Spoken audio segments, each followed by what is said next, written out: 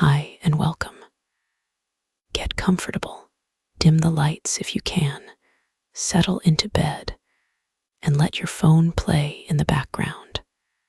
Tonight I'm reading you the complete, unabridged First Nancy Drew mystery, The Secret of the Old Clock. No cuts, no summary, just the whole story, read slowly, so you can drift off effortlessly. If you'd like more of these to fall asleep to, go ahead and subscribe now, before you doze off. New readings weekly. A young woman named Nancy Drew is about to stumble onto a missing will, a forgotten clock, and a secret that could change a family's life forever. Chapter 1.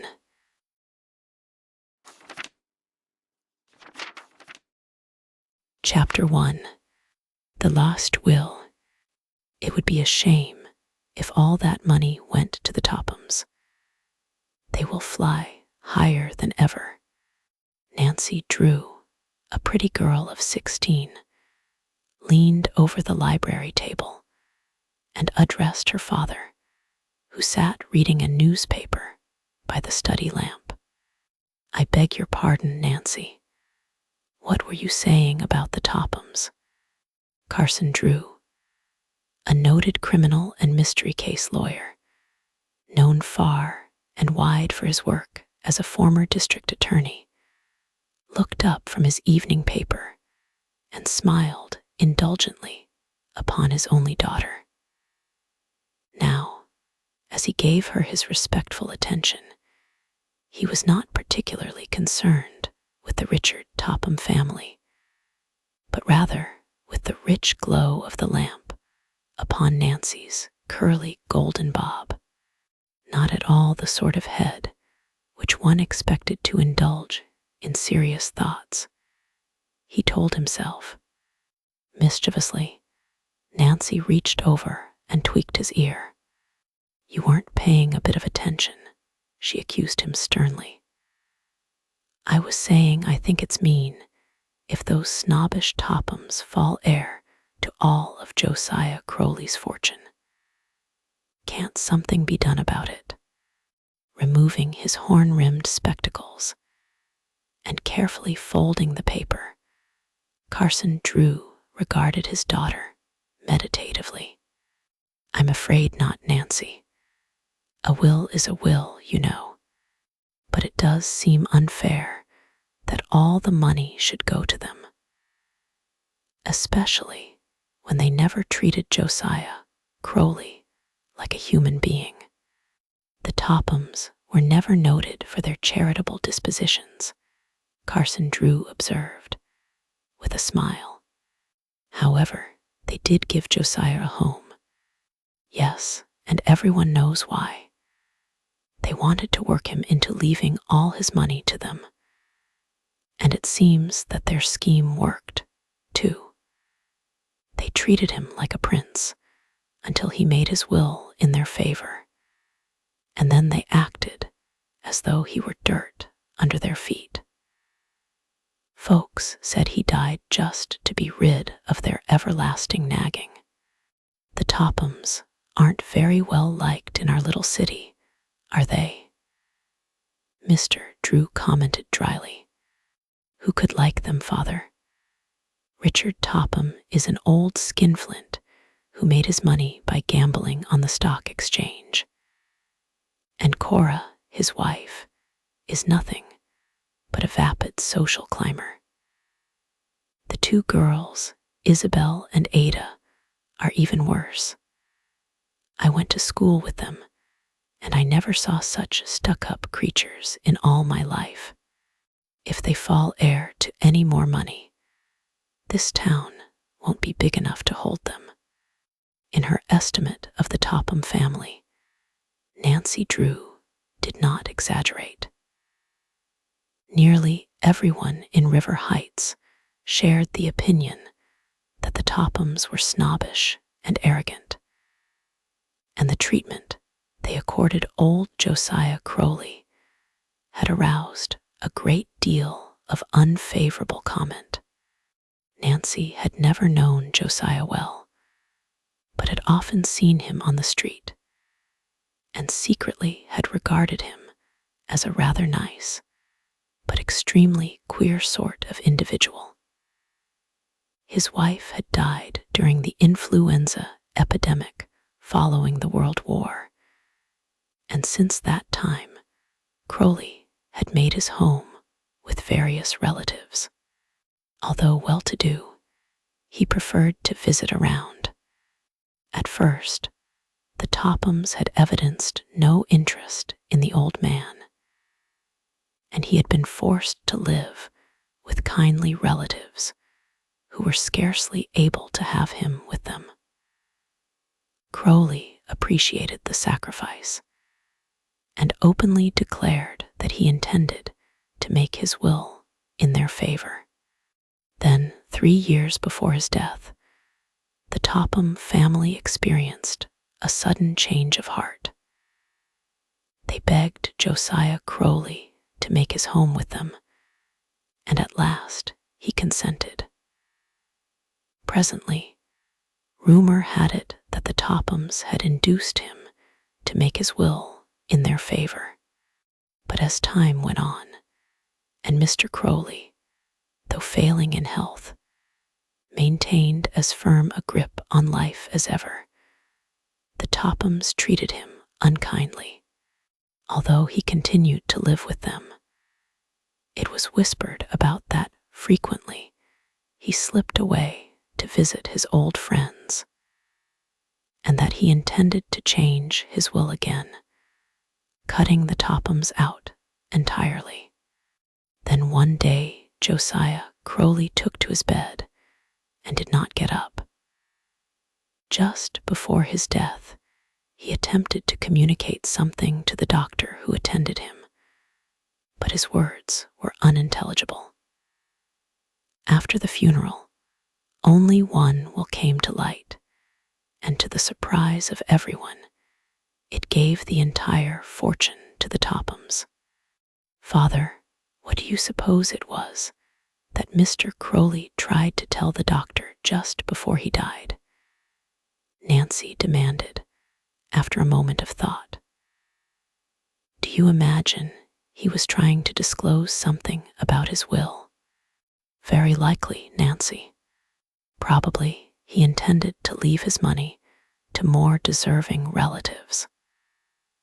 But fate cheated him of the opportunity. But isn't it possible that he did make such a will, and that he was trying to tell what he had done with it? Yes, that's a possibility, of course. Josiah Crowley was rather queer in many ways. Perhaps he hid the will somewhere, Nancy suggested thoughtfully. If he did, I'm afraid it will never come to light. The Tophams will see to that. What do you mean, Father? The estate is a considerable one. I understand, Nancy, and the Tophams don't intend that anyone shall get a cent of it. It's my private opinion that they will take care that a second will is never found. Do you mean that if they discovered the will, they would destroy it? Well, I'm not making any accusations, Nancy. But I do know that Richard Topham is shrewd, and he isn't noted for his honesty. Can't the present will be broken? I doubt it. While I haven't gone into the case, I am of the opinion that the Tophams have a legal right to the fortune. It would cost considerable to contest the will, and so far as I know, the other relatives are in poverty. They have filed a claim, declaring that a later will was made in their favor, but I doubt that the matter will ever go further. But the Tophams don't deserve the fortune, Father. It doesn't seem fair. No, it isn't fair, but it is legal, and I'm afraid nothing can be done about it. There were two girls who lived somewhere on the river road that were great pets of Crowley's when they were children.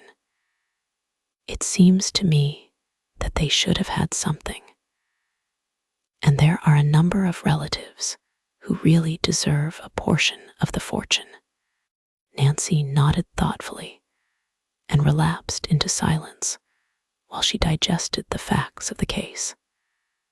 From her father, she had acquired the habit of thinking things through to their logical conclusion. Frequently, Carson Drew had assured her that she went at a thing like a detective. Certainly, she had a naturally clever mind and took more than an ordinary interest in strange or baffling cases. Carson Drew, a widower, showered a great deal of affection upon his daughter. It was his secret boast that he had taught her to think for herself and to think logically. Since he knew that Nancy could be trusted with confidential information, he frequently discussed his interesting cases with her. A number of times, Nancy had been present at interviews, which her father had had with noted detectives who desired his aid in solving perplexing mysteries. And those occasions stood out as red-letter days for her. There was something about a mystery which aroused Nancy's interest, and she was never content until it was solved. More than once her father had found her suggestions, or intuitions, as he called them, extremely helpful, for a reason which she could not understand. The Crowley case had attracted Nancy's attention, although it had not fallen into her father's hands. She had a certain feeling that a mystery lurked behind it. "Father, do you believe Josiah Crowley ever made a second will?" Nancy demanded suddenly. "You're a regular lawyer. The way you cross-examine me," Carson Drew protested, but with evident enjoyment. "To tell you the truth, I don't know whether he ever made a second will or not. All I do know is that, but perhaps I shouldn't mention it since my information is not very definite." "Go on," Nancy commanded impatiently. "You're trying to tease me." "Well, I do remember that one day nearly a year ago, I was standing in the First National Bank when Crowley came in with Henry Ralsted, not the attorney who specializes in wills and legal documents. Yes, well, as I was saying, they came into the bank together. I had no intention of listening to their conversation, but I couldn't help but hear that they were discussing a will. Crowley made an appointment to call at Ralsted's office the following day.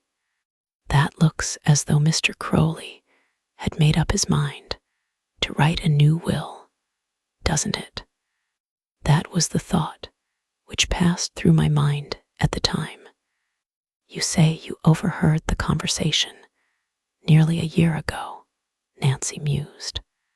That was nearly 2 years after Mr. Crowley had made the will in favor of the Tophams, wasn't it? Yes, it's likely Crowley had made up his mind to change the will. I suspect he intended to cut the Tophams out, but whether or not he did, I have no way of knowing. Mr. Ralsted is an old friend of yours, isn't he? He is, an old friend and an old college classmate. Then why don't you ask him if he ever drew up a will for Mr. Crowley? That's a rather delicate question to ask, young lady. He may tell me it's none of my business. You know he won't. You're such a noted attorney that other lawyers feel flattered when you take an interest in their cases. Will you do it? Please. I can't promise to blunder into his office and demand the information. Why this sudden interest in the case, Nancy? Oh, I don't know. A mystery always interests me, I guess, and it does seem to me that someone ought to help those poor relatives. You take after your old dad, I am afraid. But I'm curious to know what mystery you have discovered.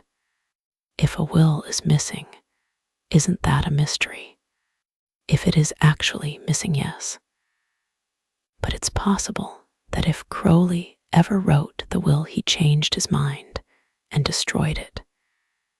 He was subject to sudden whims, you know. Anyhow, I'd like to learn more about the case if I can. Will you talk with Mr. Ralston? You are persistent, Nancy, and Mr. Drew smiled. Well, I suppose I could invite him to take luncheon with me tomorrow. Oh, please do, Nancy interrupted eagerly. That would be a splendid opportunity to find out everything he knows about the will. All right, I'll try to do it. But I warn you not to expect startling news. Carson Drew glanced at his watch. Why, it's nearly midnight, Nancy. We've been discussing this case for over an hour. Better run off to bed now and forget the Tophams. All right, Nancy agreed somewhat reluctantly. Don't forget your promise tomorrow at luncheon. Long after his daughter had retired, Carson Drew sat by the fire. At last he, too, arose.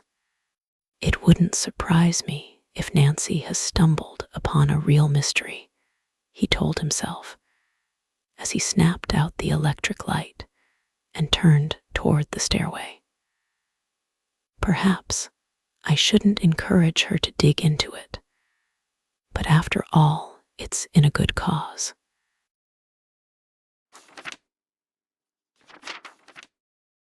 Chapter 2. A Chance Meeting.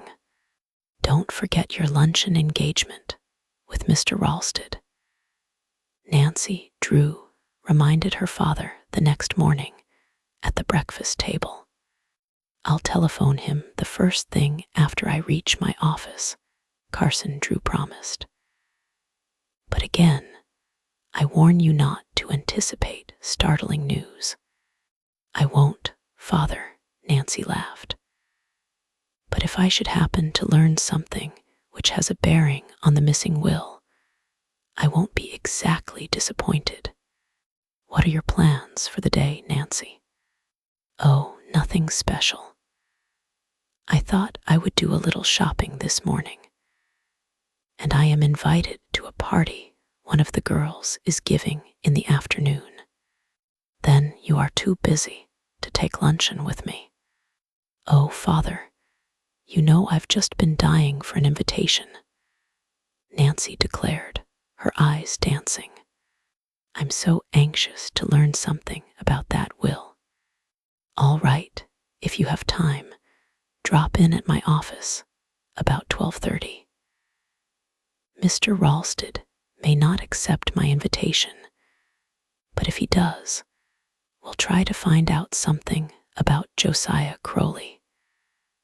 Of course, I don't need to warn you not to appear too eager for information. I'll let you do all the talking, Nancy told him. I'll just keep my ears open. I'll look for you at 12:30 then. Mr. Drew pushed back his chair and glanced at his watch. I must hurry now, or I'll be late getting downtown. After her father had left, Nancy Drew finished her breakfast and then went to the kitchen to consult with Hannah, the maid, concerning the work of the day. Although only 16, Nancy was unusually capable, and under her skillful direction, everything ran smoothly in the Drew household. On the death of her mother 6 years before, she had taken over the entire management of the establishment. The Drews employed one servant, Hannah Groon, an elderly maid of all work who had been with them for many years.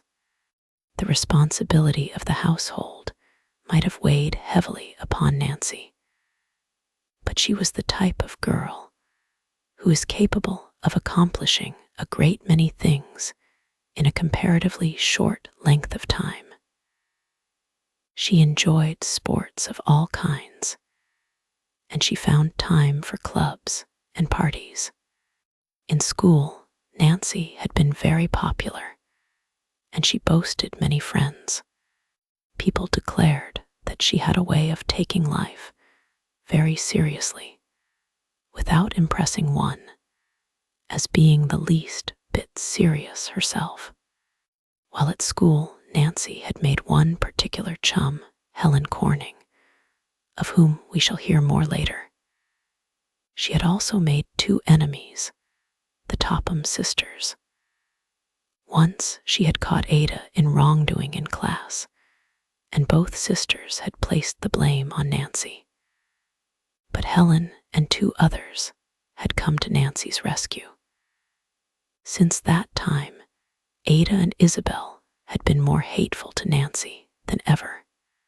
"I'll not be back for luncheon today," Nancy told Hannah as she prepared to leave the house. "I have made out the dinner menu and ordered the groceries, so I guess you won't need me for a few hours." Leaving the house, she went to the garage where she kept her automobile. It was a shining new blue roadster, the birthday gift of her father. Quickly backing the automobile to the street, she set off for the shopping district. She drove swiftly down the boulevard, and upon reaching the more congested streets, wormed her way skillfully through heavy traffic. Entering a department store, she made a number of small purchases on the main floor, and then went directly to the wearing apparel section, as it was her intention to purchase a frock suitable for the afternoon party to which she had been invited. Usually, Nancy found the service excellent, but this morning was an especially busy one, and an extra rush of customers had temporarily overwhelmed the sales force. She did not mind waiting her turn, but quietly sat down in a convenient chair and glanced about with interest. After a time, her attention was attracted toward 2 girls who, like herself, were waiting for an available saleswoman, but less patiently. Instantly, Nancy recognized them as Ada and Isabel Topham. They were remonstrating with the floor manager, and their voices carried so far that she could not help hearing what they said. "We've been standing here nearly 10 minutes, Ada said petulantly. "Send a saleswoman to us immediately." "I am afraid I can't," the floor manager said regretfully. "There are a number of others ahead of you. An extra rush of customers. Perhaps you don't know who we are." Ada interrupted rudely. "Indeed, I do," the floor manager told her, with a trace of weariness. "I will have a saleswoman here in a few moments, if you will only wait." "We're not accustomed to waiting," Isabel Topham told him icily. "Such service," Ada chimed in. "Do you realize that my father owns stock in this store? If we report your conduct to him, he could have you discharged." "I'm sorry," the harassed floor manager apologized, "but it is a rule of the store. You must await your turn. Ada tossed her head, and her dark eyes flashed angrily. In spite of the expensive clothes she wore, she was anything but attractive, for she was tall and slender to the point of being termed skinny. Now that her face was distorted with anger, she was positively ugly. Isabel, who was the pride of the Topham family, was rather pretty in a vapid sort of way, but Nancy Drew thought that her face lacked character. She had acquired an artificial manner of speaking, which was both irritating and amusing. It was her mother's ambition that someday she marry into a wealthy family, and every opportunity was given her for a brilliant match. The two sisters were older than Nancy, but had been in her class at school. She had found them stupid as well as arrogant. They had never been popular with their classmates and had boasted few friends. Now, as they turned from the floor manager and saw her for the first time, Nancy bowed. Isabel coldly returned the bow, but did not speak a word of greeting. Ada gave no indication that she had even noticed her. Snobs, Nancy told herself. The next time I won't even bother to speak to them. At that moment, a saleswoman hurried toward the Topham girls, and at once they began to shower abuse upon her for her failure to wait upon them sooner. Nancy watched them curiously as they examined the gowns, which the saleswoman brought out for their approval. Evidently, Isabel and Ada were in an unpleasant frame of mind, for they tossed aside beautiful creations of lace and chiffon with scarcely a second glance. They found fault with everything. A very chic gown, the saleswoman told them hopefully, as she displayed an attractive dress. It is a Paris model and arrived this morning. Ada picked it up, gave it one careless glance, and then tossed it into a chair. The gown slipped to the floor in a crumpled mass, and to the horror of the saleswoman, Ada stepped on it as she turned to examine another dress. In disgust, Nancy moved away and began to examine a rack of dresses in another part of the room. Presently, as she wandered back, she saw that Ada and Isabel were leaving without having made a purchase. As they swept past, Ada brushed against her. Instead of apologizing, she wheeled and surveyed Nancy coldly. "Do watch where you are going," she said tartly. Nancy stifled a sharp retort and made no reply. Not without amusement, she watched the Topham sisters as they flounced to the elevator. "I don't wonder that people say such mean things about them," Nancy told herself. Her thoughts were cut short as a saleswoman offered her services. It was the same girl who had waited upon the Topham sisters. Nancy quickly selected a party frock of blue crepe, which matched her eyes, and went to the fitting room to try it on. "It's a real pleasure to serve you, Miss Drew," the saleswoman assured her when they were alone. "But how I dread to see the Topham sisters come into the store. They are so unreasonable." "Ada and Isabel aren't very popular," Nancy agreed. "They seem to think their word is law." The saleswoman sighed. "And I'm afraid it will be if they get all of Josiah Crowley's money." She lowered her voice. "The estate hasn't been settled, but they're counting on the fortune already. I heard Miss Ada say to her sister, "Oh, I guess we'll get all of old Crowley's fortune as soon as the lawyers stop squabbling." But it's my opinion the Tophams are mightily worried for fear somebody will show up with a later, which may do them out of most of it. Nancy was far too wise to engage in gossip with the saleswoman, for she could not tell how far anything she might say would be carried. But she was interested in the information.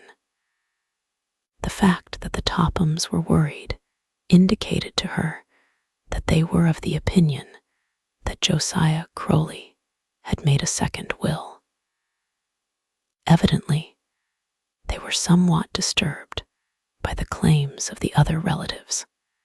Ordering the frock which she had purchased sent to her home, Nancy glanced at her watch and saw that it was after 12 o'clock.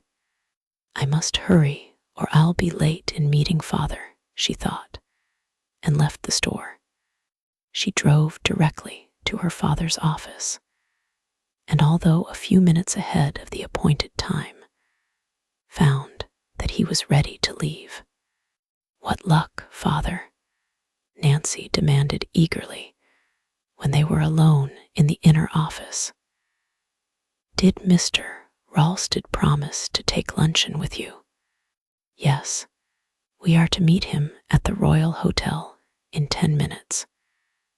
Do you still think I should quiz him about the Crowley will?" "Oh, I'm more than ever interested in the case, Father. I can't tell you why, but I just seem to know that Josiah Crowley made a second will." "Well, your intuitions are frequently correct, Nancy," Mr. Drew smiled. "So I'll do my best to find out what Mr. Ralston knows about the case. However, I must warn you not to appear too eager for information, or he may suspect we have a dark motive behind the luncheon invitation." "I'll be careful," Nancy laughed. The Royal Hotel was located less than a block away, and Nancy and her father quickly walked the distance. As they entered the lobby, they found Mr. Ralston there ahead of them. Carson Drew introduced his daughter, and the three made their way to the dining room where a table had been reserved for them. At first, the conversation centered about a variety of subjects. As the luncheon progressed, the two lawyers began to talk enthusiastically of their college days together, and finally, of their profession. Nancy began to fear that the subject of the Crowley estate never would be brought up. Then, over the coffee cups, Carson Drew skillfully swung the conversation into a new channel and began to discuss strange cases which had fallen into his hands. "By the way, I haven't heard the details of the Crowley case. How are the Tophams making out? I understand the relatives are trying to break the will." For a moment, Mr. Ralston remained silent, and Nancy began to think that he did not intend to enter into a discussion of the case. "The case wasn't turned over to me, Carson," the lawyer said quietly. "But I confess I've followed it rather closely because of a special interest I happen to have in Crowley. As the present will stands, I do not believe it can be broken. Then the Tophams will get the entire estate," Mr. Drew commented. "Yes, unless another will is uncovered." "Another will?" Carson Drew inquired innocently. "Then you believe Crowley made a second one?" Mr. Ralston hesitated, as though uncertain whether or not he should divulge additional information. and then, with a quick glance about, lowered his voice. "Of course, I wouldn't want this to get out," he began doubtfully. "You may trust Nancy not to repeat," Mr. Drew observed, guessing what was in the lawyer's mind. "I've found that out by experience," and Carson Drew smiled upon his daughter. "Then I will say this much: it would not surprise me if another will should come to light. The Tophams treated Crowley most unkindly after he had made his will in their favor. About a year ago, Crowley came to my office and told me that he wanted to draw up a new will. He indicated that he intended to cut the Tophams off without a cent. He expressed a desire to write the will himself and asked me a number of questions. I told him exactly how to proceed. When he left my office, he promised that he would have me look over the document when he had drawn it up. "Then you actually saw the will?" Mr. Drew asked in surprise. "No, strange to say, Crowley never came back. I don't know whether he drew up the will or not. And if he did, there would be an excellent chance that it would not be legal, I suppose. Yes, it's a real trick to draw up a will that cannot be broken. But Josiah Crowley was a very careful man. Still, if he left even a loophole, the Tophams would drag the matter into court. Yes, it is a foregone conclusion that the Tophams will keep the fortune, whether they have a right to it or not. They have the advantage of money, you know. I believe the other relatives have filed a claim, but they have no proof a second will exists, and without money, they cannot hope to fight the Tophams." While her father and Mr. Ralston discussed the case, Nancy Drew remained silent, but not a word of what was said escaped her. Although she gave no indication of her feelings, the information excited her. After a time, Mr. Drew paid the luncheon check, and the three arose and left the dining room. Mr. Ralston took leave of them in the lobby. "Well, Nancy, did you find out what you wanted to know?" Carson Drew inquired after the lawyer had disappeared. "Oh, Father, it's just as I suspected. Mr. Crowley did make a second will. You mustn't jump hastily at conclusions," Mr. Drew warned her. "It's possible that Crowley never drew up the will at all, or if he did, he may have destroyed it. That's possible, of course, but he had no love for the Tophams, and I have a feeling he hid the will someplace. Oh, if only I could find it. It would be as easy as looking for a needle in a haystack," Mr. Drew replied. "If I were you, I would forget about the case, Nancy. I can't forget about it until I've at least made an attempt to find out what became of that will," Nancy insisted stubbornly. "All right, dig into the mystery if you like, but I'm afraid you've set yourself an impossible task. I don't see how you hope to discover what became of the will when you haven't even a clue." "I'll find a way," Nancy laughed. "Give me time and I'll surprise you." But after she had said goodbye to her father and was slowly driving toward home, doubt assailed her. She knew that the odds were against her. Although she was determined to find out what had become of the Crowley will, she was at a loss to know how to begin. As her father had reminded her, she did not have a single clue. Where there's a will, there's a way," she quoted whimsically. That old proverb is doubly true in the Crowley case. If there actually is a second will, I'm going to find it. And if I do, I hope it won't prove to be in the Tophams' favor.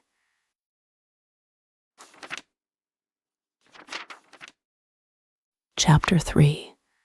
Racing the Storm. Nancy, if you haven't planned anything special for the day, I wonder if you would care to do a little errand for me, inquired Carson Drew one morning at the breakfast table. Why, of course, Nancy agreed pleasantly. What is it?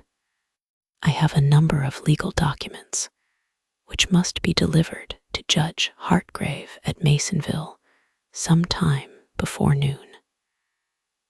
I would take them myself, but I have several important appointments this morning. I'll be glad to do the errand for you, Nancy promised willingly. I can run over to Masonville in the roadster. It isn't more than a 15-mile jaunt. Fine, that's a load off my mind. You're sure you don't mind? It's such a wonderful day. I'll enjoy the trip. Mr. Drew parted the curtains at the dining room window and looked out. It is a bright day, but I can't say I like the appearance of those clouds in the west, Nancy. I'm afraid it may rain. You know how quickly our storms come up. I'll start just as soon as I can get ready then. Where are the papers? At the office. We can ride down together. Nancy Drew hurried away to find her hat and purse. Before Mr. Drew had collected his own belongings, she had backed the roadster from the garage and was waiting for him at the curbing. I haven't heard you mention the Crowley case lately, Mr. Drew commented as they rode along together. Have you forgotten about it? Nancy's face clouded. No, I haven't forgotten, but I must admit I have made no progress. I guess I'm not cut out for a detective. Don't feel discouraged, Nancy. The Crowley case would baffle a professional. I haven't given it up yet, Father. I may stumble onto a clue one of these days. When they reached the law office, Nancy stopped the roadster, and her father got out. He disappeared inside the building, and returning a few minutes later, placed a fat manila envelope in Nancy's hand. Give this to Judge Hartgrave.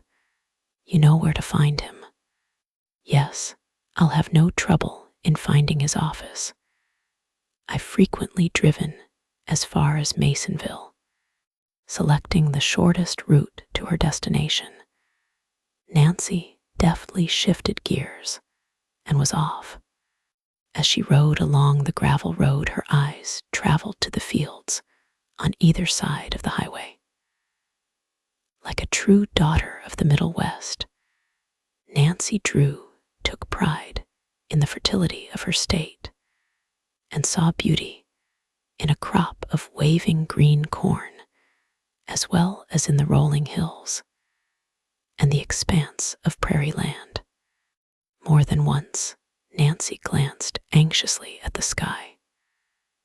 The sun shone down on the gravel road with dazzling intensity, but a large black cloud had settled in the west. Still, it did not appear to be rolling up very fast, and Nancy told herself that there was no need to worry. It won't rain for an hour or two, and by that time I'll be home, she thought. Nancy took her time on the road, and it was nearly 11 o'clock when she finally drove into Masonville. She went at once to Judge Hartgrave's office, but was informed that he had gone to the courthouse. Nancy knew that the legal papers which she had been sent to deliver were important, and rather than leave them with the office girl, she set off in search of the judge. She had considerable trouble in finding him, and it was nearly 12 o'clock when at last she delivered the manila envelope into his hands. Learning that Nancy was the daughter of Carson Drew, Judge Hartgrave insisted that she take luncheon at his home before returning to River Heights. Nancy accepted the invitation and spent a very pleasant hour in company with the judge and his wife. When at last she had insisted that she must start for home, it was after 1:30. "I have half a notion to take a different route back," she told Judge Hartgrave as she stepped into her blue roadster.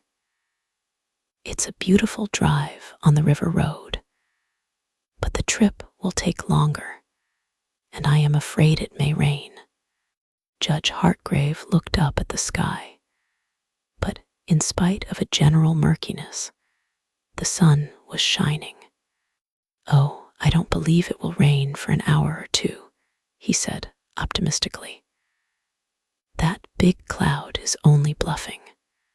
"Then I'll take the river road," Nancy decided. She said goodbye and started the motor. Soon she was spinning along the road, which wound in and out along the Muskoka River. Nancy met few automobiles, for the road was infrequently traveled.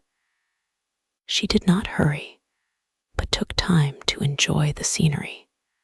Overhanging trees with dense foliage shaded the road and formed a tunnel which all but blotted out the sky. Presently, as Nancy drove into a clearing, she was astonished to see how dark it had become. Evidently, the big black cloud which had attracted her attention earlier in the day was no longer bluffing. It had grown rapidly in size and was spreading over the sky in an alarming fashion. As Nancy Drew watched, the sun vanished as though by magic. "How foolish of me to take this road," she chided herself. "I'm going to be caught in the storm. There isn't a chance that I can make it." Although the river road was perfectly safe in dry weather, Nancy knew that a little rain would make it dangerously slippery. Then, too, the road was little traveled, and in case of accident, she could not depend upon passing motorists for aid. If her roadster slipped into a ditch, it would be necessary to walk miles for help. Few persons lived along the river road, for the land was not considered valuable. In the spring of the year, with the arrival of heavy rains, the Muskoka River sometimes overflowed its banks and spread over the farmland, destroying the newly planted crops. For this reason, the district was not a popular one, and the land was held by poor folk. "If only I can find a farmhouse where I can drive in until the storm passes," Nancy thought desperately. The sky was now entirely overcast, and in among the trees it was as dark as night. Nancy could not see the road distinctly and switched on the headlights of her roadster. A brisk breeze began to stir the trees, and the leaves seemed to whisper a fearful warning of the storm to come. A feeling of uneasiness took possession of Nancy Drew. She stepped on the accelerator, and the roadster fairly leaped forward, as though it too understood the need for haste. Suddenly, A flash of forked lightning coursed across the sky and was followed by a loud clap of thunder. That was close, Nancy murmured uncomfortably. She bent low over the wheel and took the curves as fast as she dared. An unexpected gust of wind struck the road and blew dust in every direction.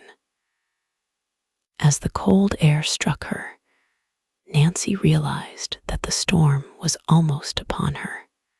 Already, she could see the rain sweeping down upon her from the far hills. Frantically, Nancy glanced about for a possible shelter. On down the road a short distance, she caught sight of an old farmhouse and a dilapidated barn which stood near the highway. If only I can get there before the rain strikes me, Nancy thought anxiously, but the storm would hold off no longer. Large drops of rain began to splash against the windshield, slowly at first, then faster and faster. The sky had taken on a yellowish cast. Then, unexpectedly, came a second flash of lightning, and simultaneously a deluge of rain. Nancy turned on the windshield wiper, but the rain was blinding in its violence. It was impossible to see more than a few feet ahead of the automobile, and almost in an instant, the road had dissolved into a sea of mud. Nancy had been caught in a number of storms, but never one like this. She feared that she would slip into a ditch before she could reach the shelter of the barn. Then, at the side of the road, the barn loomed up, and in relief, Nancy saw that the doors were wide open. Without an instant's hesitation, she headed straight for the building and drove in. Illustration. Without an instant's hesitation, she headed straight for the building and drove in. Safely inside, she turned off the motor and the lights, and with a sigh of relief, sank back against the cushions. "Well, you got in just in time," said a pleasant voice behind her. Startled, Nancy Drew turned quickly and saw a girl of her own age regarding her with interest. Even as the stranger spoke, the storm broke in full violence. A cold blast of wind rattled the barn doors and sent a sheet of rain inside. "I beg your pardon," Nancy apologized as she climbed from the roadster. "It wasn't very polite of me to run in here the way I did. You're more than welcome to the shelter, I am sure," the stranger told her kindly. "I'm afraid we haven't much else to offer." In the semi-darkness, Nancy studied the girl curiously. She had been impressed with her cultured voice and manner, and now she noted that her clothing, while not expensive, was neat and well made. The girl did not appear to be the daughter of a farmer who would live on this poor land. Yet, she seemed to fit into her background. "It looks to me as though we're in for a real storm," the girl said, and smiled pleasantly. She glanced outside at the pelting rain. "I'm afraid you'll be forced to remain here for some time." "So long as I'm not out in the rain, I don't mind," Nancy replied quickly. "That is, if you don't object." "Object," the girl spoke impulsively. "Oh, you can't understand how eager we are for visitors. Grace and I seldom have a chance to talk with anyone our own age. Sometimes a whole week will go by, and we won't see anyone but the postman. Nancy Drew had a natural talent for unearthing interesting stories, and now a sixth sense seemed to tell her that she had encountered something unusual. She was eager to learn more about the girl and her reason for leading such an isolated life. "I must thank you for your hospitality," Nancy said, with a friendly smile. "After all, perhaps the storm has done us both a real favor in throwing us together." At the moment, Nancy Drew little dreamed that the next few hours were to reveal the truth of her polite utterance.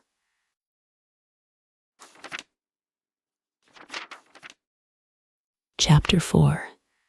An interesting story.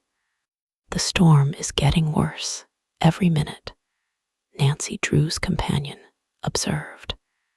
Nancy followed her to the barn door and looked out. The rain was now coming down in torrents, and as the girls stood in the doorway, a sudden gust of cold wind blew a sheet of water into their faces. "Oh, let's get back where it's dry," Nancy laughed. "This is terrible." "It's getting cold, too," her companion announced, with chattering teeth. "Why not come into the house with me? It's far more comfortable there. And unless I'm mistaken, this storm will continue for an hour or so." "I don't like to trouble you." "Oh, it's no trouble at all. Grace will never forgive me if I don't bring you inside." She turned to Nancy with an apologetic smile. "I guess I forgot to introduce myself. My name is Allie Horner, and I am Nancy Drew, not the daughter of Carson Drew, the noted lawyer." "Yes," Nancy admitted in surprise. "Do you know my father?" "Oh no, but I guess everyone has heard of him." Allie Horner began to take off the raincoat which she wore. "Here, take this, and I'll find you a pair of rubber boots." "I don't want to take your raincoat," Nancy protested. "What will you wear?" "Oh, I have an old coat hanging here on a nail. I'll use that. Anyway, the rain won't hurt my dress." Under protest, Nancy donned the raincoat and put on a pair of rubber boots, which were several sizes too large for her. She made such a grotesque picture that the two girls could not help but laugh. Then they closed the barn doors. "Now," Allie directed, "let's make a dash for it." Hand in hand, they splashed through the mud toward the farmhouse. As they ran, a vivid flash of lightning momentarily illuminated the sky and caused the girls to cringe. The rain pelted down steadily, and the atmosphere was much colder than it had been 10 minutes before. "If it gets any colder, we'll have hail," Allie chattered, as the two girls reached the shelter of the porch. Dropping their muddy boots outside, Allie flung open the door, and they entered a warm kitchen. As the door closed behind them, an older girl who was bending over the kitchen range turned toward them in surprise. "Grace, I've brought you a visitor," Allie said quickly. "Miss Drew, I want you to meet my sister. She's the mainstay of our little family." Grace Horner cordially acknowledged the introduction and greeted Nancy with a warm smile. She was tall and slender, as was her sister, with dark hair and thoughtful brown eyes. Nancy judged that she was at least 4 years older than Allie. Her face was rather serious, and it was evident that responsibility had fallen upon her shoulders at an early age. Nancy was at once attracted to both Grace and Allie and responded to their cordial welcome. "It's nice of you to take me in this way," she told them. "Mercy, it's a pleasure for us," Grace assured her. "We don't see a girl of our own age once in a month unless we go to Masonville. And our visits, there aren't very frequent, Miss Drew." "Oh, please call me by my first name," Nancy begged. "Everyone does." The three girls were soon laughing and talking together as though they had always been friends. Nancy knew that she was going to like the Horner girls, and it was evident they were delighted with her. Presently, Grace deftly removed a cake from the oven and set it on the table to cool. "Let's go into the living room," she suggested. "My cake is done, so I don't need to watch it." "I'll give you a piece before you go, Nancy. And Grace's cakes are the real thing," Allie declared. "I'm not much of a cook myself. I'd rather be outdoors." "We don't wish you any bad luck, Nancy," Grace laughed as she led Nancy into the next room. "But Allie and I don't care how long it storms." "Neither do I, so long as I get home before dark," Nancy replied. Although the living room was warm and comfortable, it was nearly bare of furniture. The floors had been painted and were scantily covered with handmade rag rugs. With the exception of an old-fashioned divan, an inexpensive table, a few straight-back chairs, and an old wood stove which furnished heat, there was little in the room. However, dainty white curtains covered the windows, and Nancy realized that although the Horner girls were poor, they had tried hard to make their home attractive. "Surely you two girls don't live here alone, do you?" Nancy inquired.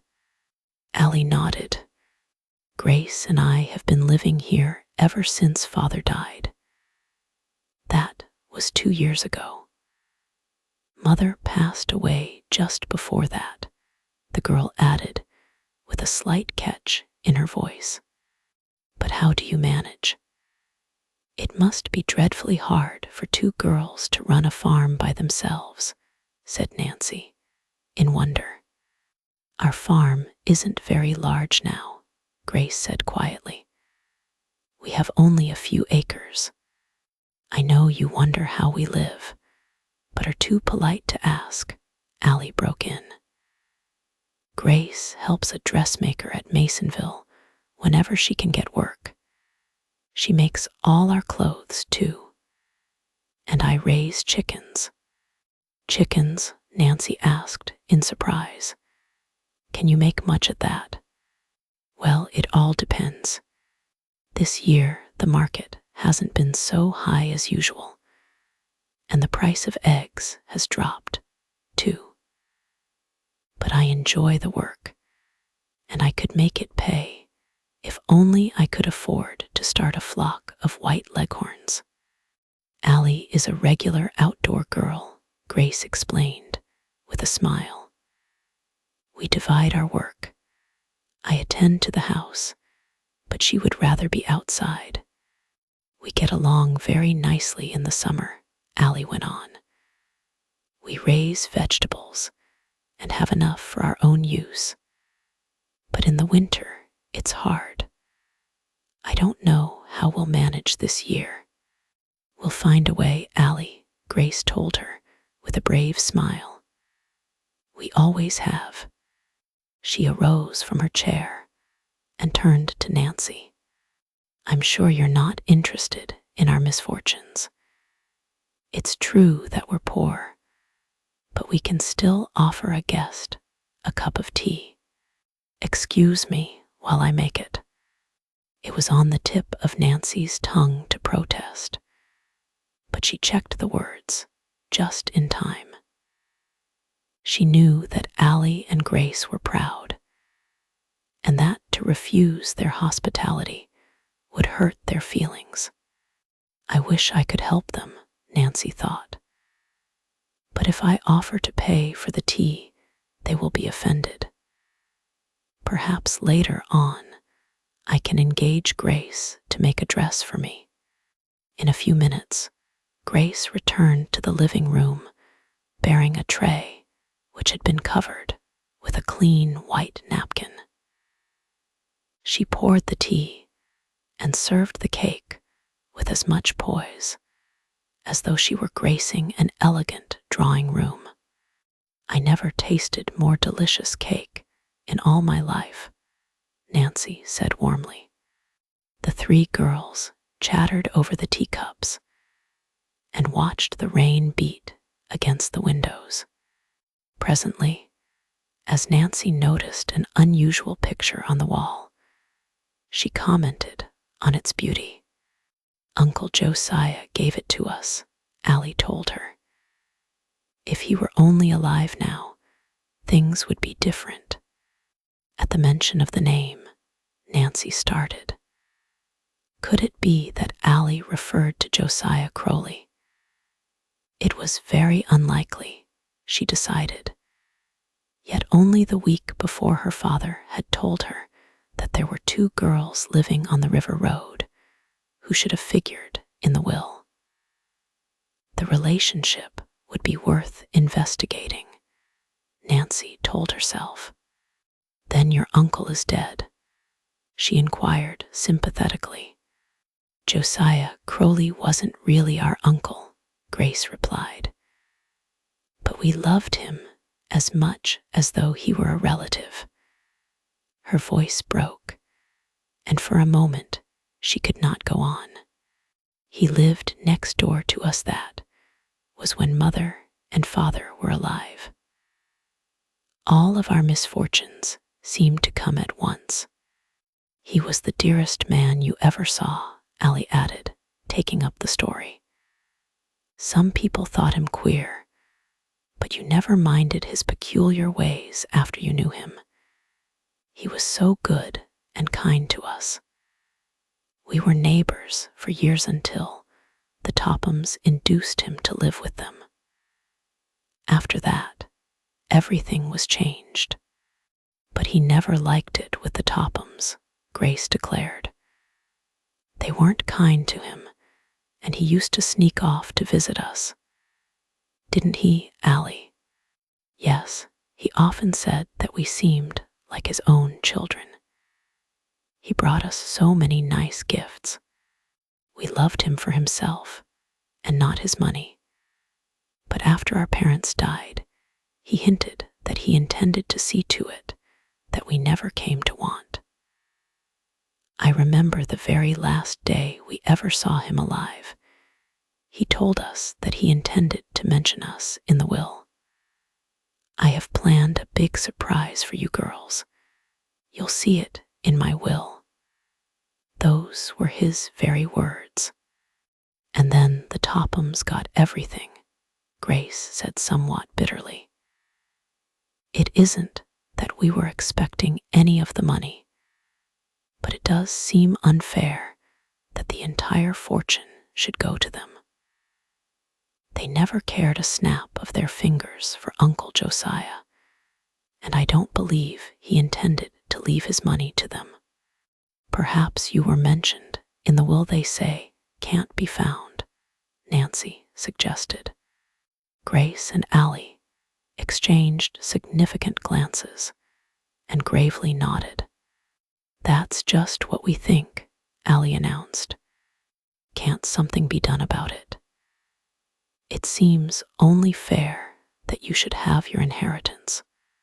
I'm afraid there's nothing we can do, Grace said doubtfully. You see, although we are certain a will was made in our favor, we have no actual proof. We haven't enough money to fight the case. The Tophams ought to do something for you girls. The Tophams, Allie laughed scornfully. They wouldn't give us a cent. For some time, Allie and Grace Horner talked of Josiah Crowley and his queer ways. To Nancy, it was evident that the girls had loved the old man a great deal.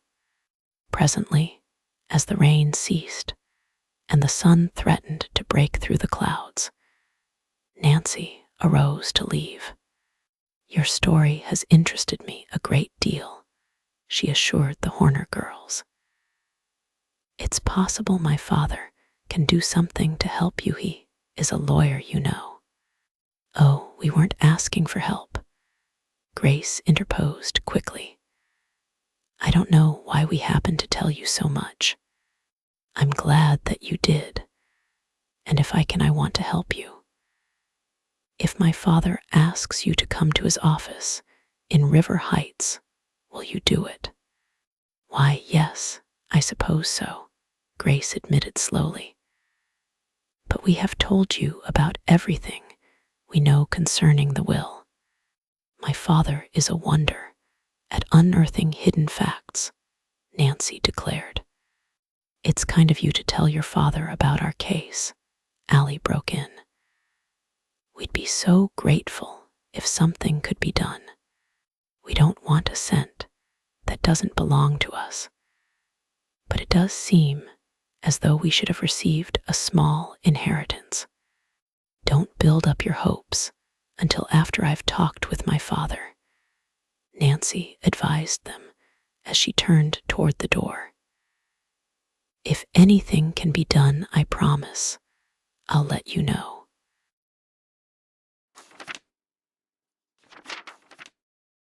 Chapter 5. A Conference. Although the rain was no longer falling, the river road was a sea of mud. And before Nancy Drew started for home, the Horner girls insisted on helping her put chains on the rear wheels of the roadster.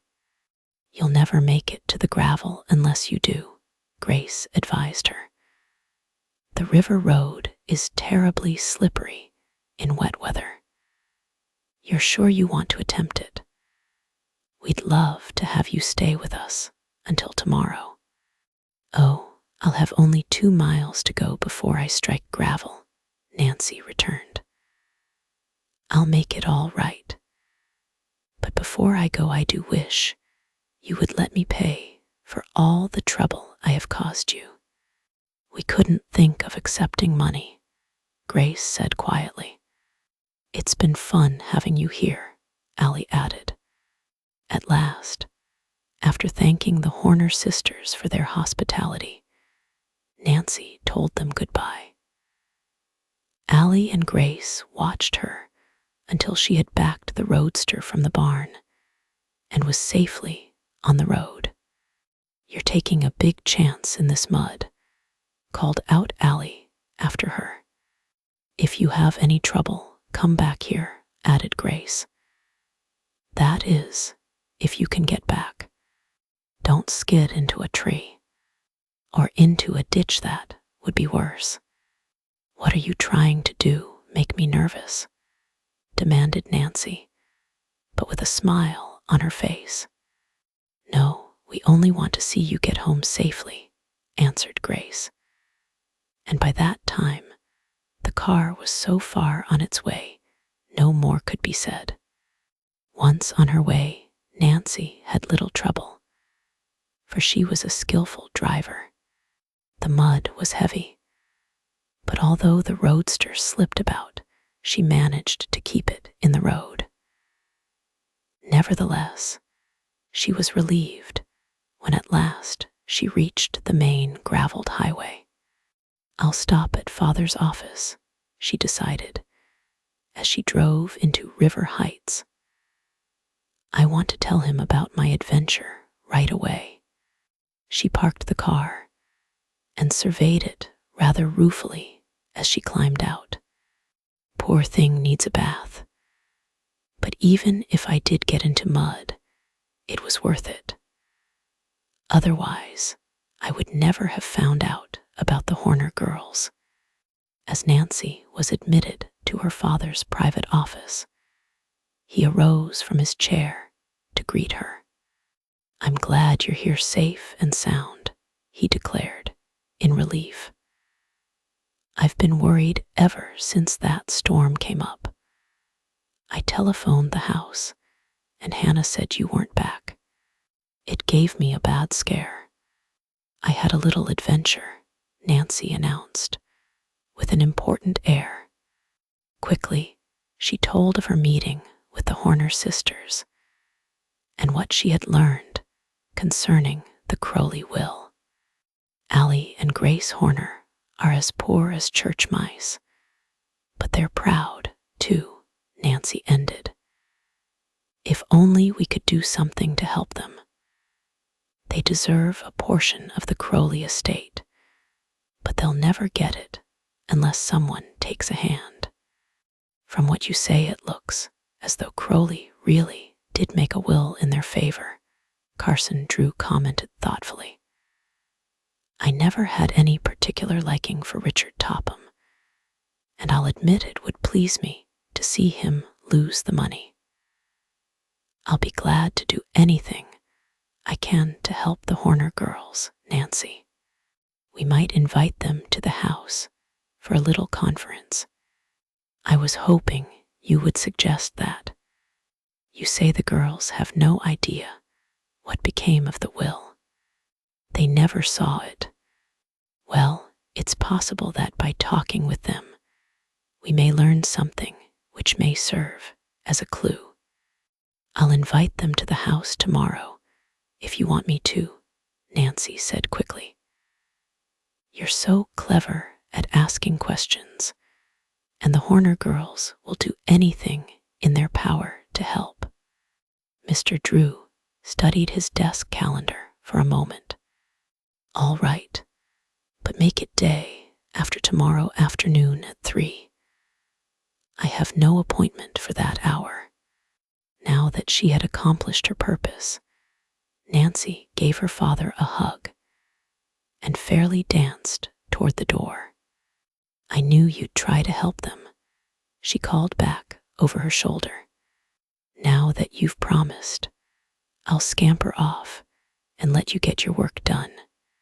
Nancy's interest in the Crowley case had intensified since her chance meeting with the Horner girls, and it was with impatience that she awaited the conference. All the day of the appointment, she kept watching the clock, wondering if Allie and Grace would keep the engagement. She had sent them the invitation, and they had promised to come, but Nancy was a trifle uneasy, especially as the hour of 3 approached and the 2 girls had not arrived. "I don't see why they don't come," she fretted. The words were scarcely out of her mouth when the doorbell jangled. "That must be the girls now," she cried, as she hurried to open the door. It was indeed Allie and Grace Horner. Nancy greeted them enthusiastically, and ushering them into the comfortable study, introduced her father. At first, the Horner sisters were rather ill at ease, but after a few minutes, they relaxed and began to talk frankly. "Tell me about Josiah Crowley," Carson Drew suggested. "I understand that he was rather a peculiar man." "Oh, he was," Allie began impulsively. "I've seen him go about hunting for his spectacles when they were on his nose, all the time." "Did he ever hide things?" Mr. Drew inquired. "Did he?" Allie laughed. "He was always putting things away in what he called a safe place. The place was usually so safe that he could never find it again." "Did he ever say anything which would lead you to believe that he had hidden a will?" Allie shook her head. "Not that I can remember." "Why, he did too," Grace broke in. One day when he was at our house, he got to talking about the Tophams and the way they were trying to get his money. "I guess they'll be fooled all right when they find out I've made another will," he said with that odd little chuckle of his. "This time, I'm not going to trust it to any lawyer. I'll put it away in a place that I know will be safe." "That's right," Allie agreed. "I had forgotten. Was Crowley living with the Tophams at the time he told you this?" Carson Drew asked quickly. Grace nodded. "Do you think it possible that he hid the will somewhere in the house?" "You mean at the Tophams?" Grace inquired. "Of course, I have no way of knowing, but it's my opinion that he did." Nancy and her father exchanged quick glances as the same thought occurred to them. Perhaps the Tophams had discovered the will and already had destroyed it. Carson Drew asked a few more questions. The Horner girls were eager to help, but they were unable to furnish additional information which had a direct bearing on the missing will. After Nancy had served tea, they thanked Carson Drew for his interest in them and arose to depart. "If I find that I am able to help you in any way, I will do so," Mr. Drew told the sisters as he escorted them to the door. "And of course, there will be no charge for my services. However, unless the will is found, there is really very little that can be done." After Allie and Grace had left, Nancy turned inquiring eyes upon her father. "Charming girls," he commented, "and undoubtedly deserving." "Then you'll help them?" Nancy demanded eagerly. "I am afraid there is nothing I can do, Nancy," Mr. Drew returned regretfully. "The will is probably lost forever. It wouldn't surprise me if it had been destroyed." "You mean the Tophams?" Carson Drew nodded. "The same thought came to me," Nancy declared. "It would be just like them to destroy it if it fell into their hands. They have no scruples whatsoever. Of course, we have no proof the Tophams did away with the will, Nancy. It would be very unwise to suggest such a thing to the Horner girls. They deserve a portion of the estate, but without the will, nothing can be done. If they took the matter to court, they wouldn't have a chance to win." "I suppose you're right," Nancy admitted unwillingly. But while she dropped the subject for the time being, Nancy Drew did not forget the Horner sisters. She continued to hope that, by some queer twist of fate, they would come into their rightful inheritance.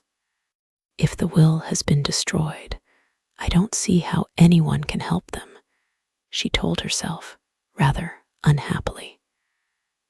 "But until I'm sure of it, I'm not going to give up."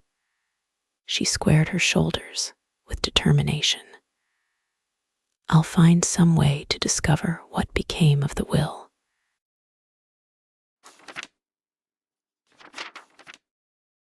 Chapter 6. An Unpleasant Encounter. In spite of Nancy Drew's firm decision to assist the Horner girls, the days slipped by, and try as she would, she could think of no way to discover whether or not the missing Crowley will had fallen into the hands of the Tophams. Although she seldom discussed the case with her father, he knew that she was troubled. "You're worrying about the Horner girls," he observed one day. "I am afraid you are taking their misfortunes too seriously. There is nothing you can do without the will, and you had best forget about it. Why, you've scarcely been out of the house since the Horner girls were here. Go shopping or anything to take your mind from the subject. I have been thinking about Allie and Grace, Nancy admitted, with a rueful smile. I was so sure I could do something for them. Give your mind a rest, and perhaps you'll have an inspiration. Mr. Drew encouraged her kindly. All right, I'll take your advice and go shopping, though I really haven't a thing to buy. The fresh air will do me good, I suppose. After luncheon, Nancy left the house and made her way toward the business section of River Heights. The walk was a long one, but she took it at a brisk pace. Nancy naturally was athletic, and as she swung along, more than one passerby turned to look after her in admiration. After window shopping for a time, she wandered into a department store more from curiosity than because she had anything to buy. She moved about aimlessly, gazing at whatever struck her fancy. Suddenly, Nancy's attention centered upon two girls who were hurrying down the aisle ahead of her. She stopped short and stared. Though their backs were turned, she had recognized them. Ada and Isabel Topham. I'm sure I don't want to tag them around. I'll just slip down another aisle. But Nancy Drew never carried the thought into action, for at that very moment she saw Ada brush carelessly against a counter of expensive vases. As her sleeve caught, a large, fragile bowl was swept to the floor. In horror, Nancy heard the crash and saw the bowl break into a dozen pieces. As Ada looked down upon the wreckage, a slight flush mounted to her cheeks. Then, with a toss of her head, she started to move on. Miss, I am afraid I must ask you to pay for the bowl. A saleswoman interposed politely. Ada wheeled angrily and stared at the saleswoman insolently. I'll not pay for it, she snapped. I didn't break it. But miss, I saw you knock it off the counter, the saleswoman protested. By this time, the floor manager had arrived upon the scene, and a number of shoppers had gathered about Ada and the salesgirl.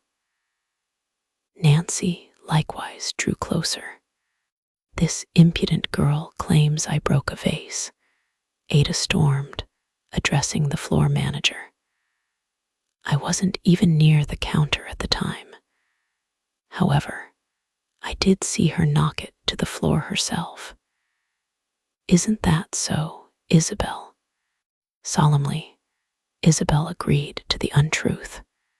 The floor manager looked doubtfully from the Topham sisters to the saleswoman. He realized that it would be a serious error to accuse well-to-do customers falsely, and for that reason, he was inclined to give the Topham girls the benefit of the doubt. He stooped over and examined the fragments of the bowl. Someone must pay for the damage, he said severely. This is an expensive imported bowl. Then let your clerk pay for it out of her salary, Ada retorted. If she hadn't been so stupid, she wouldn't have broken the vase. The saleswoman was too bewildered to take her own part, and Nancy saw that the floor manager was in a dilemma. As she sensed that he was about to exonerate Ada from all blame, she stepped forward. You must be mistaken, Miss Topham, she said quietly. I am certain the saleswoman did not break the bowl, for I saw the accident myself. What business have you to interfere? Ada demanded harshly, wheeling upon Nancy.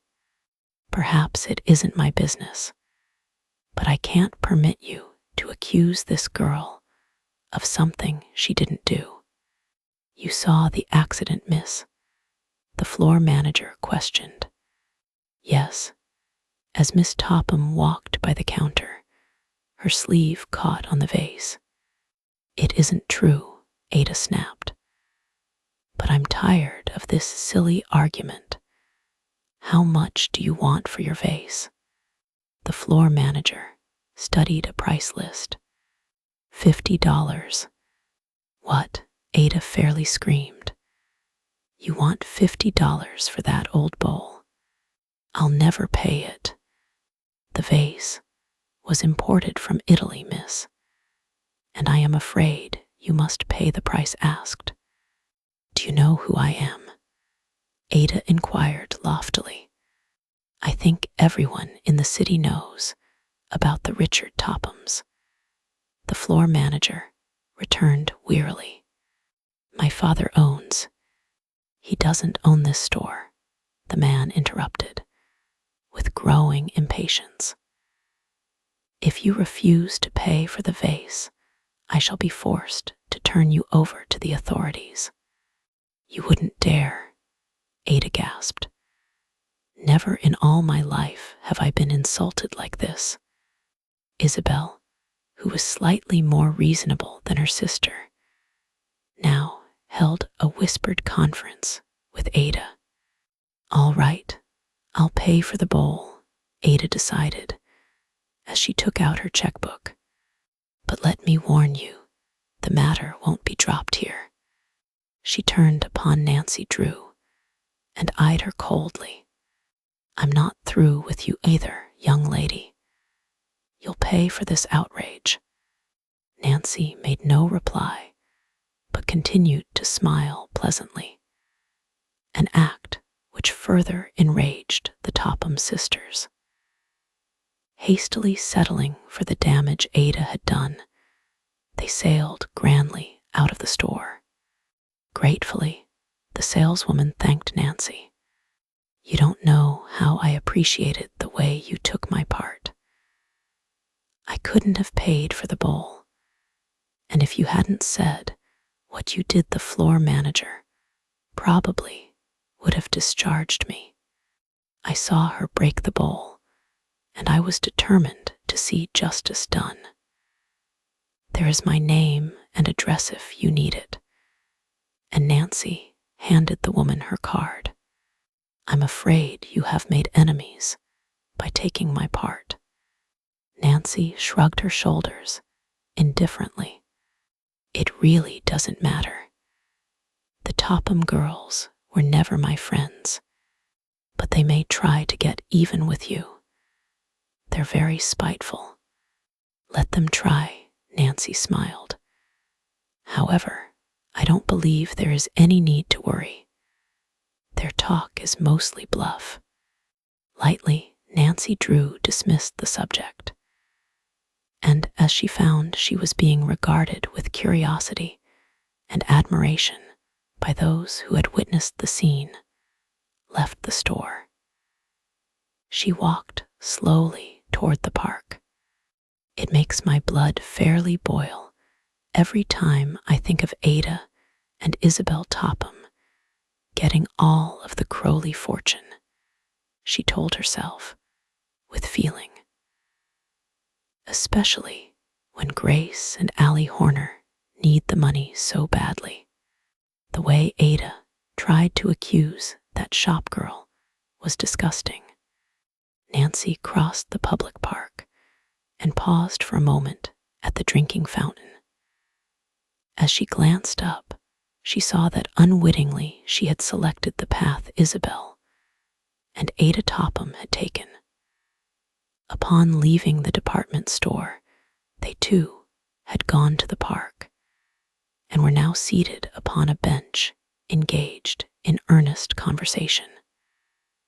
Their heads were close together, and from the expression on their faces, Nancy suspected that they they were discussing her. Unless she retraced her steps, it would be necessary to pass directly in front of them. If they see me, they are certain to say something mean, Nancy thought. And if they do, I'll be sure to lose my temper. I know, she decided impulsively. I'll take the path through the bushes and avoid them. I can pass behind that bench, and they'll never notice me. Ada and Isabel were so engrossed in their conversation that they failed to notice Nancy's approach. Chuckling to herself, Nancy left the sidewalk and quietly made her way down the path, which was shaded with overhanging bushes. She had no intention of attempting to overhear what the Tophams sisters were saying. But as she noiselessly approached the bench where they were sitting, 2 words reached her ears, causing her to pause involuntarily. Ada was speaking, and the phrase which Nancy had accidentally overheard was the will. In a flash, her suspicions were aroused. She comprehended the significance of the phrase. It must be Josiah Crowley's while they're talking about, she reasoned. Perhaps they know something about the missing will. They may reveal what became of it. With the instinct of a detective, Nancy Drew crept cautiously closer.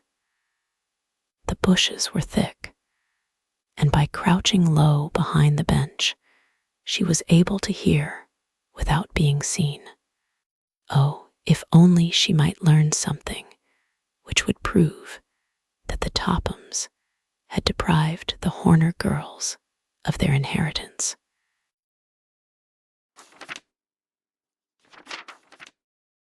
Chapter 7.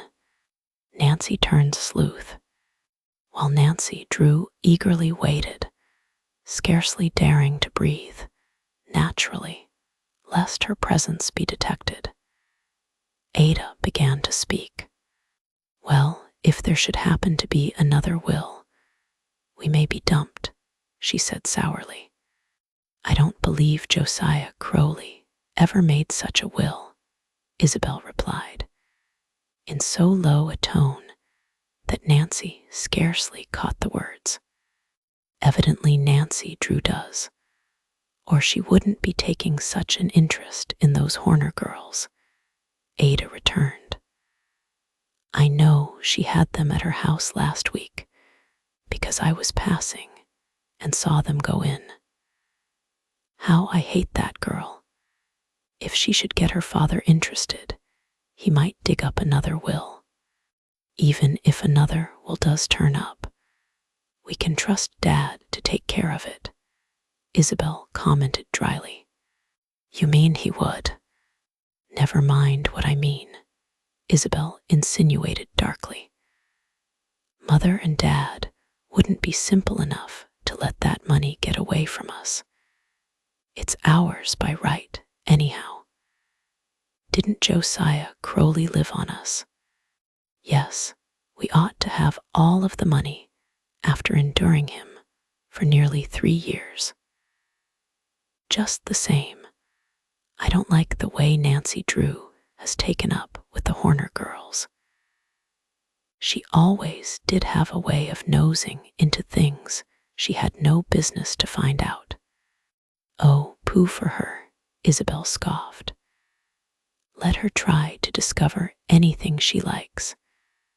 The money was given to us fairly enough. The conversation ended abruptly as Isabel and Ada arose from the bench and walked on down the street. Nancy waited until they were out of sight and then emerged from the bushes. There may be a chance to find that missing will after all, she reasoned, as she sank down on the bench vacated by Isabel and Ada. Nancy had always been convinced that Josiah Crowley had made a second will. However, since her talk with the Horner girls, she had shared her father's opinion that the document had fallen into the hands of the Tophams, only to be destroyed. This conviction had discouraged her. Now the information which she had gleaned from the snatch of overheard conversation gave her new hope.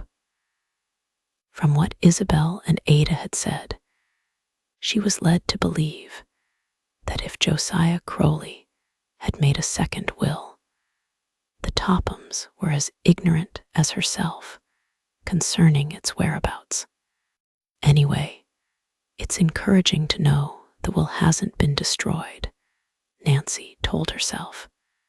But there's one thing certain. If the Tophams ever get their hands on it, they'll take care it never comes to light.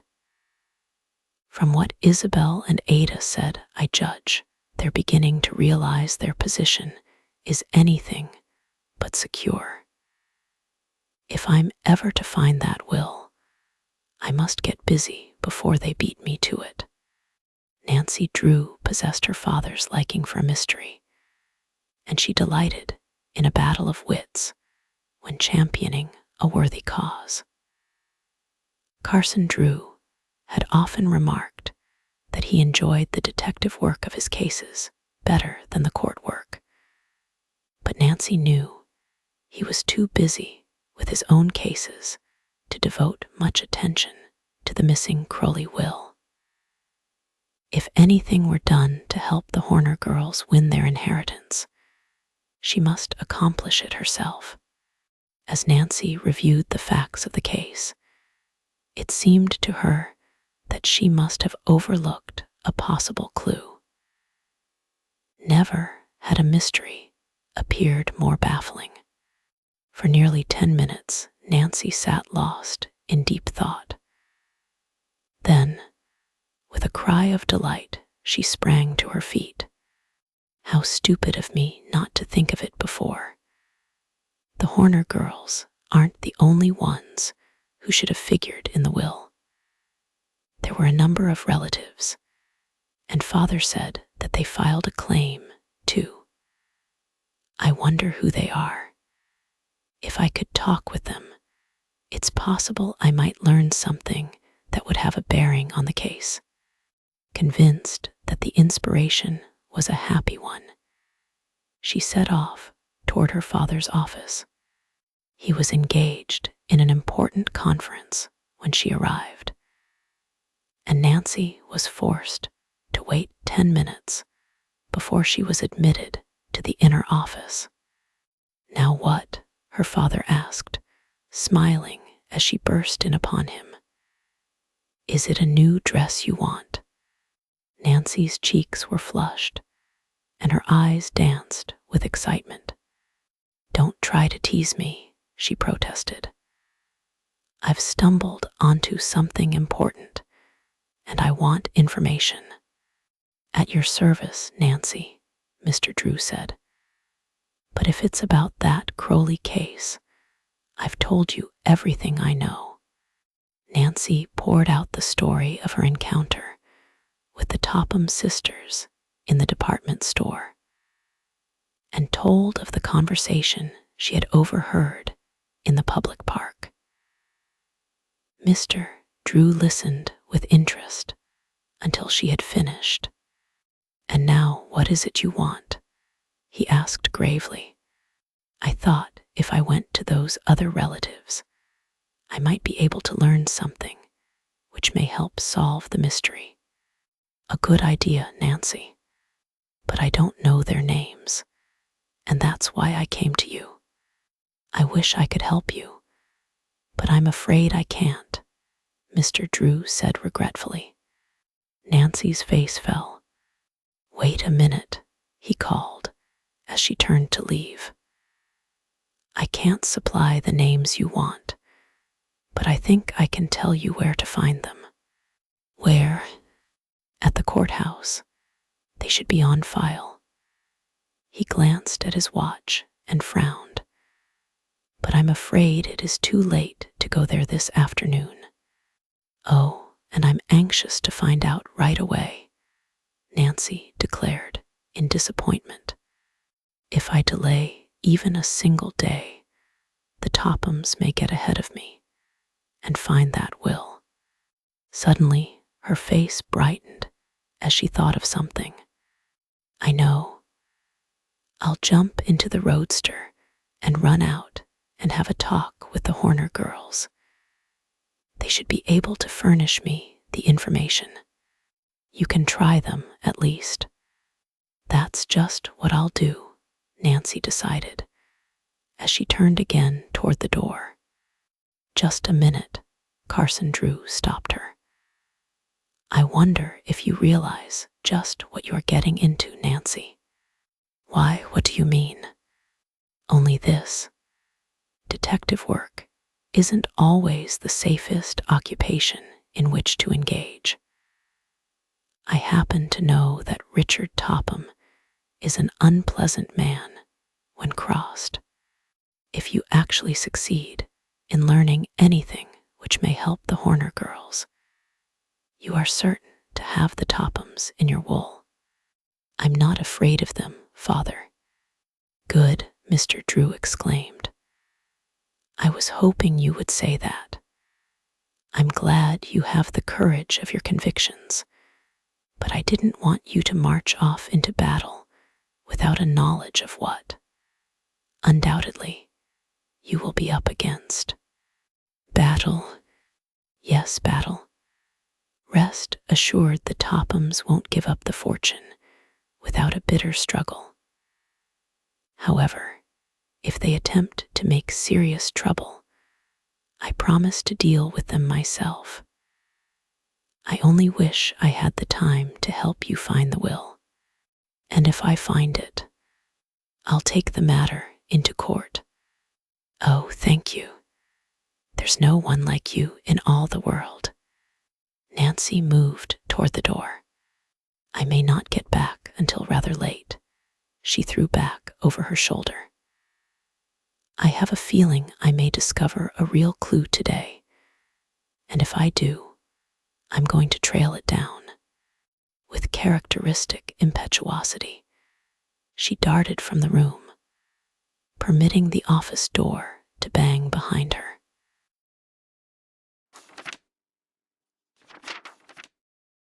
Chapter 8. A Discouraging Day.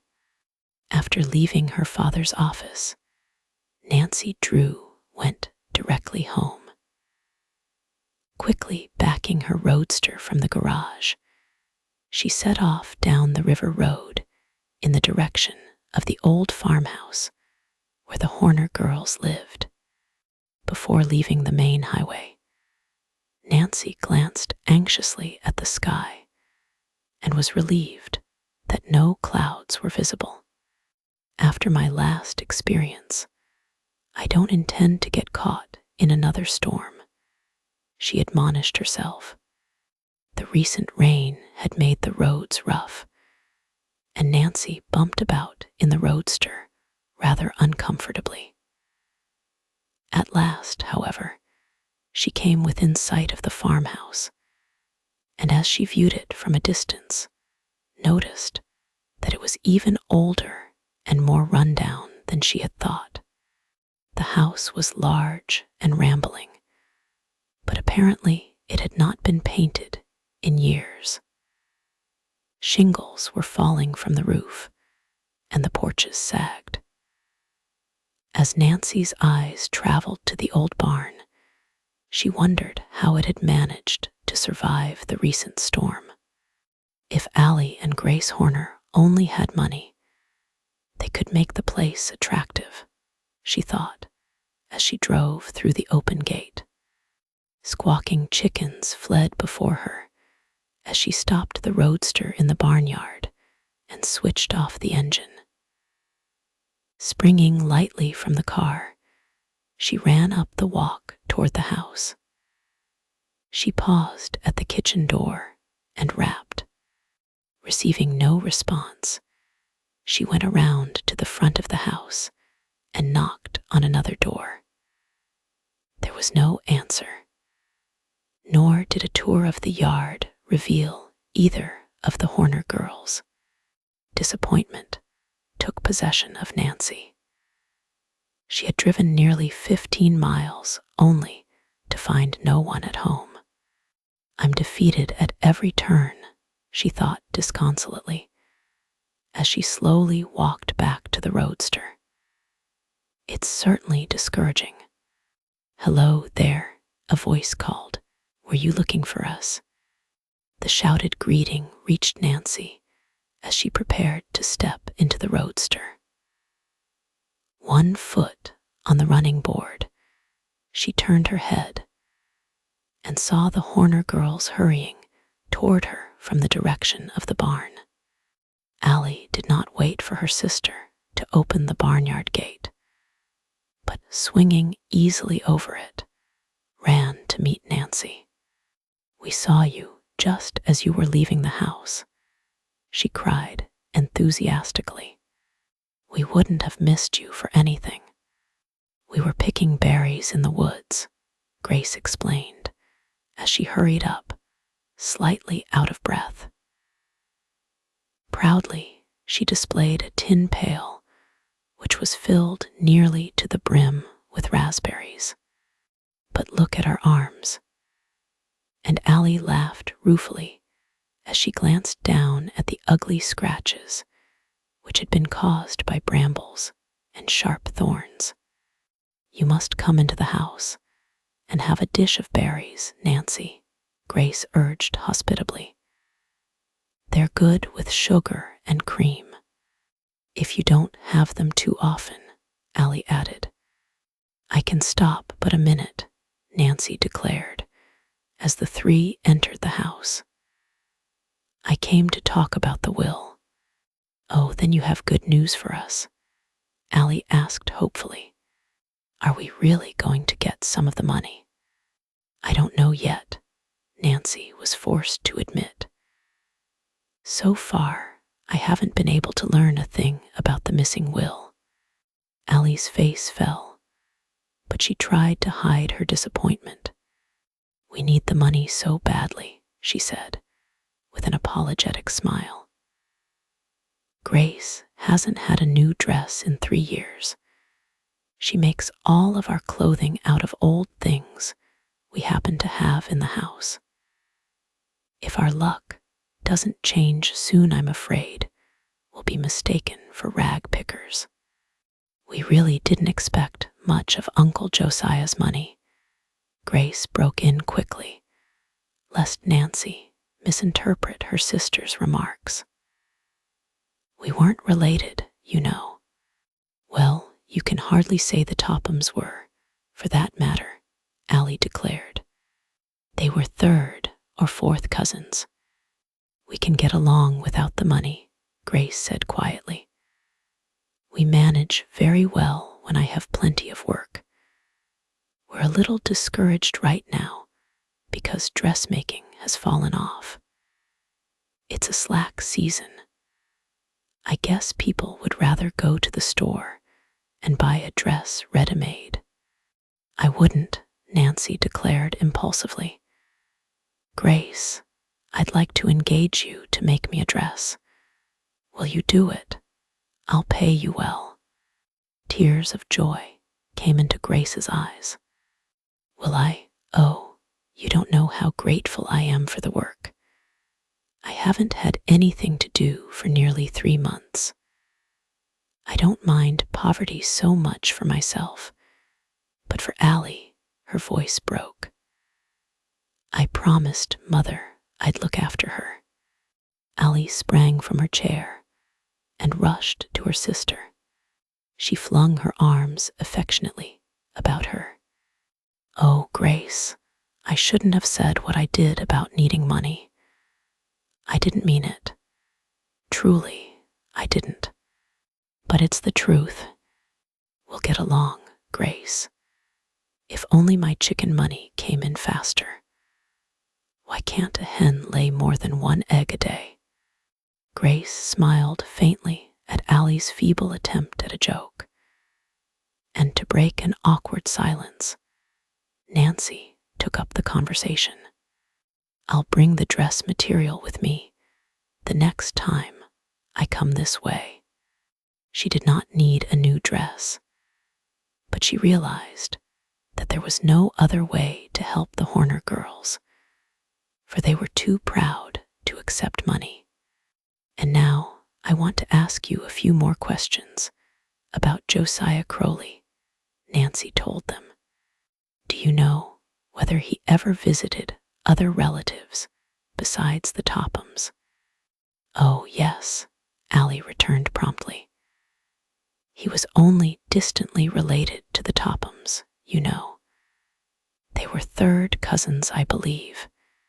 He had a number of other relatives whom he frequently visited. Before he went to live with the Tophams, they took turns keeping him. Grace informed her visitor. Can you tell me the names of these relatives? Let me see. Grace lost herself in thought. There are 2 cousins living in Masonville. Matilda and Edna Turner, Allie prompted her. They're regular old maids, but awfully nice. They were wonderful to Uncle Josiah when he was alive. And there were 2 nephews, Grace went on. William and Fred Matthews. They have a farm on the same river road. Everyone thought they would get something. How far do they live from here? Nancy inquired. Oh, not more than 5 miles. You could drive there in a few minutes. It's on the way to Masonville. Then I'll be able to make the 2 calls on the same trip, Nancy announced, as she arose to depart. I must hurry along now, or it will be too late for me to stop there this afternoon. I am hoping that by talking with the relatives, I may learn something which will help us to trace the missing will. I'm afraid there's not much chance we'll ever get anything, Grace said rather morosely. The Tophams will never let the money slip out of their hands. If we find the will, they won't be able to keep the money, Nancy declared. Father will see to it that you girls get your just due. Oh, Grace, we forgot to tell Nancy about Abigail Rowan. Allie reminded her sister. She'd be apt to know more about the will than anyone else. That's right. You really should call on her, Nancy. She took care of Uncle Josiah one time when he was sick, and he thought the world of her. He often declared he intended to leave her something. Even a few $100s would have meant so much to her, Allie added. Abigail is old and feeble now. She must be more than 70 years of age, and there's no one to look after her. Where shall I find her? Nancy asked quickly. She lives over on the west, Lake Road, Grace responded. It's a good many miles from here. You could make inquiry at some of the farmhouses along the road. I won't have time to go there today, but I'll surely call upon her as soon as I can. And now, I must be going, or it will be dark long before I get back to River Heights. Nancy said goodbye hastily. The Horner girls accompanied her to the roadster and watched her drive away. As she looked back from the corner, they waved their handkerchiefs. Plucky girls, Nancy thought. Until today, I didn't realize how terribly they need help. I simply must find a way to help them. She drove along the river road, heading in the direction of Masonville. Although it was growing late, Nancy was determined to visit the Matthews brothers, and, if possible, Matilda and Edna Turner. After she had gone perhaps 5 miles, she began to watch the mailboxes, and presently noticed one which bore the name Matthews.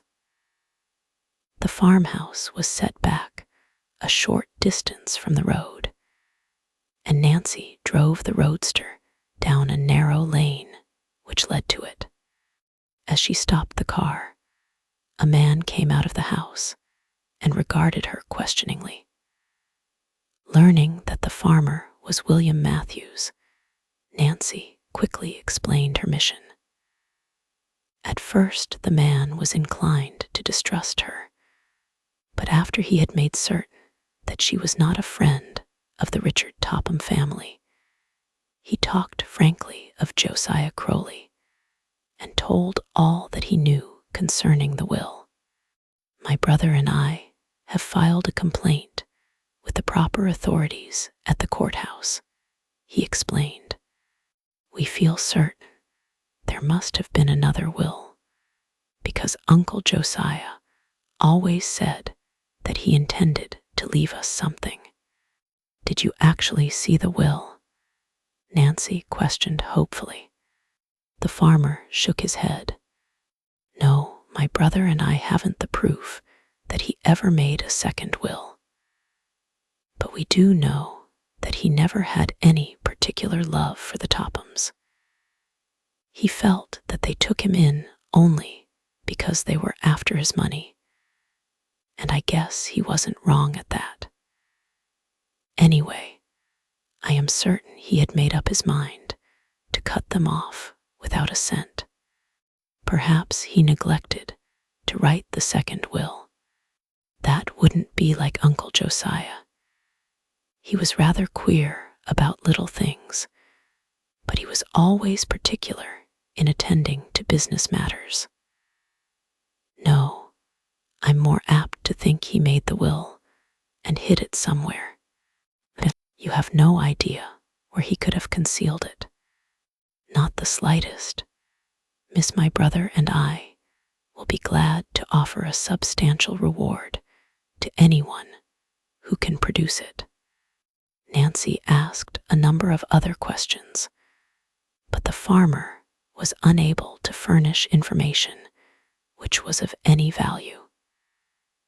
Disappointed, she thanked the man for his trouble and continued on her way to Masonville. Rumor, she sighed. "That's all I hear. At my next stop, I hope I'll acquire a few facts." Upon reaching Masonville, Nancy made inquiry and was directed to the home of the Turner sisters. They lived alone at the outskirts of the city. Although not in poverty, they did not have any more money than they needed.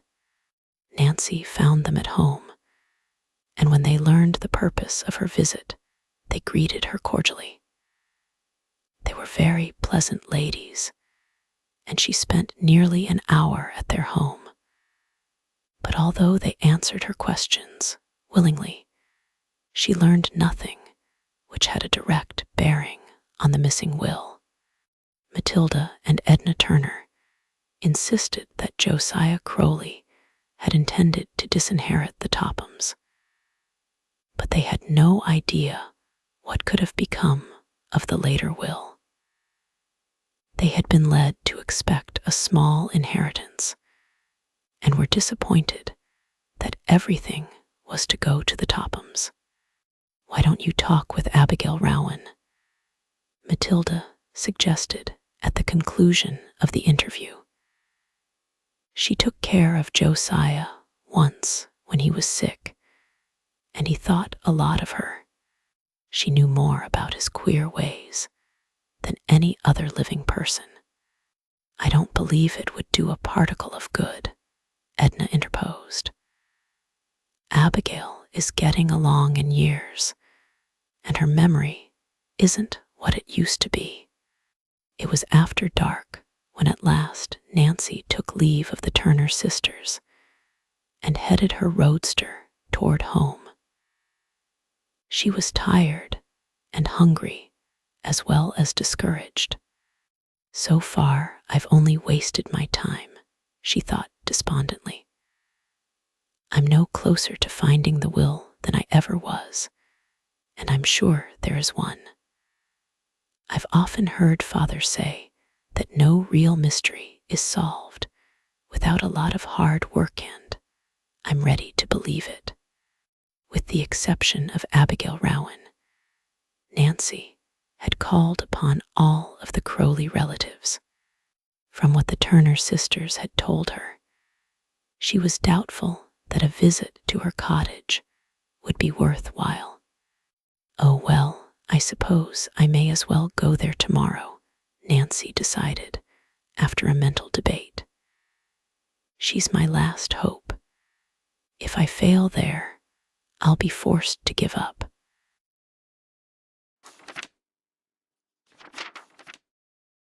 Chapter 9. Vital Information. This must be the house. It certainly fits the description given me. As she spoke, Nancy Drew paused before a square, one-story frame building, which stood dejectedly in the center of a yard overgrown with weeds and dandelions. The cottage was sadly in need of paint, and pickets were missing from the sagging fence which enclosed it. A boardwalk which led to the front porch had begun to rot away and offered treacherous footing. The place looks deserted, but I'm sure Abigail Rowan must live here, Nancy assured herself as she made her way up the walk, gingerly avoiding loose boards which threatened to fly up at her. Early that morning, she had left River Heights in her final quest for information concerning the Crowley will. Nancy did not know exactly where Abigail Rowan lived, but she had taken the West Lake Road and had made inquiry along the way. Neighbors had assured her that she could not miss the place, as it was the most run-down house along the road. If Abigail can't help me, I'm at the end of my string, Nancy thought, as she rapped on the front door. There was no response to her knock, and she rapped a second time. She was about to turn away in disappointment when a slight noise within the house attracted her attention. She was certain her rap had been heard. "Who's there?" a muffled voice called. "If you're a peddler, I don't want anything." "I'm not a peddler," Nancy called out reassuringly. "Won't you let me in, please?" There was a long silence, and then the quavering voice replied, "I can't open the door. I've hurt myself and can't walk." Nancy hesitated an instant and then pushed open the door. As she stepped into the dreary living room, she saw the pitiful figure on the couch. Abigail Rowan lay huddled under a ragged old shawl, her withered face drawn with pain. "I am Nancy Drew, and I've come to help you, Miss Rowan." At the words, the old lady turned her head and regarded Nancy with a stare which was almost childlike. "You've come to help me," she repeated unbelievingly. "I didn't think anyone would ever trouble themselves about old Abigail again. Here, let me arrange the pillows for you." Gently, Nancy moved the old woman into a more comfortable position. "Yesterday I fell down the cellar stairs," Abigail explained. "I hurt my hip and sprained my ankle. I can't take a step without it nearly killing me." "Haven't you had a doctor?" Nancy asked in astonishment. "There ain't been a soul come near me," Abigail sighed. "I've just laid here on my bed and wondered how soon the end would come. I'm getting along in years now, and it won't be long." "Nonsense," Nancy protested brusquely, for she saw that the old lady's trouble had made her morose. You have a good many happy years yet before you. Can you walk at all?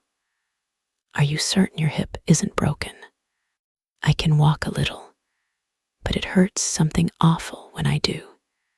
Then your hip isn't broken, Nancy said, in relief. Let me see your ankle. Why, you don't even have it wrapped up.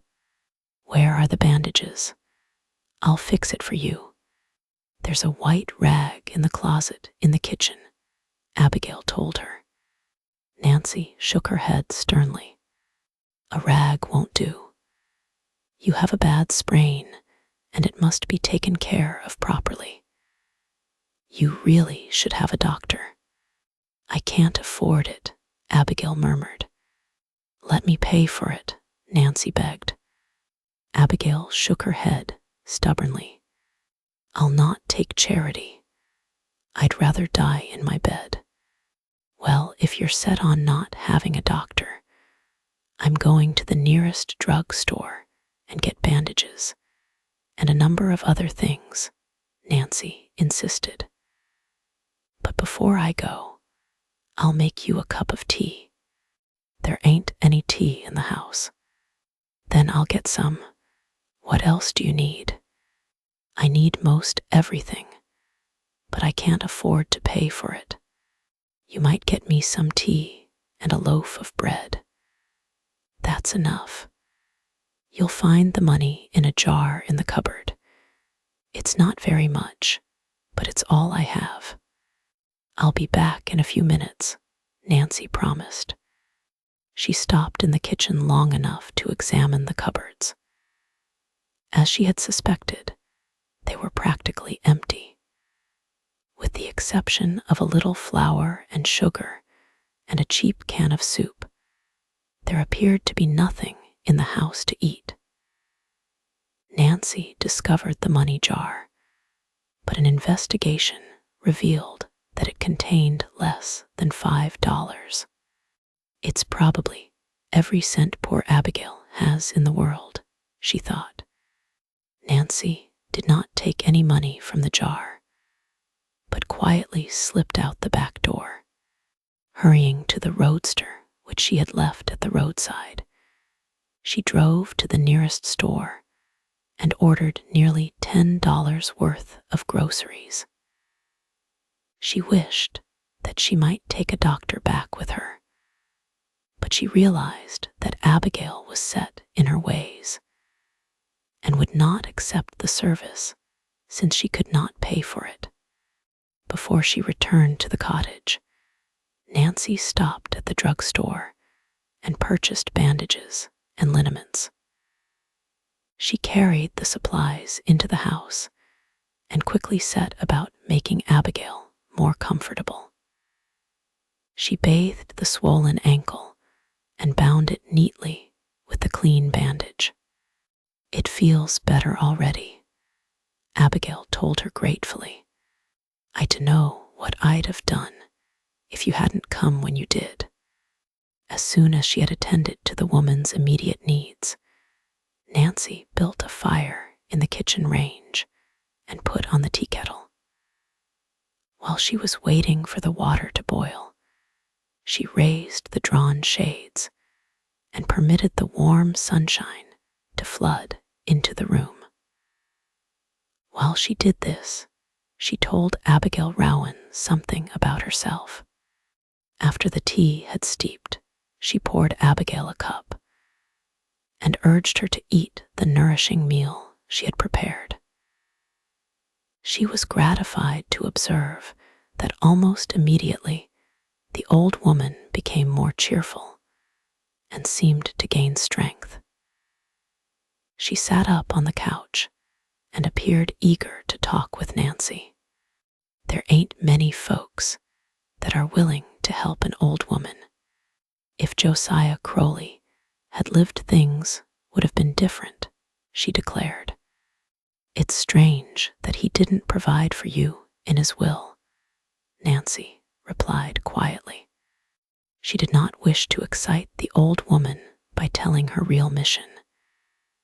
And yet, she was eager to find out what Abigail knew about the missing will.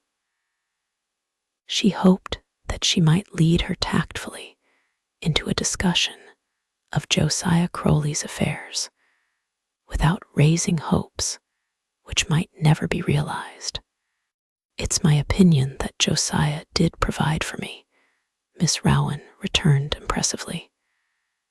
"Many a time he said to me, 'Abigail, you'll never need to worry. When I'm gone, you'll be well taken care of by my will.' And then everything was left to the Tophams." Nancy encouraged her to proceed. "That was according to the first will, but there was another one. I dunno what became of it." "Are you sure there was another will?" Nancy inquired almost too eagerly, for Abigail looked at her rather sharply. "Of course I am. I'm as sure of it as I am that I'm sitting here. Why, I saw that will with my own eyes." "You saw it?" Nancy gasped. The old woman nodded gravely. "Mind, I didn't see what was in the will. One day Josiah came in where I was sitting in my rocking chair, and right off I noticed he had a piece of paper in his hand. 'Abigail,' he said, 'I've made my will. I fooled them lawyers and wrote it myself.'" "How long ago was that?" Nancy asked quickly. "Let me see." Abigail frowned thoughtfully. "No, I can't remember the exact date. It was about the time Josiah went to live with Richard and Cora. Well, to go on with what I was saying, when Josiah showed me the will, he seemed mighty tickled about it. Mind, he didn't show me what was inside, but he hinted that he'd done well by me. 'But Josiah,' I said to him, 'are you sure it's legal to write it yourself?' 'Of course it is,' he said to me. 'A lawyer told me it was all right just so long as I had it witnessed.'" "Do you know who witnessed the will?" Nancy broke in. "No, I didn't ask him, and he didn't say. He just went out of the room, chuckling in that funny way he had." "Haven't you any idea what became of the will?" Nancy asked hopefully. "I reckon he hid it somewhere. That would be like Josiah. But I remember he did say something about putting it where nobody can get it unless they have legal authority. So I dunno what became of it. For all I know, he may have turned it over to a lawyer." "Are you certain that was all he said?" Nancy inquired gently. She knew that Abigail had grown rather childish and that her memory was failing. "It seems to me he did say something about what he was going to do with that will, but I can't just recollect." Abigail shook her head and sighed. "Many a night I've laid awake trying to think what it was." It seemed to Nancy that as victory was almost within her grasp, it had been snatched from her. Undoubtedly, Abigail Rowan held the secret of the Crowley will locked in her brain, and it was equally likely that she would never be able to recall the vital information, unless, in some unusual way, her memory was given a particular stimulus. "Try to think," Nancy begged. "I can't remember," Abigail murmured hopelessly. "I've tried and tried." She leaned against the cushions and closed her eyes as though the effort had exhausted her. At that very moment, the clock on the mantel chimed 3. Abigail Rowan's eyes fluttered open, and an odd expression passed over her face. For an instant, she stared straight before her, and then slowly turned her head and fastened her eyes on the clock.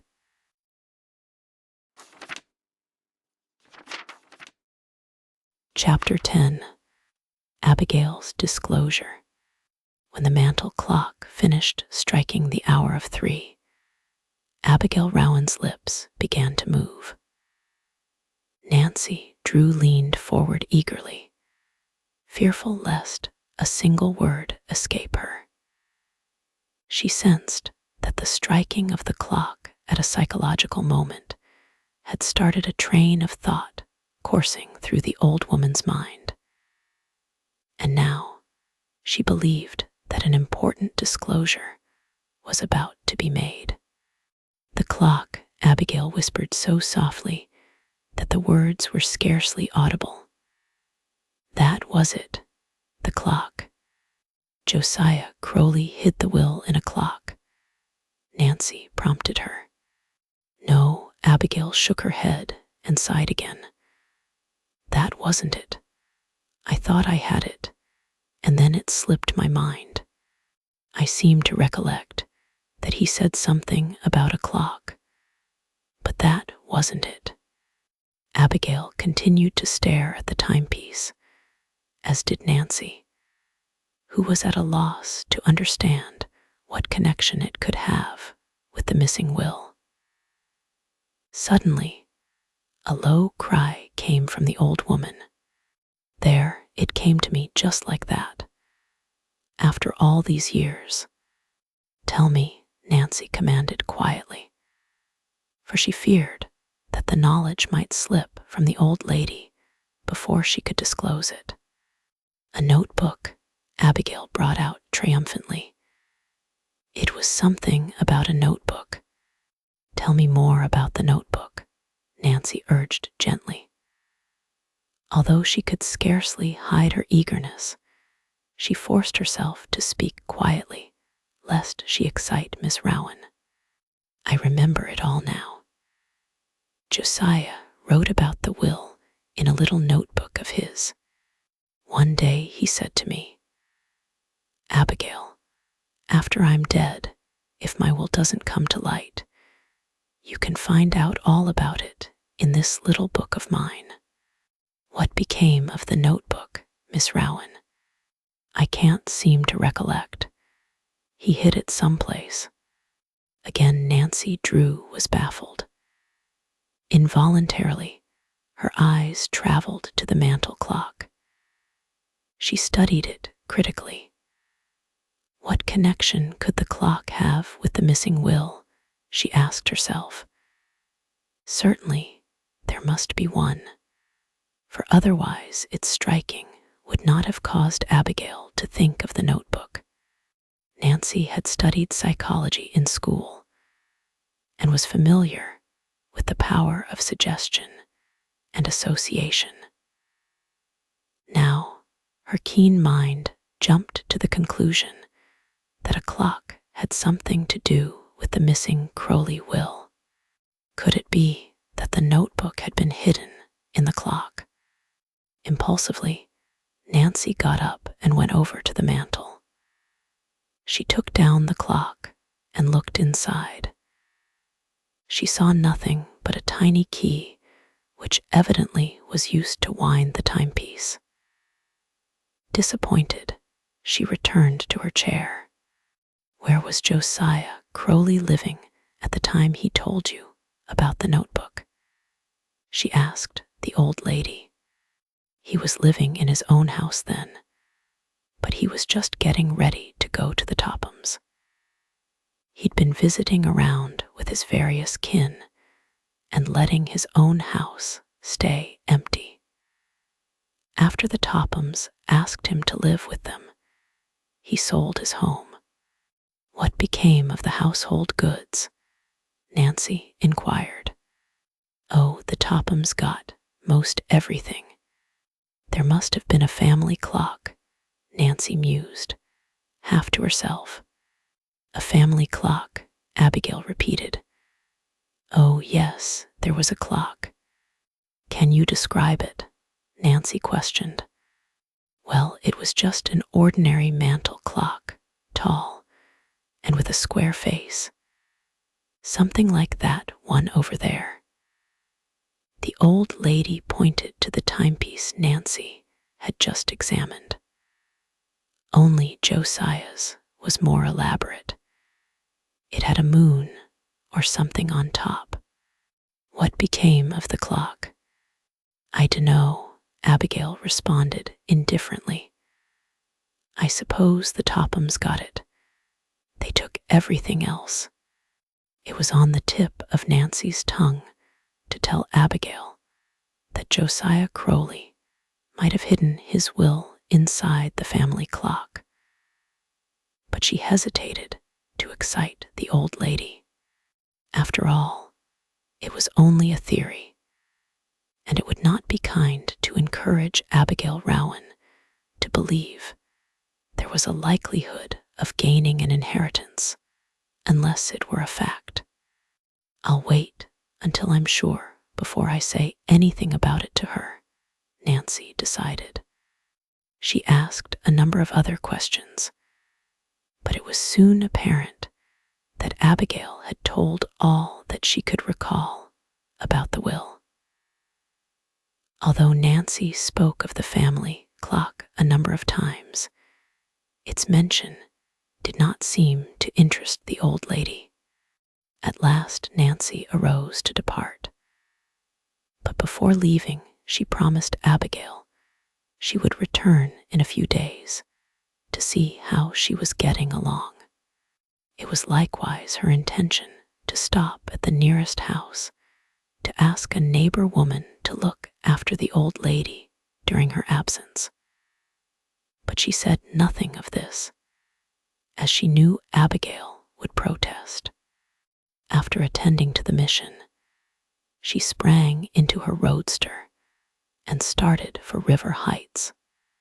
Nancy Drew was highly elated at the information she had gleaned, and was now more interested in the case than ever. I'll not tell the Horner girls what I have learned, Nancy advised herself. At least not until I have learned more about the family clock. If nothing comes of my theory, Allie and Grace would only be disappointed. I'll not raise their hopes until I have something important to tell. As Nancy drove along on the West Lake Road, she reviewed the facts of the Crowley case. Unquestionably, Josiah Crowley had made a second will. According to Abigail Rowan, he had secreted it in a safe place and had written its location in a little notebook. He had told Abigail where the notebook could be found in case of his death, and with the passing years, the knowledge had slipped away from the old lady. It's my opinion that Josiah Crowley hid the notebook in the family clock, Nancy reasoned. Otherwise, why would Abigail have said anything about it? Nancy was at a loss to know how to proceed. She knew that her next step in unraveling the mystery was to search the Crowley clock, but this would not be easy to accomplish. If, as Abigail had indicated, the clock had fallen into the hands of the Tophams, the task might be an impossible one. Then, too, it was not at all unlikely that the Tophams had already discovered the notebook. In that case, they would have destroyed it, Nancy told herself. Still, from the conversation I overheard in the park, I feel reasonably certain the notebook has never been found. No, if Josiah Crowley ever hid it in the clock, it must still be there, and it's up to me to get hold of it. During the long ride to River Heights, Nancy Drew mulled over the perplexing problem, but try as she would, she could think of no way to get her hands on the old clock. She must find some means of gaining entrance to the Topham residence. I can't very well climb through a window, much as I would like to, she laughed. And if I pay a social call upon the Tophams, they're sure to be suspicious. We haven't been friendly for years. And since Ada and Isabel discovered that I have taken an interest in the Horner girls, they would be certain to question my motive in going to their house. No, I must think of a good excuse. Presently, Nancy reached River Heights. She drove the roadster down the boulevard and stopped in front of her home. As she stepped out and was preparing to go into the house, she heard her name called. Wheeling about, she saw a girl running toward her. It was one of Nancy's chums, Helen Corning. "Hello, Nancy," Helen called. "I haven't seen you for days. Where do you keep yourself?" Nancy laughed as she greeted her chum. "Oh, I've been especially busy lately. Come into the house and we'll have a chat." "Oh, I can't, Nancy. I wouldn't be up this way, but I'm trying to sell tickets for a charity dance." "How many have you sold?" "I have 6 left," Helen sighed. "It's a thankless job." "I'll take 2 if that will help you out," Nancy offered. "Will it help me?"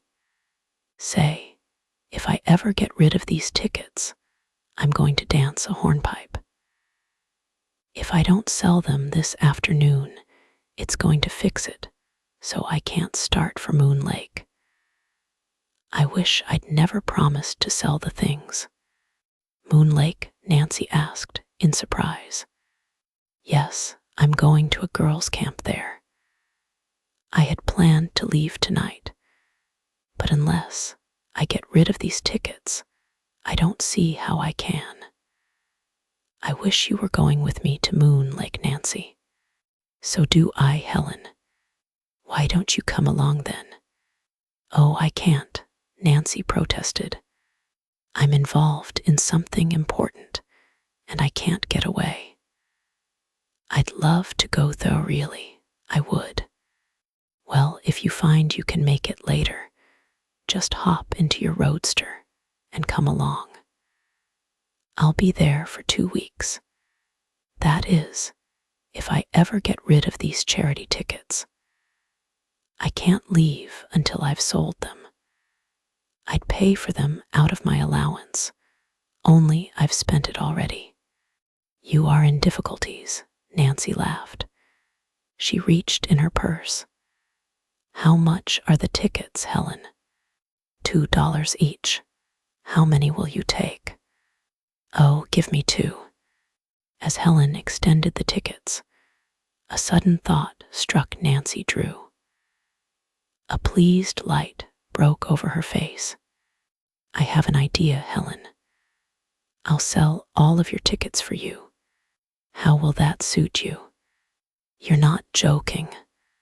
"Never was more serious in my life." "Then the tickets are yours. But let me warn you, it won't be easy to sell them." "I'll enjoy trying it." "Well, I must say you have queer ideas of fun," Helen commented dryly. "But I'll not argue with you. This will be fine for me. Now I'll be able to start for camp this afternoon. Here are the tickets." She handed them over with evident pleasure. "Good luck to you, Nancy. You'll need it." After Helen Corning had gone on down the street, Nancy Drew walked slowly toward the house. She regarded the charity tickets meditatively and chuckled softly to herself. "That's once when I killed 2 birds with 1 stone. These tickets will serve as my passport to the impregnable Topham fortress."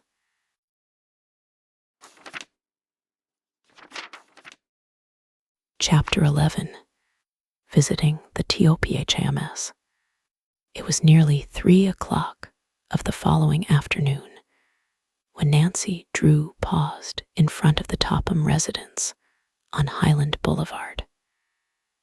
She surveyed the structure with distaste. The house was a large, pretentious affair of nondescript type. It was set back from the street and seemed to look down rather aloofly upon the surrounding homes. Even a casual glance at the lawn revealed that it had been landscaped with a vengeance. In an effort to do it in proper style, Mrs. Topham had crowded the yard with sundials, benches, birdhouses, and statues. Such lack of taste, Nancy thought, as she walked up the path to the house. She lifted the knocker on the front door. Nancy Drew realized that the interview was apt to be an unpleasant one, and she braced herself for the ordeal. I must be diplomatic, she advised herself, or I'll not learn a thing about that clock. If they suspect what I am about, they may bounce me out on my ear. At that moment, a uniformed butler opened the door and condescendingly waited for Nancy to state her mission. Tell Mrs. Topham that Miss Drew is calling, she directed. I am selling tickets for the charity dance. It's one of the most important social functions of the year. I am sure Mrs. Topham will wish to attend. Nancy was forced to wait until the butler returned with permission for her to enter. As she was finally ushered into the living room, she could not help but smile at the elaborate formality. For in spite of Mrs. Topham's lofty ambitions, the woman had never achieved the commanding position in society that she strove for. The room in which Nancy found herself was even more bizarre than she had anticipated. Expensive oriental rugs clashed with window draperies of a different hue. The walls were heavy with paintings which were entirely out of place in such a small room, and period furniture had been added indiscriminately. But Nancy Drew was not interested in Mrs. Topham's lack of taste. As soon as the butler had left her alone, she hastily glanced about. Almost at once her eye fastened upon a mantel clock which rested above the fireplace. I wonder if that can be the Crowley clock, Nancy thought. She rather doubted it, for the clock was too modern in appearance. She would have crossed the room to examine it, but a sound in the hall caused her to hesitate. As she heard someone coming, she sank down on an uncomfortable ladder-back chair and assumed an expression of composure.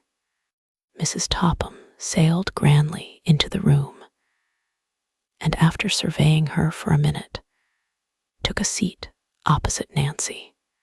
Well, she demanded coldly, what is it? I am selling tickets for the... I don't want them. Mrs. Topham broke in rudely. I can't be handing out my money to every peddler that comes along.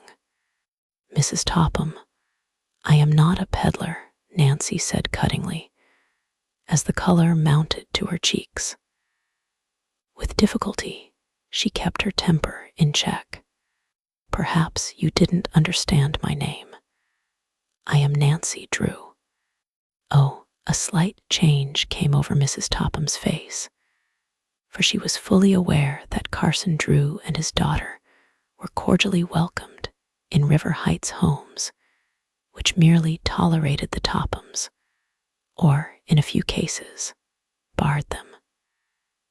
I didn't catch the name, Miss Drew. What is it you are selling? Tickets for the charity dance. Well, I hardly know what to say, Mrs. Topham hedged. It was apparent that she was afraid to offend Nancy, and yet she was unwilling to part with the money. Although the Tophams were well-to-do, it was common knowledge that Mrs. Topham was decidedly stingy where other persons were concerned. How much are the tickets? $2 each. Why, that's positively exorbitant, Mrs. Topham protested. But we are selling the tickets for charity, Nancy explained. I assure you the cause is an excellent one.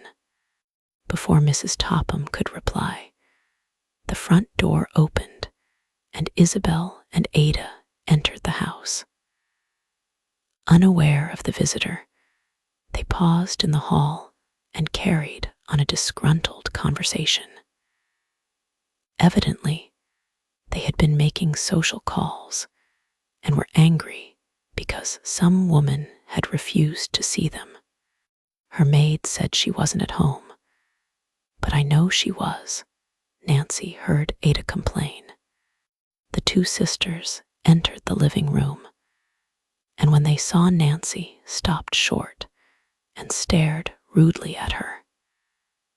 They did not speak a word of greeting. Miss Drew is selling tickets to a dance, Mrs. Topham informed her daughters. Don't buy them, Ada advised harshly. She had not forgotten the scene in the department store and longed to avenge herself upon Nancy, whom she considered responsible for her humiliation. But Ada, Mrs. Topham protested feebly. I thought it might help our social standing to take a few tickets. Don't be silly, Mother, Ada snapped. You'll only waste your money. We don't want to go anyway. All right, I won't buy the tickets. Good afternoon, Miss Drew. Reluctantly, Nancy arose. She was somewhat taken aback at the unceremonious dismissal, for she had not accomplished the real purpose of her visit. As she turned, Nancy saw that Richard Topham blocked the door. He had entered so quietly that his arrival had been unobserved. Just a minute, Miss Drew, he said. How many tickets have you there? 4, Nancy gasped in surprise. I'll take them all. With a grand gesture, Richard Topham opened his pocketbook and carelessly pulled out a $20 bill. Keep the change, he ordered with assumed indifference. Give it to the charity. Richard, his wife, gazed at him with disapproval. Have you lost your mind? A $20 bill, she whispered. It's you who can't see beyond your nose, Mr. Topham retorted, but in a low voice. You're always trying to get into society, and then you pass up a real opportunity. This donation will get our names into the paper. He slumped into the nearest chair and, opening the afternoon paper, buried himself in the stock page. Mrs. Topham knew that the matter was closed, for she scarcely dared speak to her husband when he was absorbed in the market reports. Nancy, too, realized that she had no excuse for prolonging her stay. I really must be going, she said quickly. What time is it anyway? There's a clock in front of you, Isabel told her pointedly. Illustration. There's a clock in front of you, Isabel told her pointedly. Why, so there is, Nancy returned pleasantly. She glanced at the timepiece as though she had never seen it before. Oh, surely that can't be the old Crowley clock. I'm so interested in heirlooms. I should say not. This is a far more expensive clock than the one Josiah Crowley left us, Mrs. Topham informed her caller condescendingly. Indeed, but I suppose you still have the family clock stored away in your attic. It's so hard to part with heirlooms. Cleverly, Nancy led Mrs. Topham to further disclosures. It wasn't hard to part with that old-fashioned thing, Mrs. Topham returned. We didn't want it cluttering up the attic, Isabel added. Crowley left so much old junk. We considered the clock entirely out of place in our modern home, Mrs. Topham continued. So we sent it up to our bungalow on Moon Lake. Unwittingly, Mrs. Topham had given Nancy the information which she sought. The purpose of her visit accomplished, the girl politely thanked the Tophams for the purchase of the charity tickets and quickly took her leave. As she walked down the path to the street, she chuckled softly to herself. The Tophams may be old schemers, but this time they weren't so clever. Unless I am mistaken, those tickets will prove the most expensive ones they ever bought. Before they get through, it may cost them the Crowley fortune.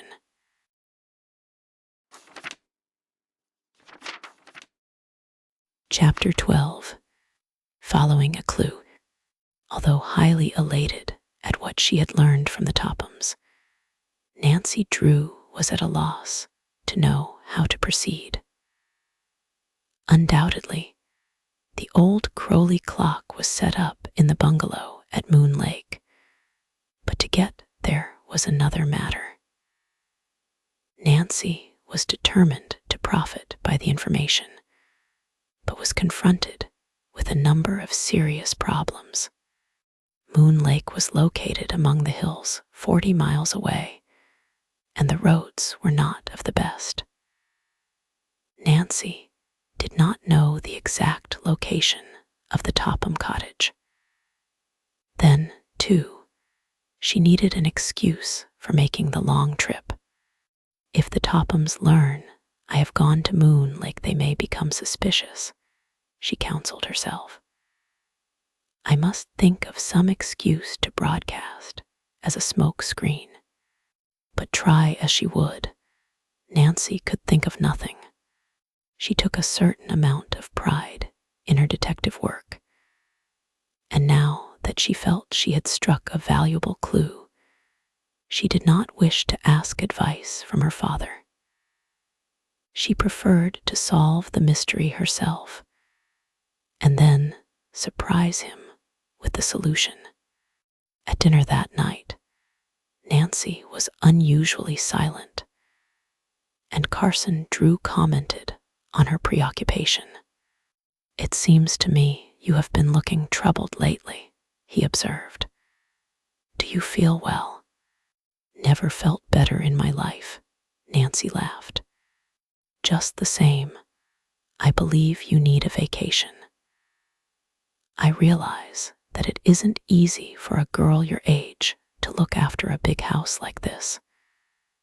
After a time, the responsibility gets to be wearing.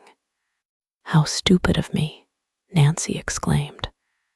In her excitement, she permitted a fork to fall from her hand and clatter against the plate. Carson Drew, who did not comprehend what was passing through his daughter's mind, looked at her in surprise. Stupid, he inquired. Oh, I mean it was strange. I didn't think of Helen Corning before this, Nancy said hastily. Helen is going to a girls' camp on Moon Lake. I'm dying to go to Moon Lake. May I start the first thing in the morning? I know I can get in. They have room for half a dozen more girls, Helen said. I think it would be an excellent idea, Nancy. A nice rest will do wonders for you. Go, by all means. Nancy Drew was delighted that she had stumbled upon an excuse which would make it appear natural for her to go to Moon Lake. Early the next morning, after packing a suitcase, she started off in the roadster. As it was not out of her way to go by the river road, she decided to stop at the Horners and give Grace the dress goods she had promised her. As she drove in at the gate, one glance told Nancy that something was wrong. She saw a number of dead chickens in the barnyard, and as the Horner girls came toward her from the direction of the hen house, it was evident that Allie had been crying. "Why, what is the matter?" Nancy asked quickly. "Oh, it's my chickens, Nancy. They're all dying. I can't understand it. This morning when I went to feed them, I found 10 dead. I'm so discouraged. And yesterday a fox took 2, Grace added. I guess fate is against us. I'm afraid I'll lose all of my chickens before I get through," Allie declared unhappily. "I don't know what is killing them. They seem to have a strange disease." "Allie is all broken up," Grace said quietly. "She's worked so hard with her chickens. Most of them are pets. And then we need the money so badly. Now that dressmaking has fallen off, the chicken money is our only means of support. Please, won't you let me help?" Nancy begged, reaching for her pocketbook. "Accept a little loan to tide you over." Grace shook her head firmly. "Thank you for your kindness, Nancy, but we can't take your money. We'll manage somehow. If only Uncle Josiah had provided for us." Allie sighed. "You haven't learned anything more about the second will, Nancy." "I haven't anything definite to report," Nancy replied, evading the question. She did not wish to raise false hope, and she thought it best not to tell of her discovery. "But I'm still hoping we'll be able to trace the will." "I doubt it," Grace commented pessimistically. "I'm on my way to Moon Lake now," Nancy told the girls. "I stopped here to deliver the dress goods." She handed a package to Grace. "The pattern is inside, and I'm easy to fit, so you'll have no trouble." Grace's face brightened as she accepted the bundle. "Oh, Nancy, I can't thank you." "It is I who should thank you," Nancy laughed. "And now let me pay for the dress in advance." Again, Grace stubbornly shook her head. "Not until the work is finished. That isn't good business." Nancy saw that Grace and Allie were too proud to accept help, and regretfully abandoned the idea of trying to give them money. "I'll come back in a few days for a fitting," she promised, as she prepared to drive away. Nancy's talk with the Horner girls had left her rather depressed, for she realized that in spite of their pride, Allie and Grace would soon be forced to accept charity. Oh, if only she could help them. And poor old Abigail, Nancy thought. If Josiah Crowley had used a grain of sense, things wouldn't be in such a muddle. Nancy soon branched off from the river road and headed south toward Moon Lake. The highway was little traveled, and it was necessary for her to devote all of her attention to driving. The road had not been dragged after a recent rain, and the ruts were deep. Jagged rocks and stones were scattered in the path, and it seemed to Nancy that the hills went straight up and straight down. Presently, she noticed that the roadster had taken a strange notion to turn to the left of the road, in spite of her efforts to keep it in the middle. Not without foreboding of trouble, she stopped the car and got out to make a tour of inspection. As she had suspected, a rear tire was flat. A puncture, Nancy murmured in disgust. If that isn't just my luck. Oh, well, I suppose I must fix it myself, because there won't be another car along for an hour on this road. It was not the first time Nancy Drew had changed a tire, but she never relished the task. Rummaging under the seat, she pulled out the tools and quickly jacked up the rear axle. She loosened the lugs which held the tire in place and tugged at it. Again and again she pulled, but the huge balloon tire could not be budged. Then, as she gave one mighty tug, it came off, and Nancy Drew fell backwards into a sitting posture in the road.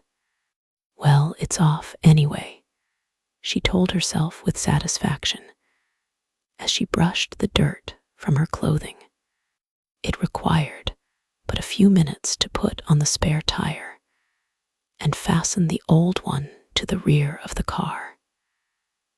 Then, in relief, Nancy started on her way again, but the accident had delayed her nearly an hour. It was after 12 o'clock when at last she came within sight of Camp Avondale, where Helen Corning was staying. Through the tall trees, she caught a glimpse of a long row of shacks and saw the smoke rising from the cookhouse. Beyond, the blue lake sparkled and glimmered in the sunlight. As Nancy drove into the camp, a group of girls gathered about the roadster. Helen Corning came running out of a cabin to greet her chum. "Girls, it's Nancy Drew," she exclaimed enthusiastically. "Now the fun will start. Park your car over there back of the cookhouse, Nancy." "Am I too late for dinner?" Nancy demanded. "I'm nearly starved." "You're just in time," Helen assured her. "Oh, Nancy, I'm so glad you came." "So am I. How long can you stay?" "Oh, I don't know. Until you get tired of me, probably. Then you'll stay for the rest of the summer," Helen laughed. Nancy was escorted to the main building of the camp, where she met the lady in charge and registered. "She is to stay with me," said Helen. And so it was arranged. When the girls walked off, Nancy told Helen about selling the charity dance tickets and gave her the money paid by Mr. Topham. "He surely was generous," said Helen in surprise. "He did it just to show off," declared Nancy. "I am positive of it." Nancy scarcely had time to deposit her suitcase under her cot and freshen up a bit from her long ride when dinner was called. The food was plain but substantial, and already she discovered that she had developed an enormous appetite. Dinner over, she was rushed from one thing to another. The girls insisted that Nancy join them in a hike. She returned to camp with a desire for a good rest. But Helen Corning had other plans. "We're all going for a ride in the launch before supper," she declared. "Don't you ever rest here?" Nancy groaned. "Oh, yes, at night. This is your first day here. You'll be used to it in a day or so. Either that or I'll be a wreck. But you don't want to miss the launch ride, Nancy.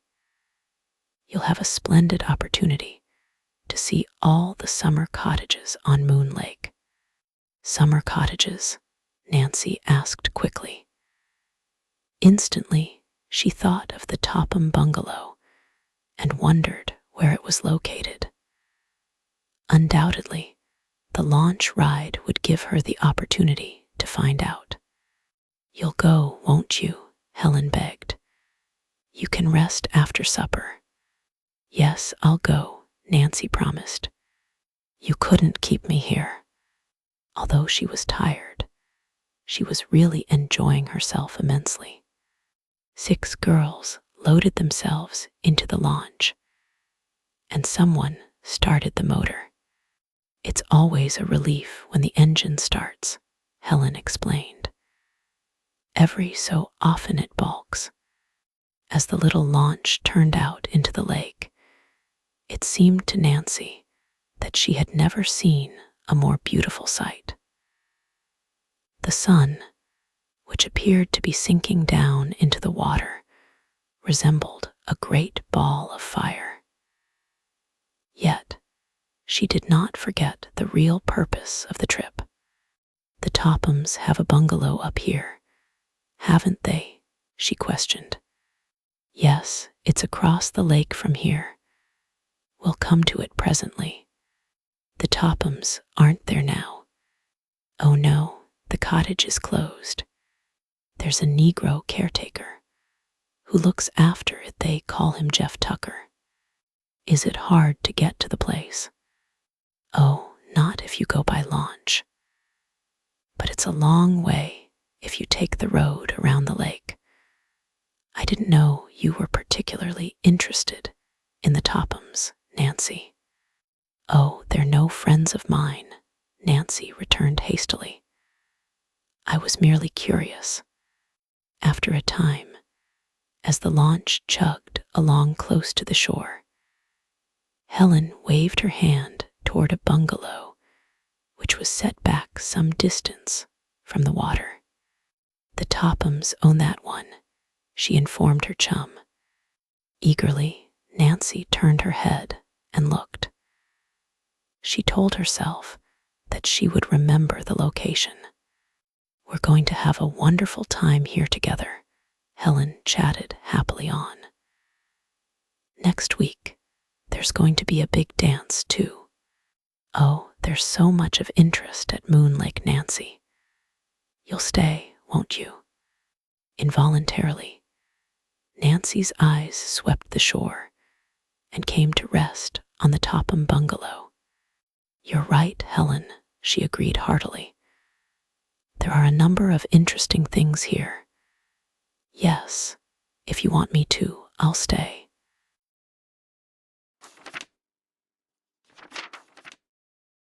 Chapter 13. An Adventure.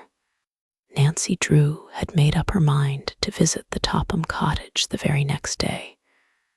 But in making her plans, she had counted without Helen Corning and her friends. They were unwilling that she should be alone, even for a minute.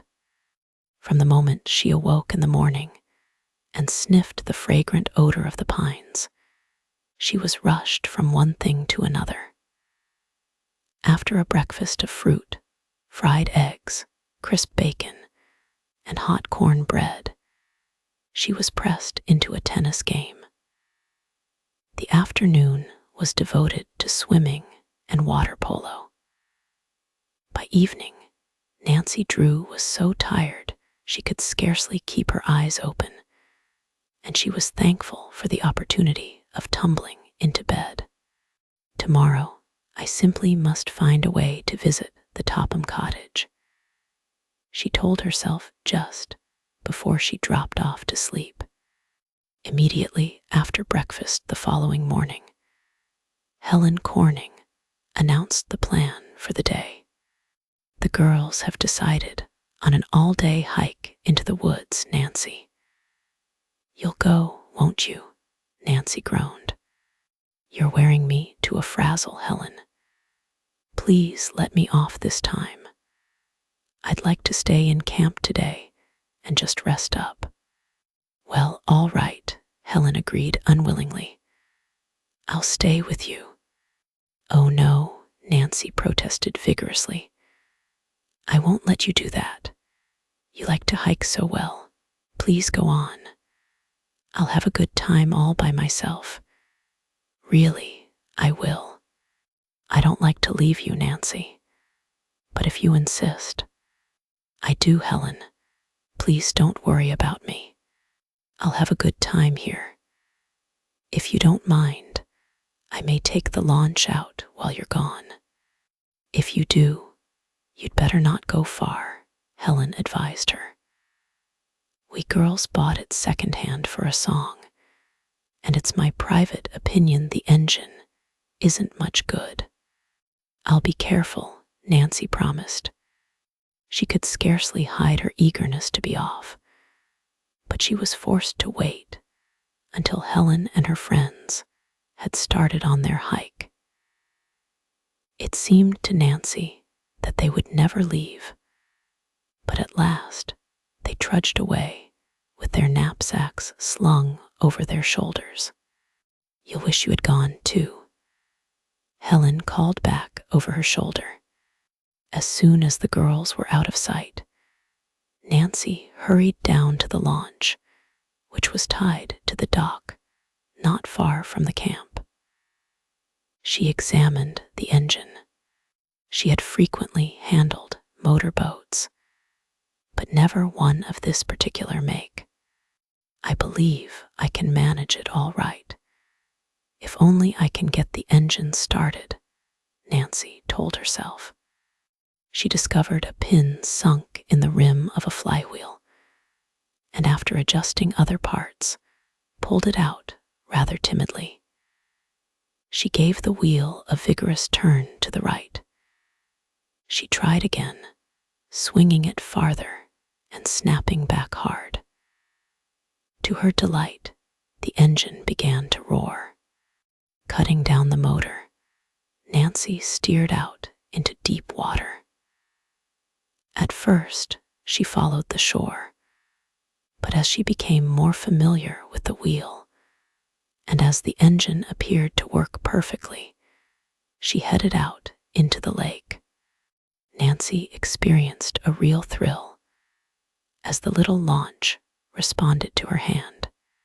The lake was as smooth as glass, and there was scarcely a cloud in the sky.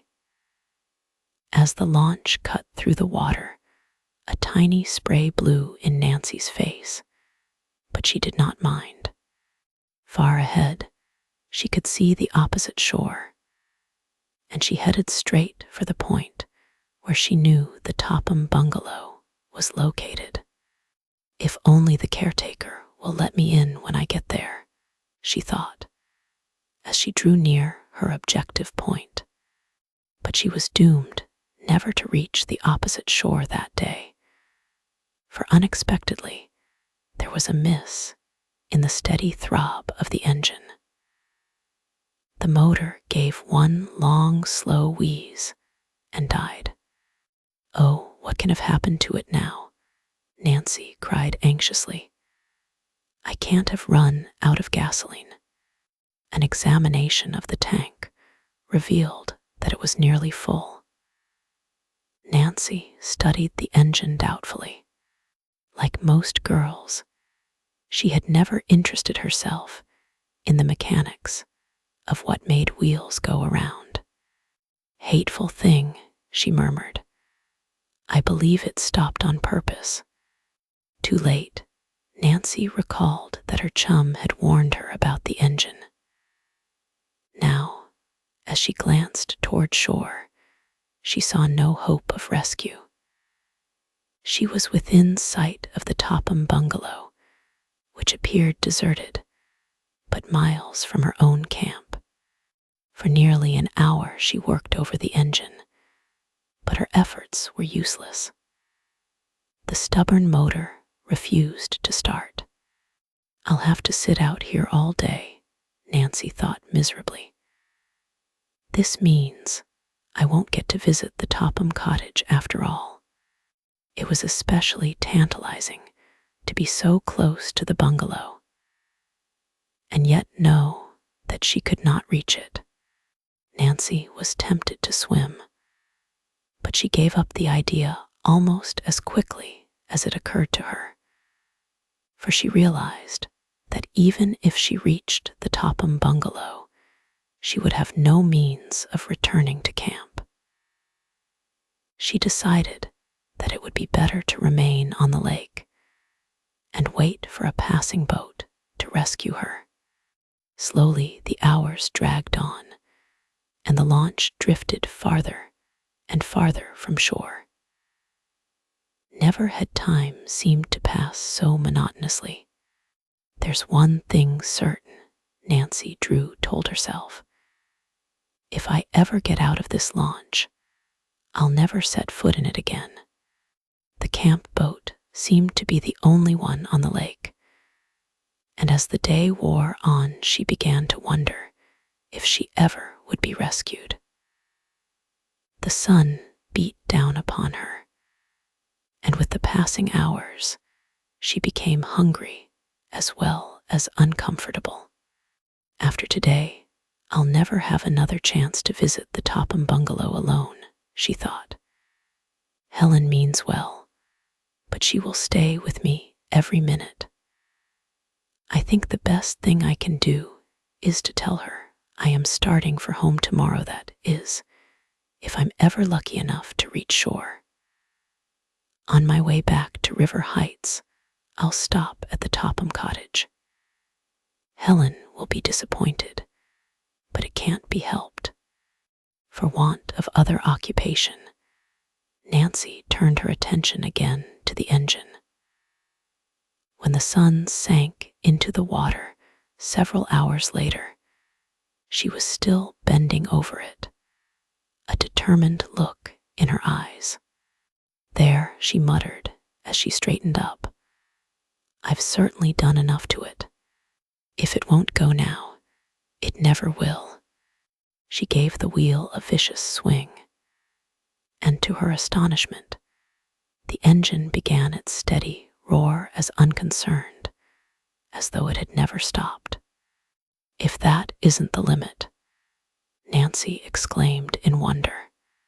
Hopefully, she glanced toward the shore, but already shadows were beginning to lurk among the trees, and she knew that in less than an hour it would be dark. It's too late to visit the bungalow tonight, she decided regretfully. I'd better get back to camp before this engine changes its mind again. Obedient to her will, the little launch plowed through the water toward camp, its engine laboring faithfully. As she eased up to the dock, Nancy saw Helen and her friends just trudging into camp. They hailed her with delight. I'm nearly dead, Helen announced. You were smart to stay in camp, Nancy.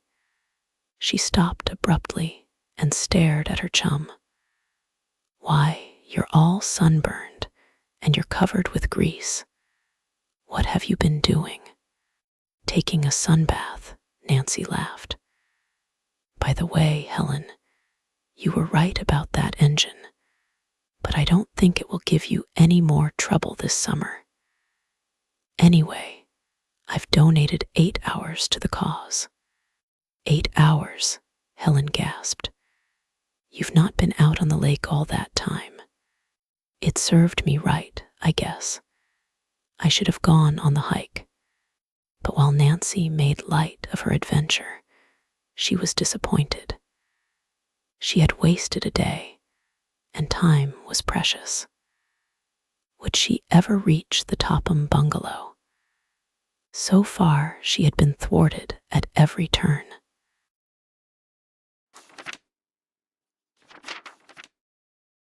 Chapter 14. An exciting discovery. Nancy Drew, why are you packing that suitcase? You're not leaving camp already. Helen Corning, entering the cabin which she shared with Nancy, stopped in the doorway and stared in amazement at her chum, who was folding wearing apparel carefully into her suitcase. "I'm afraid I must leave this afternoon," Nancy admitted regretfully. "But you've been here only 3 days," Helen protested. "Don't you like the camp?" "Oh, I've had a wonderful time," Nancy cried impulsively. "And the girls have been so nice to me. I'd love to stay, but I can't. There's something important I must attend to at once." "Can't it wait?" "I'm afraid not. I've waited too long already." "But the dance, Nancy. You don't want to miss it." "I don't want to, Helen. But I really must go this afternoon. I can't understand what's made you change your mind so suddenly." "It wasn't that horrid experience in the launch, was it?" Nancy Drew laughed and shook her head. She could not tell Helen her real reason for departing. So long as she remained at camp, she knew that Helen and her friends would not leave her alone for a minute. It would be impossible to visit the Topham bungalow on the opposite side of the lake without offering explanations, and Nancy was unwilling to disclose the purpose of her trip. In spite of Helen's teasing, she remained firm in her decision to leave camp. Directly after luncheon, she slung her suitcase into the roadster and took leave of the girls. Regretfully, they watched her go. "Now, if only I can find my way to the Topham bungalow," Nancy thought. The previous day she had casually inquired from Helen which road led to the Topham bungalow, but the directions had been rather hazy. Coming to a fork, she selected the left-hand road, which appeared to circle the lake. As Helen had indicated, it was winding and narrow, and richly sprinkled with sharp rocks. From camp, it was comparatively easy to reach the Topham bungalow by launch, but the distance around the lake was nearly 8 miles. Nancy was forced to drive slowly, and had she met another car, it would have been difficult to have passed. In places, the road was muddy, for overhanging trees and bushes protected the moist earth from the rays of the sun. The going was especially hard because of 2 deep ruts, which apparently had been made by a heavy truck. "I wonder what a truck was doing up this road," Nancy mused somewhat curiously. The tracks appear to have been made today too. As she drove along, she noticed a number of summer cottages, but as the season was late, nearly all were boarded up. At last, she came within sight of a clearing, and through the trees caught a glimpse of the Topham bungalow. "I hope I'll find the caretaker," she thought. "I'd certainly hate to go back without seeing him." Not without a feeling of anxiety, she stopped the roadster at the edge of the road. To her surprise, she observed that the tracks made by the truck did not continue further. Apparently, the truck had turned in toward the bungalow. Nancy hurried up the path. As she emerged from among the trees, she stopped short and stared ahead in amazement. The entire camp was in disorder. The front door of the bungalow had been flung wide open, and the side doors were likewise ajar. An overturned chair had been dropped carelessly on the porch, and a trail of knickknacks stretched from the house to the path. The grass had been trampled, and there were peculiar marks in the soft earth. "There's something strange about this," Nancy murmured. Quickly, she bent down to examine the marks, which were clearly visible. At a glance, she saw that the footprints had been caused by heavy boots, and there were long lines evidently caused by dragging boxes and furniture across the lawn.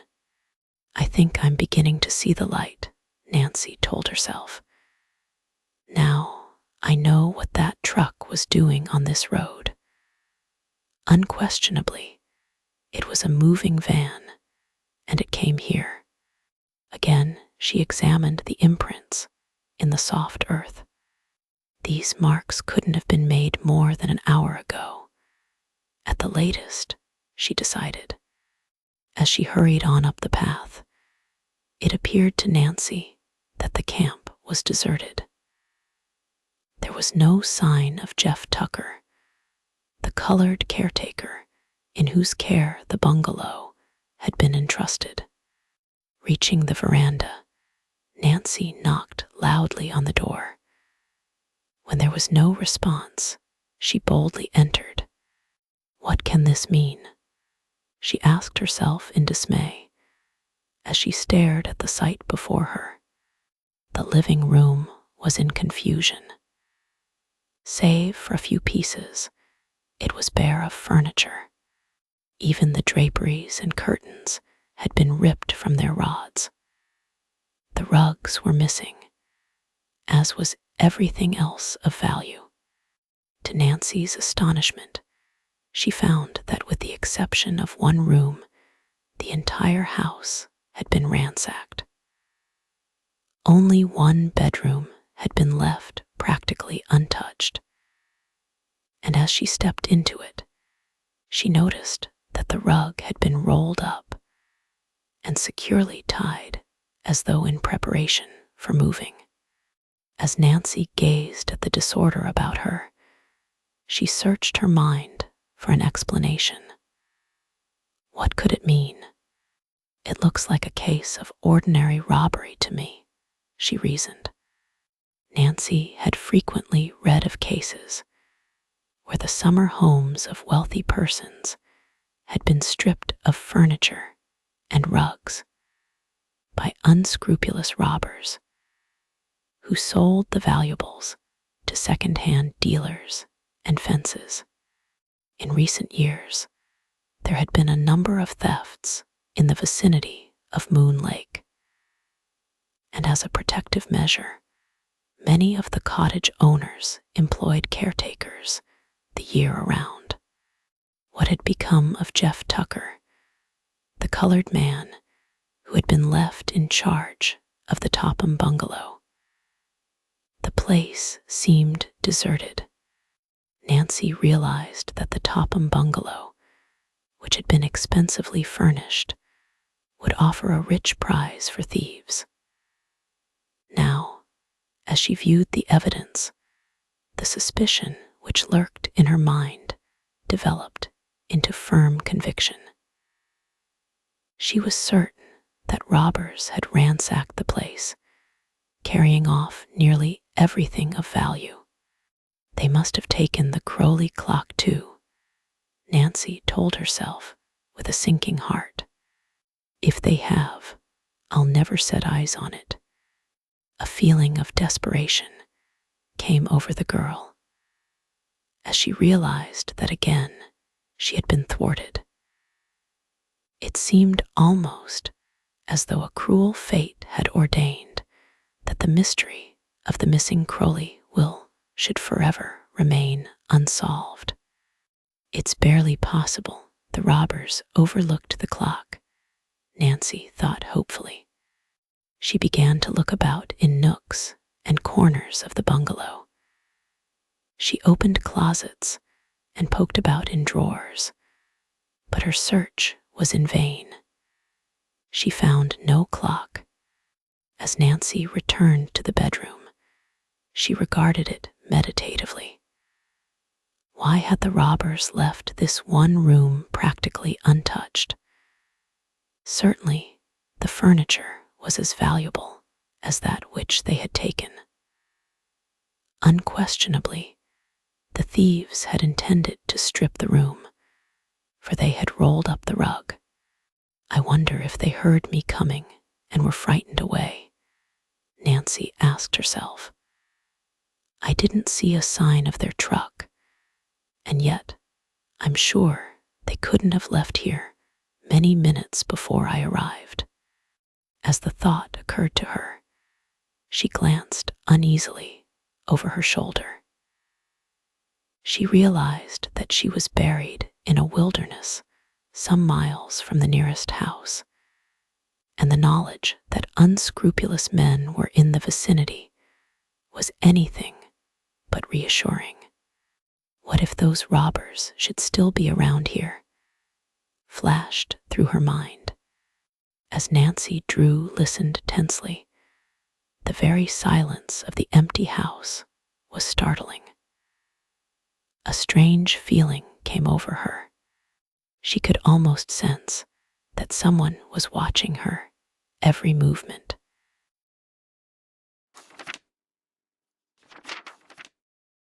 Chapter 15. A Desperate Situation. How silly of me to be afraid. Nancy Drew laughed nervously. Probably there isn't a person within miles of here.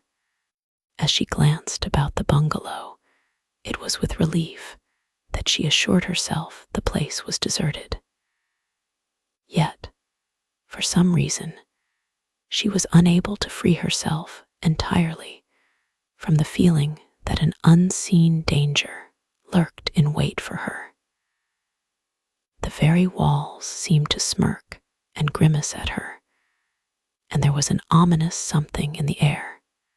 Now that Nancy felt certain that the Crowley clock had been stolen, she was anxious to get away from the Topham bungalow as quickly as possible. I'll drive to the nearest town and report the robbery to the police, she decided. Those men won't be able to travel very fast with a heavy moving van.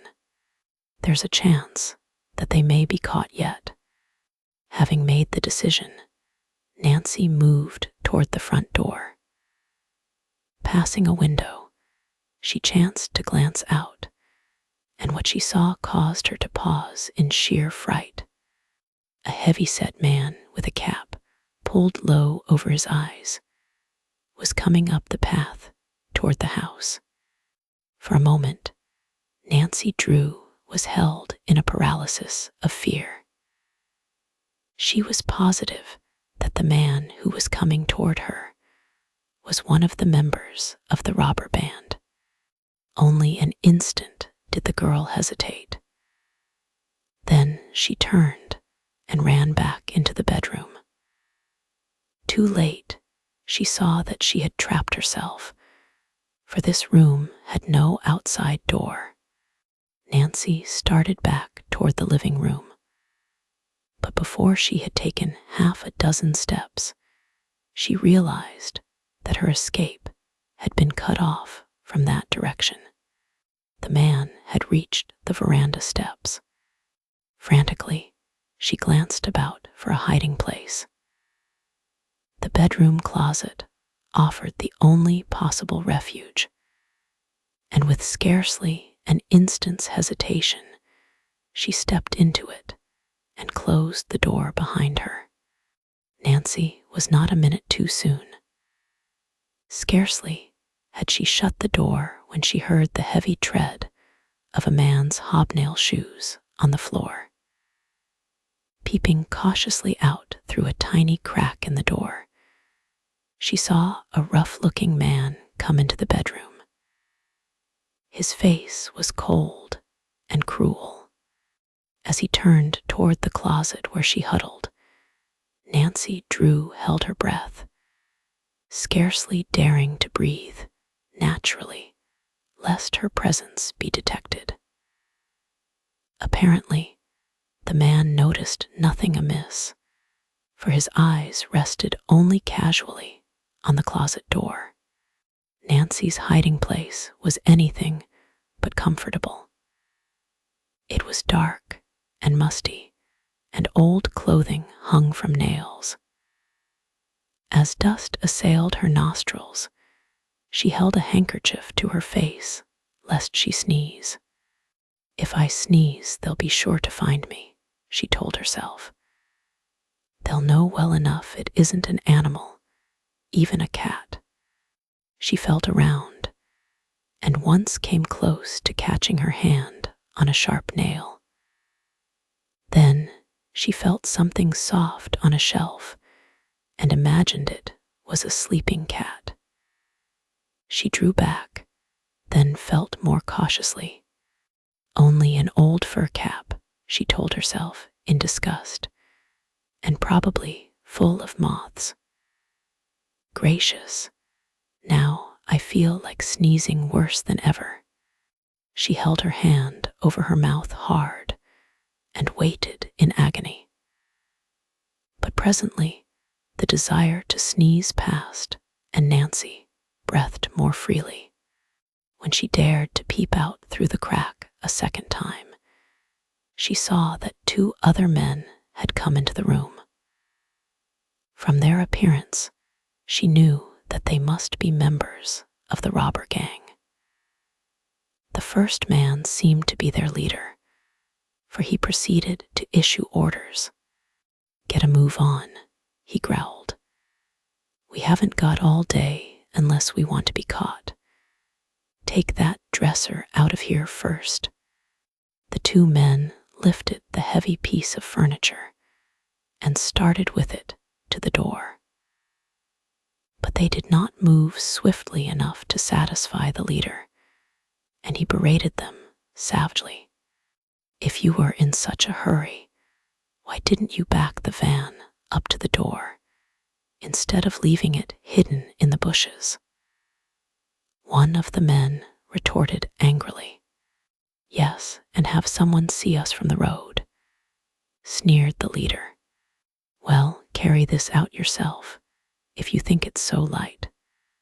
From her hiding place, Nancy Drew watched the men as they deliberately stripped the room of everything valuable. Piece by piece, they carried out the furniture, but the girl was given no opportunity to escape, for the leader of the gang remained in the room while the others made the trip to the van. "Well, I guess we have everything now," the leader muttered at last. He turned to follow his companions, who already had gone to the truck, but in the doorway paused for a last, careful survey of the room. At that fateful moment, there came a muffled sneeze from the closet. The robber wheeled about. Walking directly to the closet, he flung open the door and exposed poor Nancy, who was crouching in the far corner. Angrily, he jerked her out. "Spying on us, eh?" he snarled. Nancy Drew eyed the man defiantly. "I wasn't spying." "Then what were you doing in that closet?" "I came to see the caretaker." "Looking for him in a funny place, ain't you?" sneered the man. Nancy realized that she was in a desperate situation. The look on the robber's face frightened her. "I heard someone coming, and I was afraid," she explained lamely. "Well, it was unhealthy business that brought you here," the man told her sharply. "What did you hear in that closet?" Without giving her an opportunity to answer the question, he added with a scowl, "I warn you, this will be the last time you'll ever stick your nose in business that doesn't concern you." As Nancy saw the expression on the man's face, there was no mistaking the ugly threat. One glance assured her that she could expect no mercy.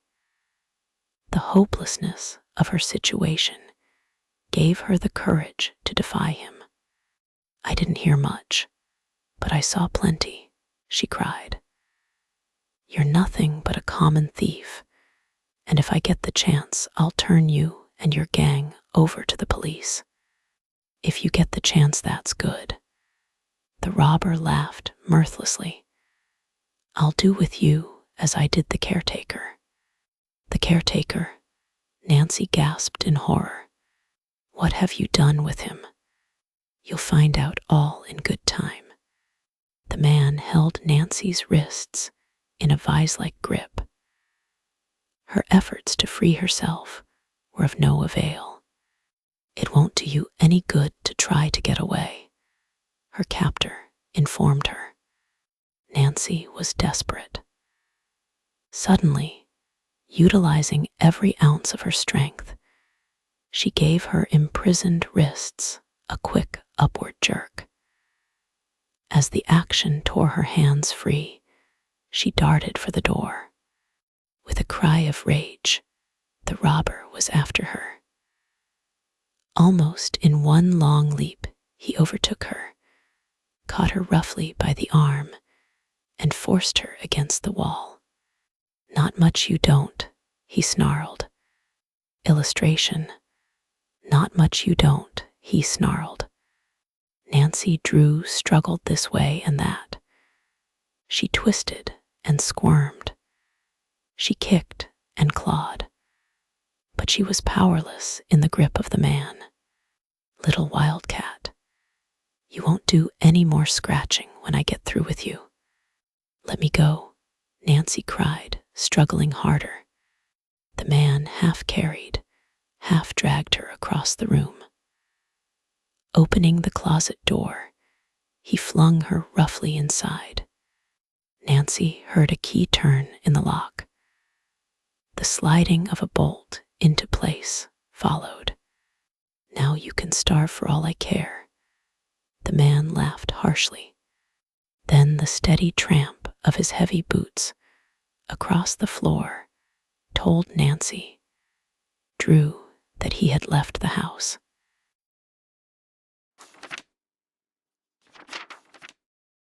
Chapter 16. Left to starve. When the sound of the footsteps had died away, Nancy Drew was overcome with panic. A feeling of desperation came over her. She realized that the robber had dared to carry out his ugly threat. He had locked her in the closet and had left her there to starve.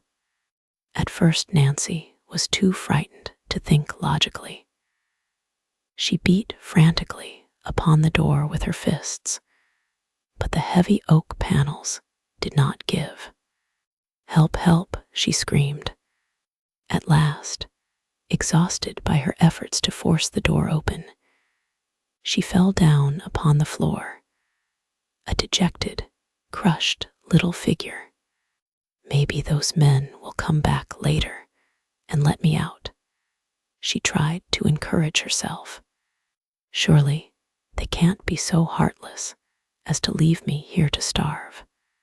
But even as the thought came to her, she heard the muffled roar of a heavy truck as it passed the Topham bungalow on the way to the road.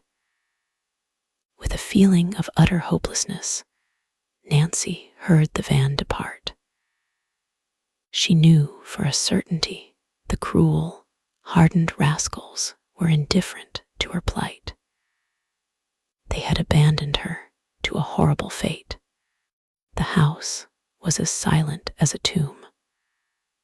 Although Nancy had little hope that there was anyone within miles of the cottage, she again raised her voice and shouted for help.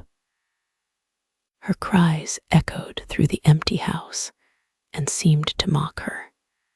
"Oh, why didn't I have sense enough to tell Helen Corning where I was going?" she thought miserably. She believed I was starting for home. The girls will never dream that I came here. And her father thought that she intended to remain at the camp for a week. He would not become alarmed over her absence until it was too late. Oh, if only she had never left her home in River Heights. Someone may find my roadster at the side of the road, Nancy reasoned, but it isn't very likely. Few persons pass this way so late in the season. What had become of Jeff Tucker, the caretaker? Certainly, she could expect no aid from that quarter.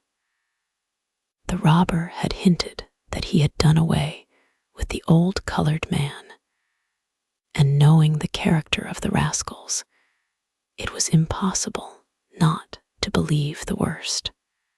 As the full significance of the situation dawned upon the girl, panic again took possession of her.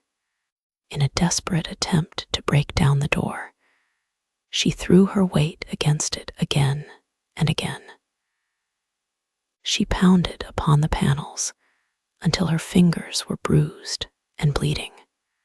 At last, she sank down on the floor to rest and tried to force herself to reason calmly. I'm only wasting my strength this way. I must try to think logically. If I don't, I'm lost. Nancy Drew recalled that she had once read that it was possible to pick a lock with a hairpin. Feeling in her hair, she found a heavy wire one and began to work at the lock. But in the darkness, she could not see, and she made little progress. After 15 minutes, she gave the task up in disgust. It's no use, she decided miserably.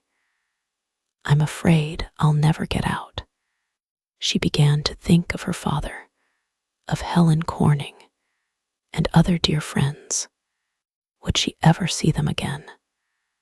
As despondency claimed Nancy, she was dangerously near tears. Resolutely, she tried to shake off the mood. This will never do, she told herself sternly. Surely, there is a way to get out of here. I must keep my head and try to think of something. After a time, as a new idea occurred to the girl, she began to rummage about in the closet, hoping that by some lucky chance she might find a tool which would help her force the lock of the door. She searched carefully through the pockets of every garment which hung from the hooks. She groped over every inch of the floor. She found nothing of value, and the cloud of dust, which was stirred up, made breathing more difficult than before. The closet had become uncomfortably warm by this time. Then, unexpectedly, Nancy's head struck something hard. Quickly investigating, she discovered a narrow wooden rod suspended overhead. Evidently, it had once been used for dress and coat hangers, as it was fastened to either wall and ran the length of the closet. If I could get that rod down, I might be able to use it to break out a panel of the door, Nancy thought hopefully.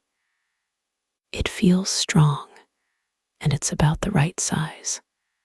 She tugged at the rod with all her might. To her satisfaction, one side gave.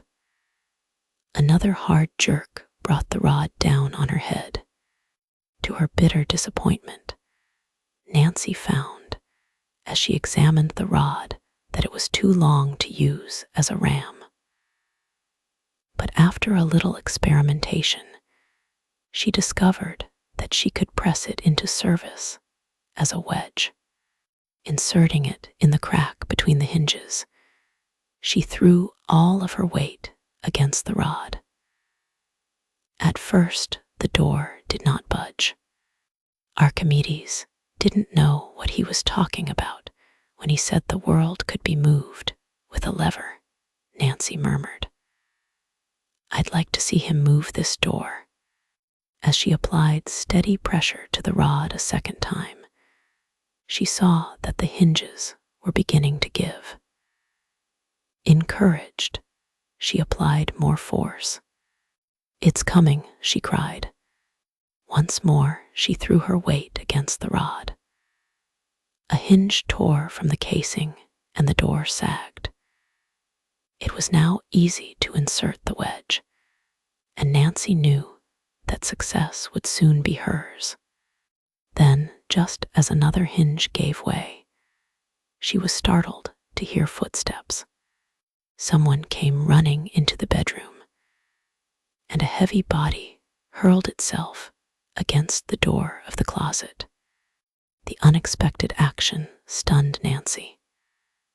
Could it be that one of the robbers had heard the noise she had made and had returned to make sure that she did not escape? She discarded the theory as quickly as it came to her.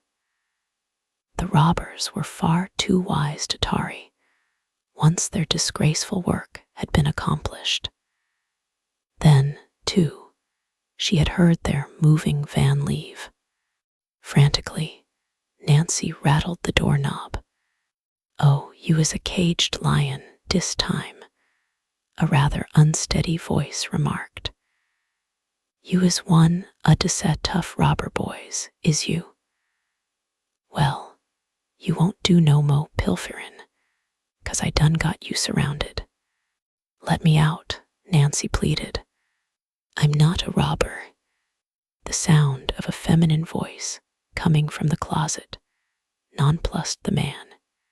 "Say, robber boy, is you imitatin' a lady's voice to tho me off to scent? If you is, it won't do no good 'cause I's a natural born, two-legged bloodhound." Nancy thought of a way to convince him.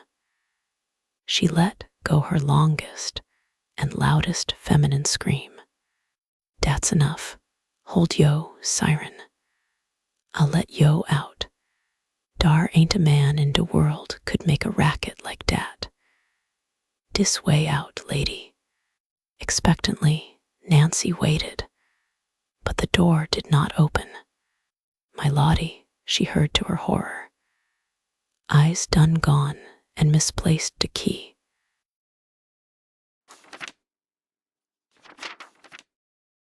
Chapter 17. Jeff Tucker's Story. There was another long wait, and then, to her relief, Nancy Drew heard a key turn in the lock, and then a bolt shot back. Quickly, she pushed the closet door open and stepped out into the light.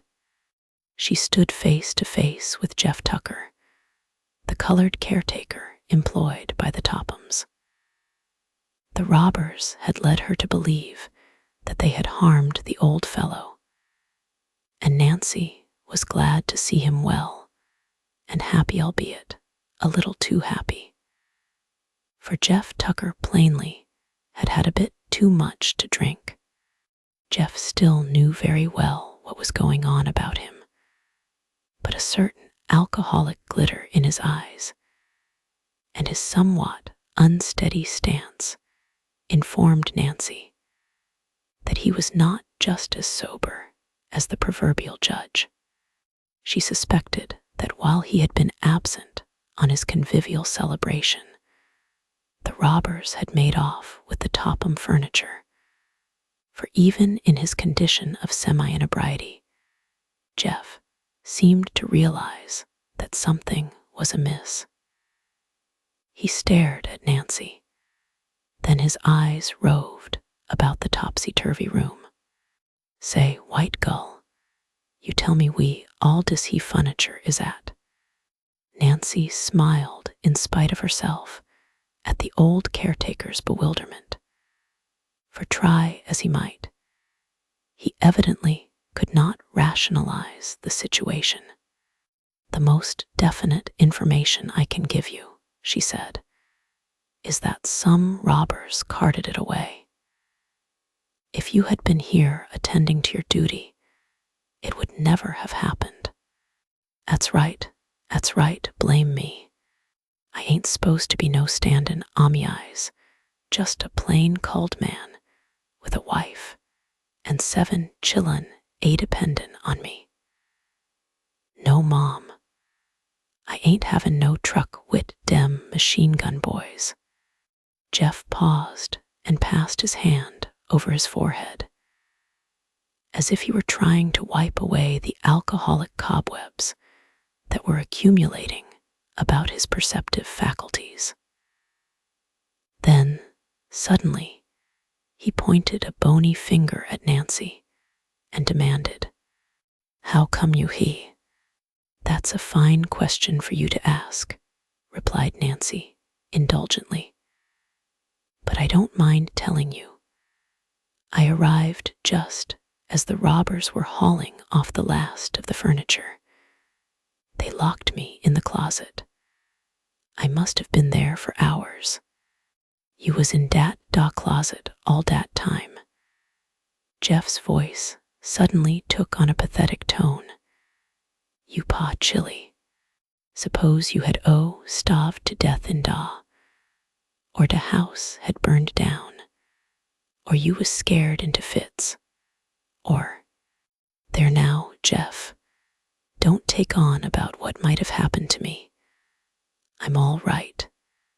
Nancy determined to try persuasion on the old fellow in order to find out what had happened to him.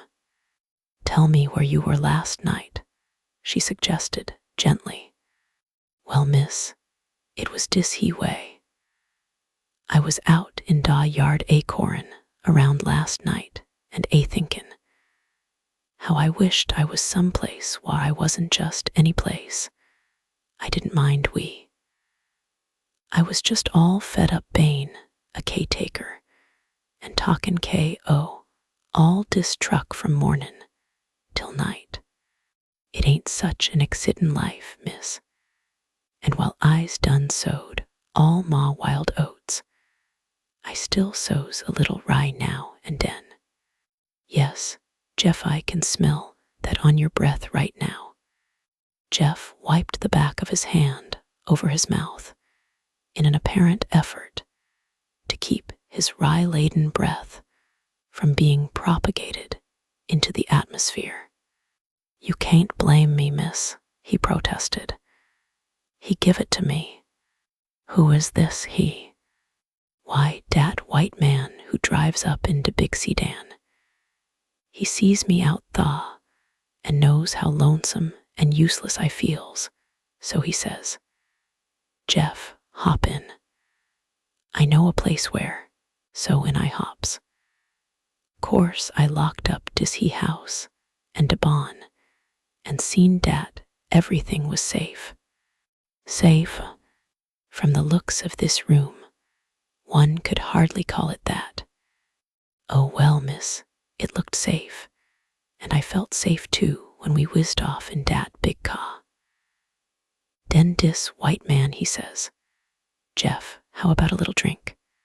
And I says, 'I don't mind, seeing it's you.'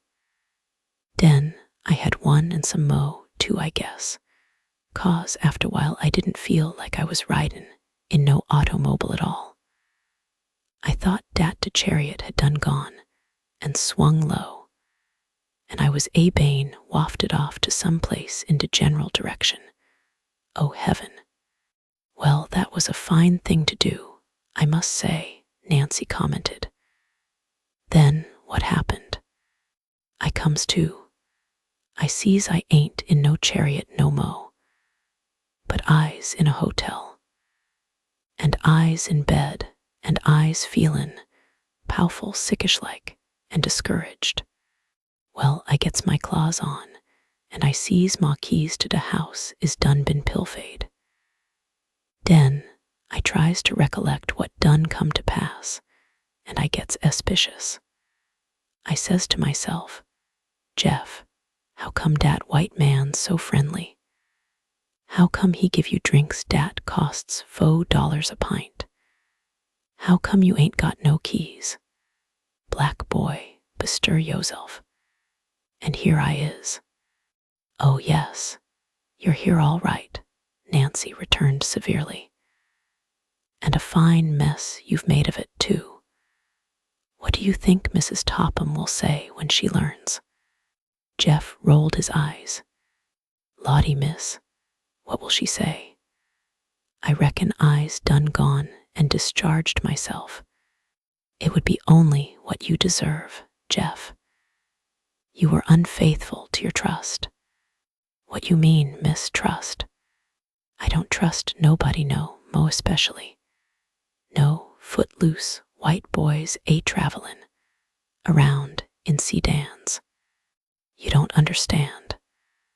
I mean, you didn't treat Mrs. Topham right in going off. I reckon you's right.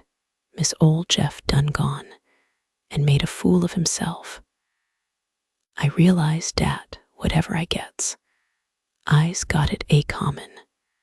A tear rolled out on Jeff's black, furrowed old cheek, and he wiped it away with his handkerchief. There, Jeff, Nancy said consolingly. Let's forget about what has been done and think about what we can do to straighten things out. I'll try to help you. We must report the robbery to the police right away. Is there a telephone in the house? No, miss, we ain't got no telephone, We always uses to RFD. Then we shall have to go to town as quickly as we can in my car. Do you suppose that you would recognize the man who enticed you away, Jeff? Say, would I 'member him? I'd recognize dat man in a Boodlega's convention. He was tall and slick-lookin', with a kind of a gimme look in his eyes. Yes, Mom, I Sua would know dat baby. Before leading the way to her roadster, Nancy drew thought of the old Crowley clock again, and all that it might mean in the solving of the mystery of the will. Jeff, as caretaker, would surely know whether or not it was in the bungalow before the robbery. Tell me something, Jeff, she said. Was there an old clock in the house at all, square-faced, mantel clock? Yes, miss, but all I ever done to it was dust it. I never wound it up to see if it would run. I's got a watch o' my own. Jeff punctuated his remarks by taking a large, silver, open-face watch from his pocket and holding it to his ear. She's done run down too. I reckon dat. I was in dat hotel when I should been tendin' to dis watch. Never mind the watch, Jeff. You're sure there was a clock in the house then?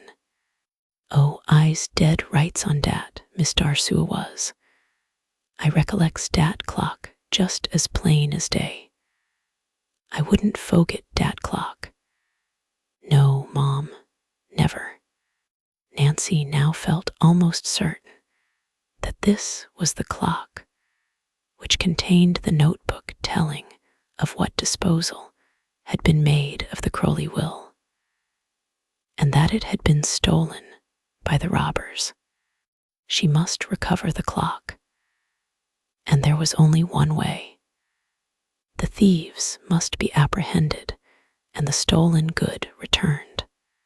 With this thought in her mind, she rushed out toward her roadster, calling to Jeff to follow. I's a common, miss, Jeff called.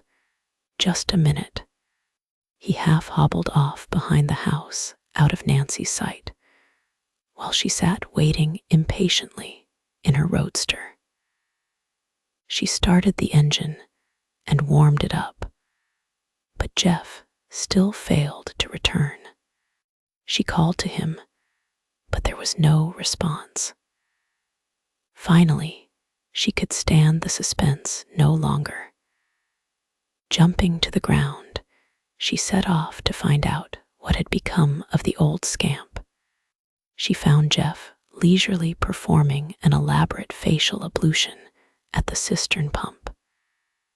He would pump his hands full of water, and then, with a great spluttering noise, dash it against his face.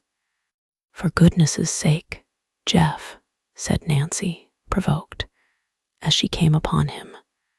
"Don't you realize I've been waiting for you? Those robbers will probably be in the next state before we even succeed in notifying the police. 'Scuse me, miss, but I's talkin' a little wash. I see you are, but can't that wait? But dis he wash is impotent. I just wants to get good and sober befo' I goes into dat police station, and dis cold water is good fo'. What ails me?" Coax, wheedle, or threaten, Nancy was unable to hurry Jeff a minute. But at last he had finished, and Nancy, with a sigh of relief, loaded him into the waiting roadster. As she stepped upon the accelerator, and the car moved slowly out onto the highway, she wondered where the old Crowley clock was now, and whether she would ever be able to recover it from the thieves.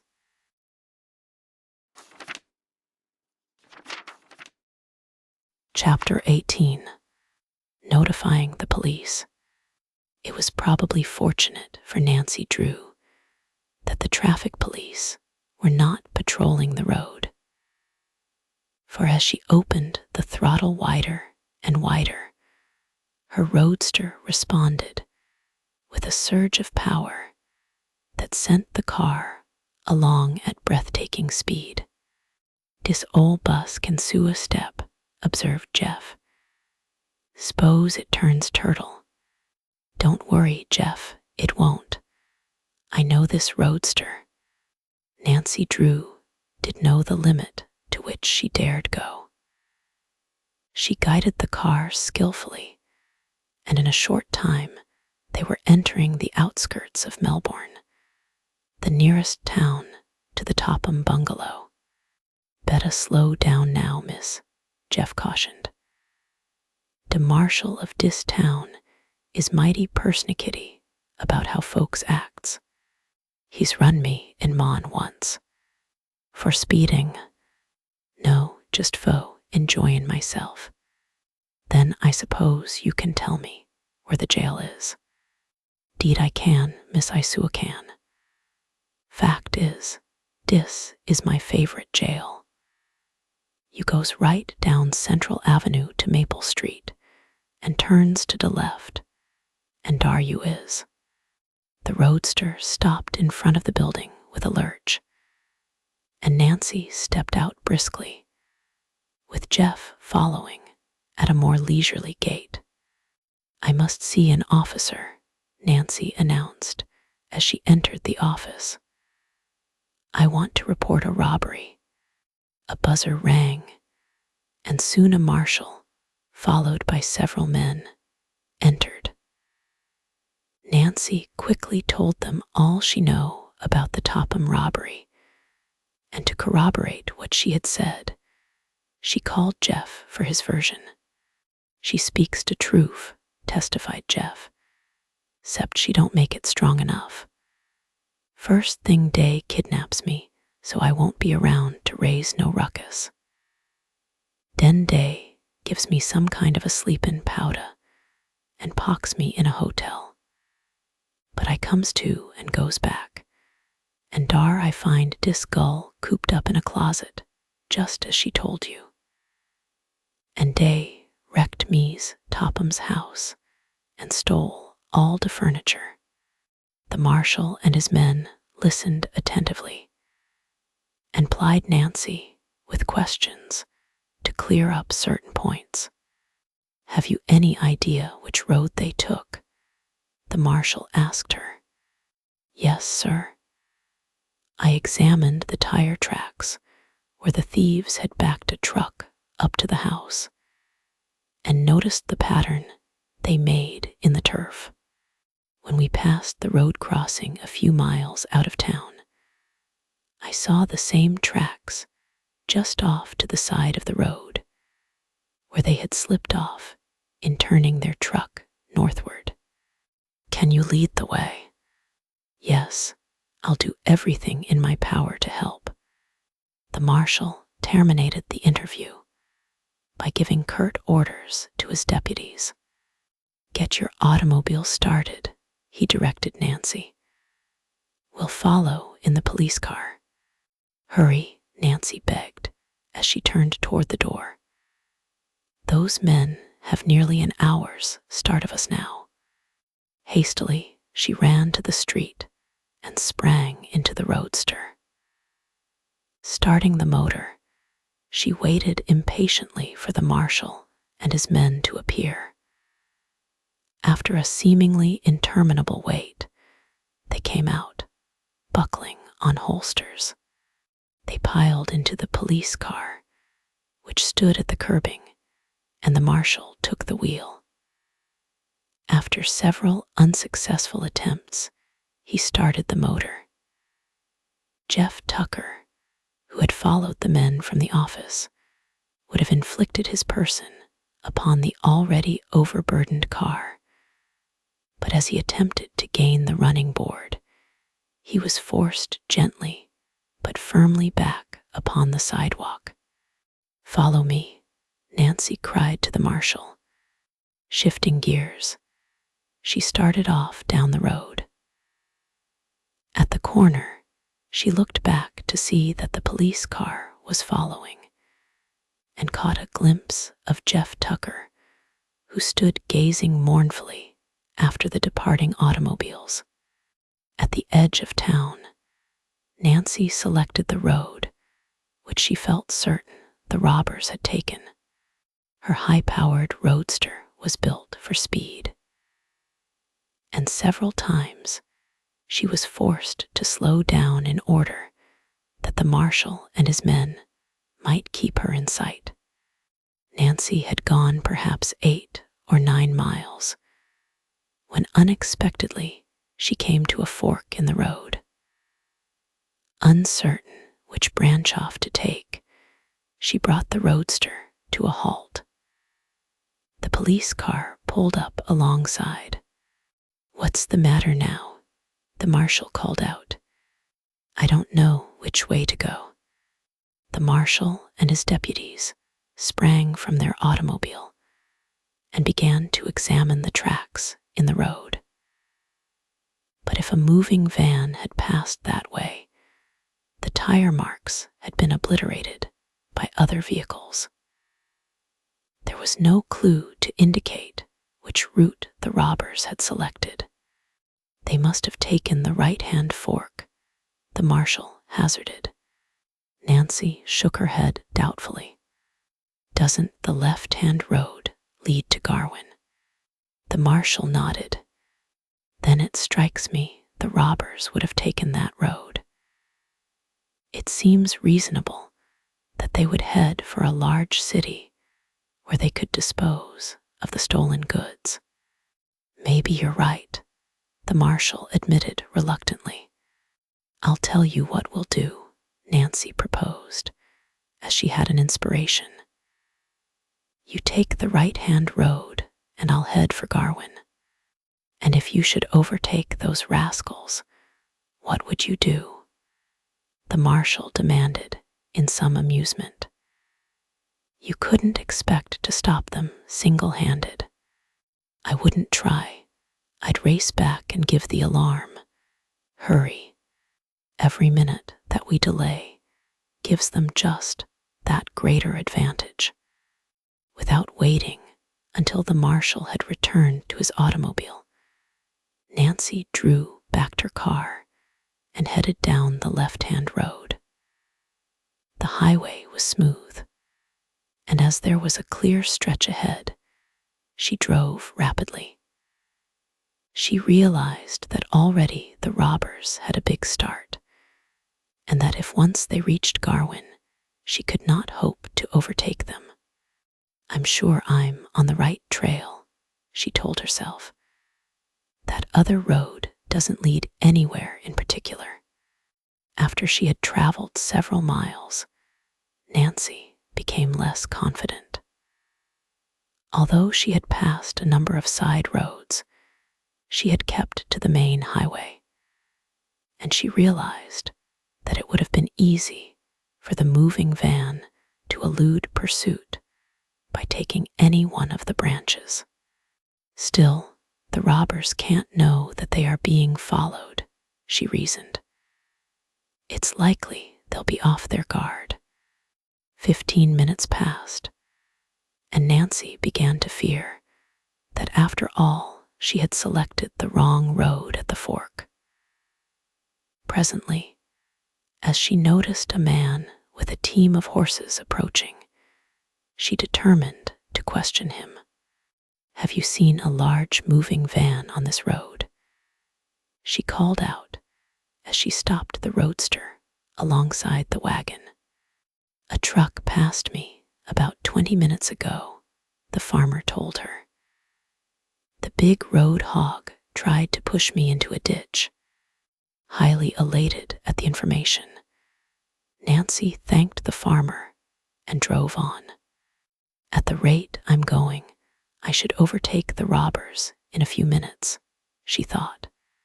"Oh, if only I could get my hands on the Crowley clock before the police confiscate the stolen goods." 10 minutes passed, and then another 10. As Nancy gazed anxiously down the road, she could see no sign of the moving van. "I've missed them somewhere," she decided, in disappointment. "There's nothing to do but go back." Nancy Drew recalled the fact that she had passed a roadhouse less than a mile back, and it occurred to her that possibly the robbers had stopped there. "I'll go back there and make inquiry," she thought. "I haven't gone by a single crossroad since I talked with that farmer. So if the robbers didn't stop at the roadhouse, I can't imagine what became of them. If they were on this road, I am certain I would have passed them by this time." Dusk was approaching, and Nancy Drew knew that if she were ever to find the robbers, it must be within the next hour. Skillfully, she turned the roadster around in the road. A few minutes of fast driving brought her within sight of the roadhouse. The place was of disreputable appearance, and Nancy suspected that it might be a bad resort to visit. It stood back from the road a short distance and was half hidden by tall trees. The building was large and rambling, but rather old and sadly in need of paint. A sign on the gate read, "The Black Horse." Beyond the inn, Nancy caught a glimpse of a garage and a large stable. She did not enter the private driveway which led to the inn, but stopped her car at the side of the road. Before starting to walk toward the roadhouse, she hesitated. "I don't like to go in there, but there's no other way," she decided. She walked briskly up the path, glancing about in all directions for a sign of a moving van. The door of the garage was closed, as was the door of the barn, and the thought occurred to her that perhaps the robbers had parked their van inside one of the buildings. As she drew near the inn, Nancy approached cautiously. As she stepped upon the veranda, coarse laughter reached her ears. She tiptoed to a window and peered inside. What she saw caused her to start in surprise. In a dingy, dimly lighted room, 3 men were seated about a table, obviously engaged in a drinking orgy. They were the 3 men who had robbed the Topham bungalow.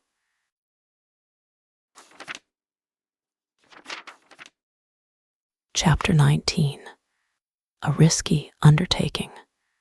I must notify the marshal at once.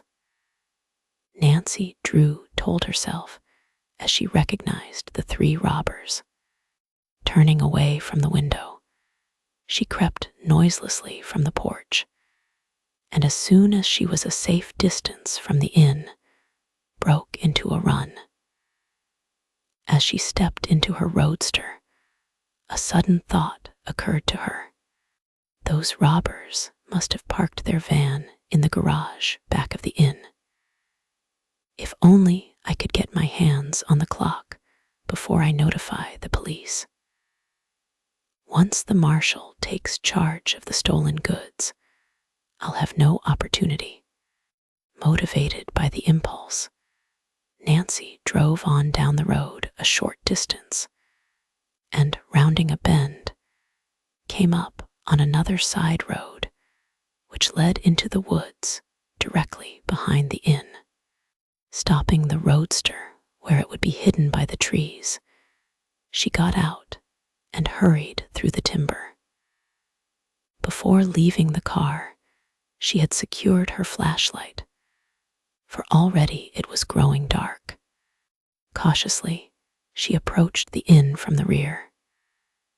Reaching the garage, she found the doors closed, but investigation disclosed that they had not been locked. She opened one of the doors and looked inside. There was no sign of a truck, only a battered old Ford car. They must have parked the van in the barn, she decided. As she opened the stable door, it squeaked in an alarming fashion. Anxiously, she glanced toward the inn, but so far as she could tell, her actions were unobserved. There was no one in sight. Flinging the door wide, the girl peered hopefully into the dark interior. A low cry escaped from her lips. There in front of her stood the moving van. "What a piece of luck," she exclaimed, as she viewed the truck which the robbers had left in the barn. "Now, if I can only find the clock." With a last cautious glance in the direction of the roadhouse, she hastily closed the barn door lest it swing in the wind and attract attention. With the doors shut, the interior of the barn was dark. As Nancy switched on her automobile flashlight and played it over the moving van, she was disappointed to note that it was a covered one. The rear doors were closed. Nevertheless, although she could not see inside, she was certain the truck contained the goods stolen only a few hours before from the Topham bungalow. Securing a firm grip on the door handle, she gave it a quick turn. To her surprise, the door did not open. With an exclamation of disappointment, Nancy turned her flashlight on it and for the first time noticed the keyhole. The robbers had locked the van. "Oh dear, now what shall I do?" she questioned frantically. "I'll never be able to break the lock." Desperately, she glanced about. She dared not remain many minutes in the barn, lest the robbers return and find her there. Yet she could not admit defeat. Perhaps the keys were left in the ignition switch, she thought hopefully. She rushed to the front of the van and clambered into the driver's seat. An examination of the dashboard did not reveal the keys hanging from the ignition switch. The robbers must have taken the keys with them, she told herself. Nancy was discouraged. She was on the point of admitting defeat when a thought came to her. Among her acquaintances, there were a number of persons who, upon occasion, hid their automobile keys under the front seat. It was barely possible that the robbers had done likewise. Nancy hastily pulled up the leather seat and looked underneath. A ray of her flashlight illuminated a small object in one corner. Eagerly, she snatched it up and saw that it was a key ring. "Luck was with me once," she murmured, as she ran back to the rear of the van. After trying several of the keys, she at last found one which would fit the lock. Turning it, she jerked open the door. As she flashed her light about inside the truck, she saw that she had made no mistake. The van contained the stolen goods, and it was loaded nearly to the top. Illustration. As she flashed her light about SHE saw that she had made no mistake. "What shall I do if the clock is on the bottom?" Nancy groaned as another problem occurred to her. "I'll never find it." Dexterously, she swung herself up on the load. She flashed the light about on chairs, tables, rugs, and boxes. There was no sign of the Crowley clock. Then the beam rested for a moment upon an object in a far corner, and with a low cry of delight, Nancy saw that her search had been rewarded. Protected by a blanket, an old-fashioned mantel clock rested on top of a center table in the very front of the van. She scrambled laboriously over odd pieces of furniture as she tried to reach the clock.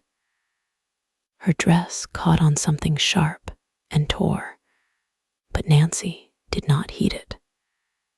She snatched at the blanket and swept the clock toward her. One glance at the timepiece assured her that it fit the description Abigail Rowan had given her. It had a square face, and the top was ornamented with a crescent. Nancy was almost certain that it was the Crowley clock, but as she stood staring at it, her keen ears detected the sound of voices outside the barn. The robbers were coming back. "I'm lost," flashed through her mind. Clutching the blanket and the clock tightly in her arms, Nancy Drew partly crawled and partly fell over objects as she struggled to get out of the truck before it was too late. She was afraid to think what would happen to her if the robbers discovered her in the van. Reaching the door, she leaped lightly to the floor. She could now hear heavy footsteps coming closer and closer.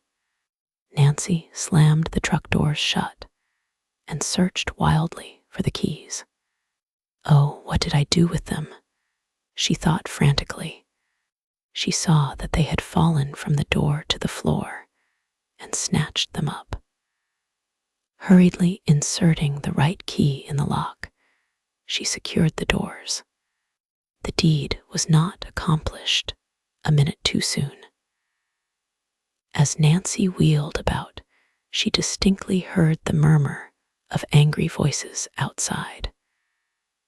The robbers were quarreling among themselves, and already someone was working at the fastening of the barn door. Escape was cut off. Nancy felt that she was cornered. "Oh, what shall I do?" she thought in despair.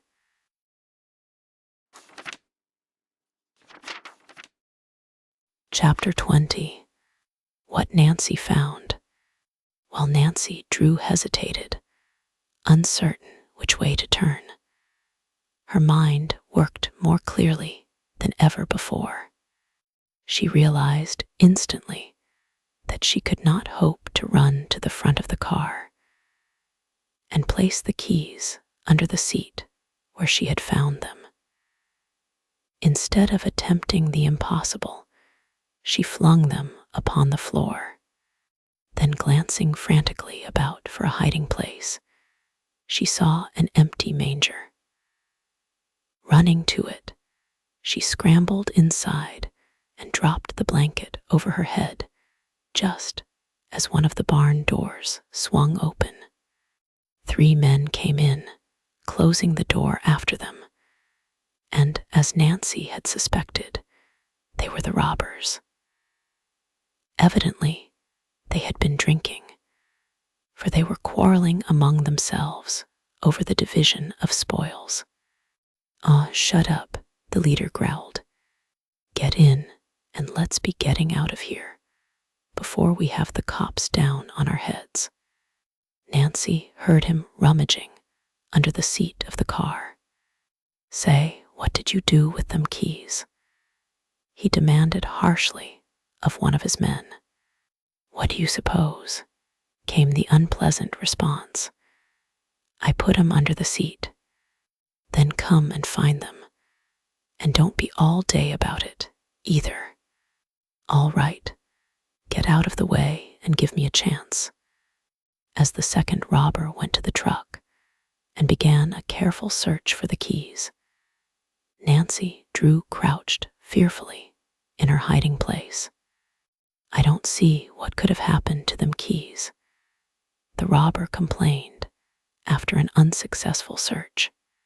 "I put 'em right under this seat. Say, if you've lost M." The leader did not finish the threat, for at that moment the third robber stooped over and picked up something at his feet. "Here they are on the floor. You must have put 'em in your pocket and dropped 'em out." "I didn't," the other retorted. "I never had them keys in my pocket." The robbers were in a quarrelsome mood and would have engaged in a battle then. And there had not the leader interposed. "Say, cut out the comedy. We ain't got no time for a fight unless we want to land behind the bars. And if we do, it will be your fault. You left that girl to starve."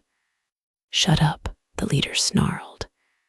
He rattled the rear door of the van and found it locked. "There's no harm done this time. No one has meddled with the truck. Now get in before I give you a swift kick." After a few more angry words, the 3 robbers climbed into the front seat and started the engine. Due to their inebriated condition, they had overlooked the barn doors, and before the van could be backed from the building, it was necessary for one of the men to get out and fasten them back. In relief, Nancy watched the men go. The moment they were a safe distance from the barn, she scrambled out of the manger. She paused long enough to make certain that the van had taken the road to Garwin. Then, clutching the precious clock in her arms, she turned and ran. As Nancy darted into the woods, she cast an anxious glance over her shoulder, but to her intense relief, she saw that she was not being followed. There was no one to be seen in the vicinity of the roadhouse, and the big moving van was proceeding slowly on its way toward Garwin, the occupants oblivious that their whereabouts had been discovered. "I had a narrow escape that time," Nancy told herself as she ran. "I hate to think of my fate if I had been discovered." She chuckled softly at her own bravado and clutched the mantel clock more tightly in her arms. Oh, well, it was worth the risk I took. It was dark in the woods, and Nancy could see only a few feet ahead of her. To her chagrin, she discovered that she had left her automobile flashlight somewhere in the barn, probably in the manger. There was no time to go back after it. Confident that her sense of direction was good. She plunged through the bushes toward the place where she had parked her roadster. I'm sure the clock is the right one, she thought. Now, if it only contains Josiah Crowley's notebook. In the timber, there was insufficient light for her to examine the clock, but from the hasty glance she had given it in the barn, she was almost certain it was the timepiece Abigail Rowan had described to her. If the old woman's story was correct, she would find Josiah Crowley's notebook inside. Reaching the roadster and finding it exactly as she had left it, the girl sprang inside. I'll go for the police as fast as I can and send them after the robbers, she decided. The Tophams don't deserve any consideration. But I couldn't be mean enough to sit quietly by and let them lose their household goods. Then, as she was about to start the motor, her glance fell upon the Crowley clock which she had placed on the seat beside her. She was fairly overcome with curiosity to learn what it would reveal. As she hesitated, she found it impossible to resist the temptation of investigating it immediately, even at the cost of a few minutes' delay. Impulsively, she opened the glass door and ran her hand around the walls. There was nothing inside. Gone, Nancy groaned. Could it be that the Tophams had discovered the notebook, only to destroy it? Nancy discarded the thought as quickly as it came to mind, for she recalled the conversation she had overheard between Ada and Isabel. No, they were as ignorant as herself concerning the location of the will. It was more likely that Abigail Rowan had been confused in her story. After all, she had not declared that the notebook would be found inside the clock. Nancy had made the deduction herself. I was almost certain I'd find the notebook, she murmured in disappointment. It must be here somewhere. Turning the clock upside down, she gave it a hard shake. Something rattled. Hopefully, she repeated the action. Unquestionably, there was something bulky inside. It must be the notebook, Nancy thought in excitement. Unless I'm wrong, it's behind the face. How can I get it off? After a vain attempt to remove the heavy cardboard face with her fingers, she lifted the automobile seat and found a small tool with which she could pry. It then required but an instant to remove the two hands of the clock and jerk off the face. As the cardboard fell to the floor, Nancy peered hopefully inside and gave a low cry of delight. Eureka! There, at one side of the clock, attached to a hook in the top, dangled a tiny blue notebook.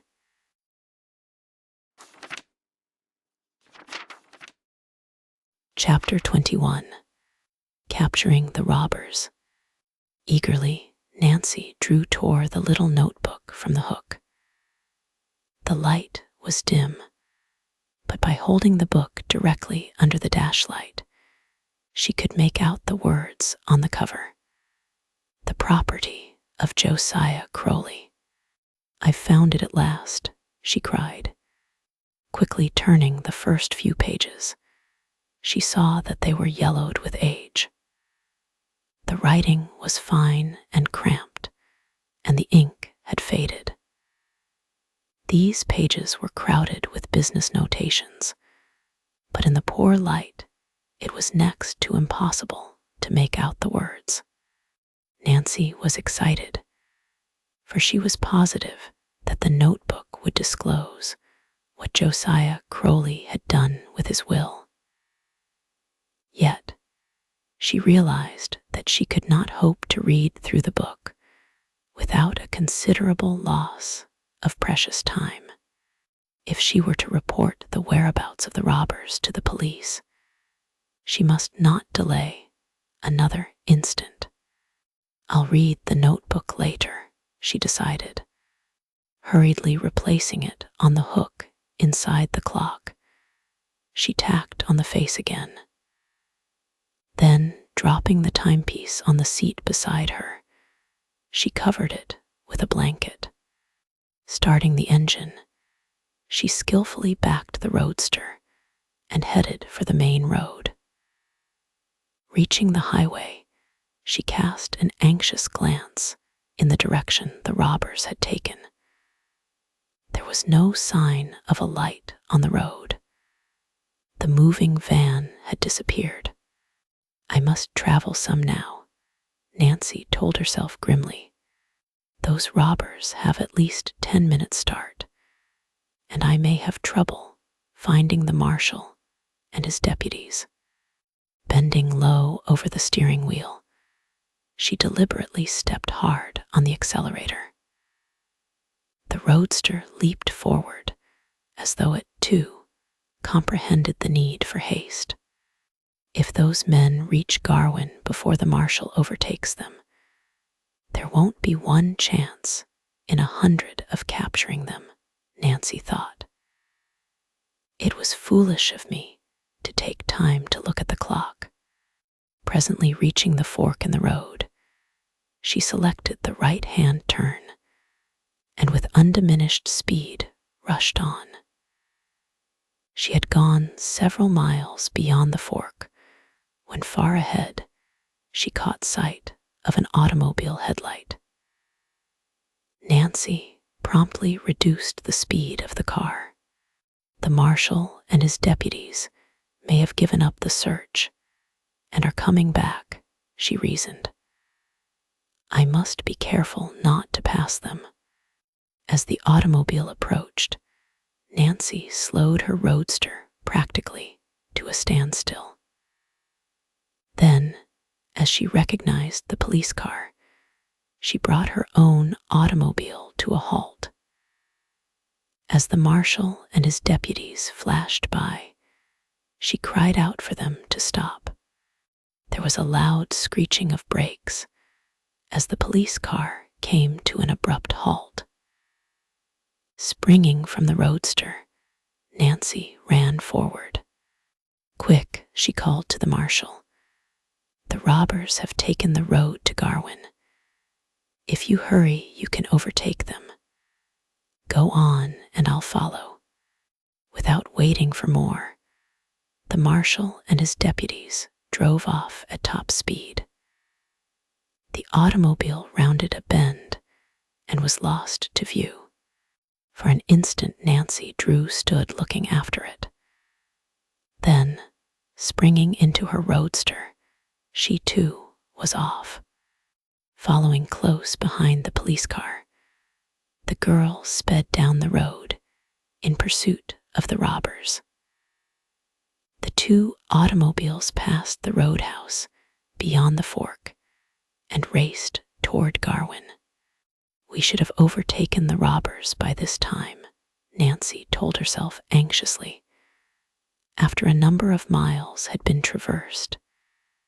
And still, there was no sight of a moving van. They can't have gone very far. 10 minutes passed. Then, unexpectedly, she caught a glimpse of a red tail light on the road far ahead. It must be the van, Nancy thought. The light doesn't appear to be moving fast enough for an automobile. Evidently, the marshal and his deputies were of the same opinion, for at that moment the police car slowed down.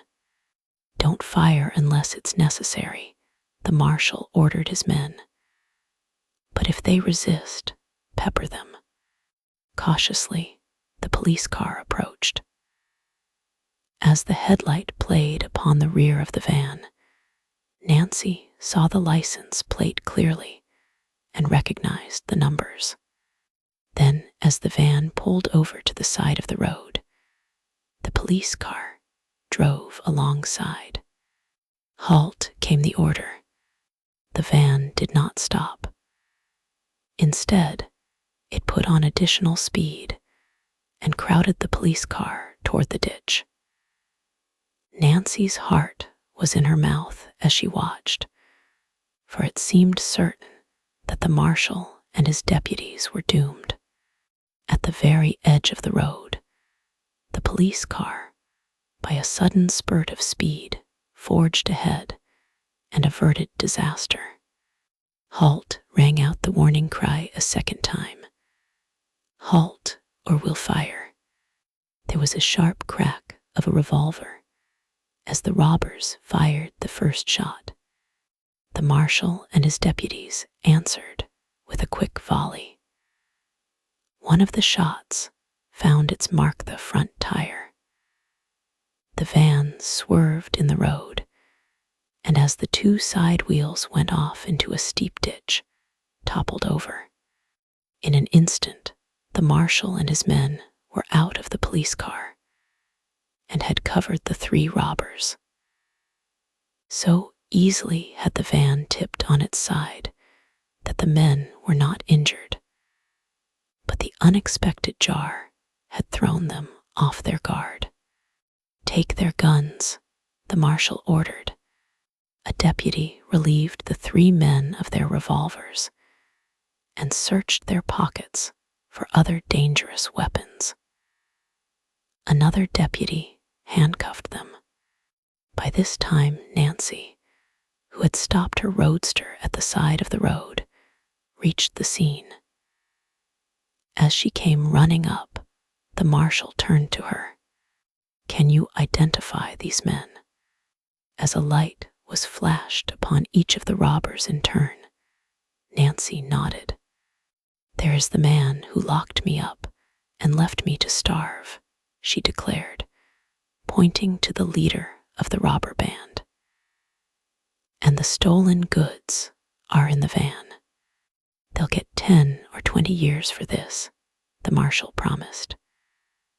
"We'll hold them on several charges.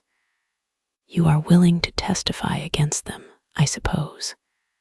"Yes, if it is necessary," Nancy promised reluctantly. "But I don't live in this county, and I'm anxious to get home right away." "It seems to me you have enough evidence to convict them." "Well, if you don't want to, I guess there's no need for you to go back with us," the marshal admitted. "I'll take your address, and if your testimony should be required later, I'll get in touch with you." As Nancy told the marshal her name and address, he glanced at her with new interest. "So you're the daughter of Carson Drew. I see you're following in his footsteps. Starting in young, aren't you?" Nancy laughed. "It was only an accident that took me to the Topham bungalow at the critical moment," she protested modestly. "I don't deserve any credit for the roundup. Not many girls would have used their brains the way you did," the marshal observed. "Unless I'm mistaken, these robbers are old hands at the game. They have been plying their trade around Moon Lake for a number of seasons. The residents will be mighty grateful for what you've done. And that Mrs. Topham you spoke of, she ought to give you a liberal reward for saving her household goods." Nancy shook her head. "I don't want a reward. Just the same you've earned one," the marshal insisted. "If you're shy about blowing your own horn, I'll take it up with this Mrs. Topham myself." "You don't know her as well as I do," Nancy remarked. "She'll not offer a reward, and even if she did, I wouldn't accept it. In fact, I must ask you not to mention my name to her at all. You don't want any credit for capturing the robbers." The marshal gasped in astonishment. "No, I would prefer that my name not be mentioned in connection with the affair. I have a particular reason for making the request." "Well, you're a queer one," the marshal remarked. "You're the first person I ever saw who didn't want to take all the glory that was coming to him. You'll not mention my name." "No, I'll keep it mum," the marshal promised. "And if you're anxious not to figure in the case, I guess we can get along without your testimony." He turned toward the moving van. "I'll just have a look inside and see if everything is here." Taking the keys, which one of the deputies had turned over to him, the marshal unlocked the rear doors of the van and carelessly glanced inside. "It's all here," he announced. Nancy smiled and thought of the clock, which at the moment was hidden under a blanket in her roadster, less than a dozen yards away. "Let's be getting away from here," the marshal directed briskly. He singled out one of the deputies. "You stay here and guard the stolen goods until we can send another truck after it. I'll see to it that these robbers land behind bars, and then I'll come back." "Just a minute," Nancy interposed, as the marshal was about to escort the 3 robbers to the police car. "I want to ask a few questions." She turned to the leader of the robbers. "It was you who stole the keys from Jeff Tucker after getting him drunk, wasn't it?" "What if I did?" the robber growled. "I wish I'd finished him." Unceremoniously, the 3 prisoners were crowded into the police car. One of the deputies took the steering wheel, and another stood on the running board, covering the robbers with his revolver.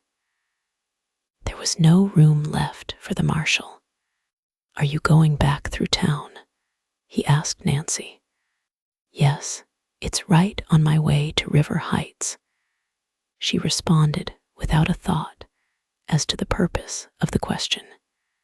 "Then, if you don't mind, I'll ride back with you." "There isn't room in the police car." Why, of course," Nancy stammered. At once she thought of the clock, which she had left on the seat of the roadster. What if the marshal should discover it? Even as the thought came to her, the marshal started toward the roadster.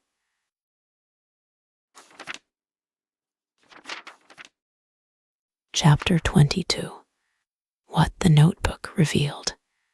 "Just a minute," Nancy Drew stammered as she darted toward the roadster, blocking the marshal's path.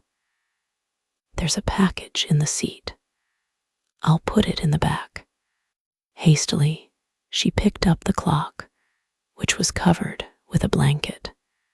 "Never mind that," the marshal interposed. "I can hold it." "Oh, it's no trouble to put it in the catch all at the back," Nancy assured him. "Then it will be out of your way." Before the man could offer to do it for her, she had carried the clock to the rear of the car. Lifting the cover, she placed it on the floor. During the ride back to town, Nancy Drew was anything but easy in her mind. But she gave no indication that she was nervous.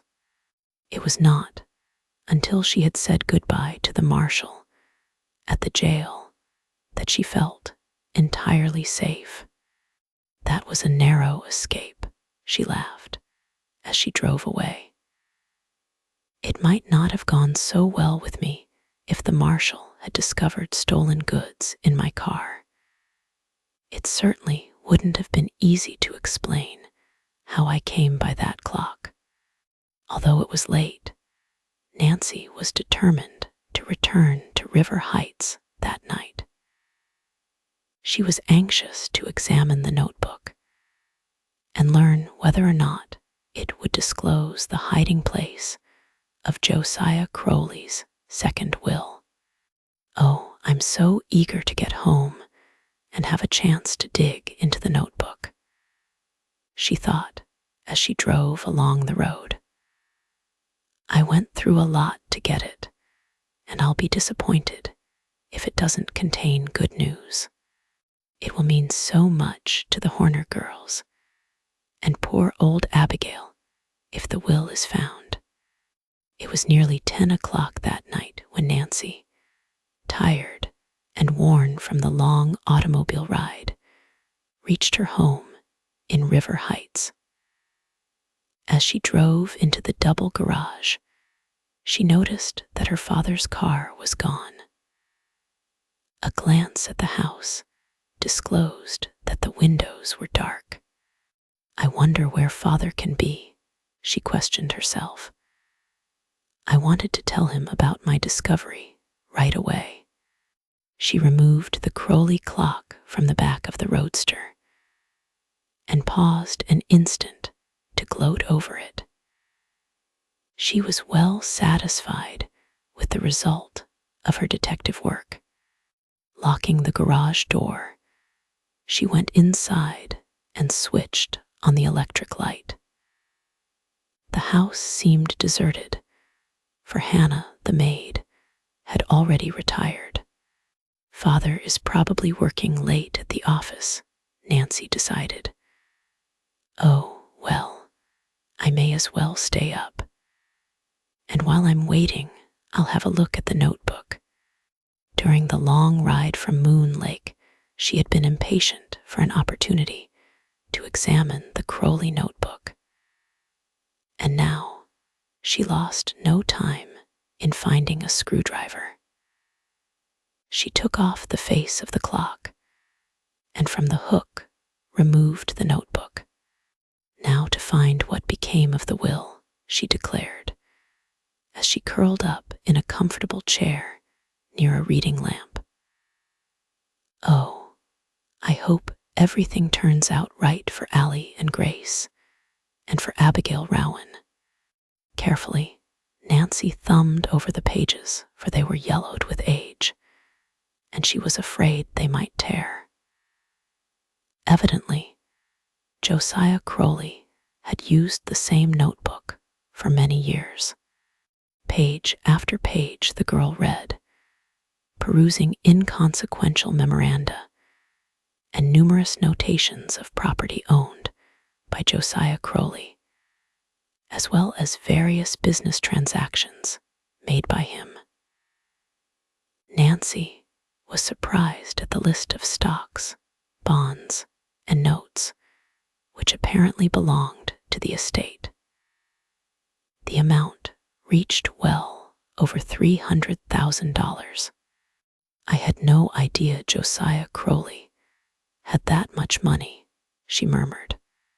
After a time, she grew impatient of the seemingly endless list, and skipping many pages, turned ahead. Suddenly, the phrase, "my will," caught and held her attention. Eagerly, Nancy pounced upon it and began to read.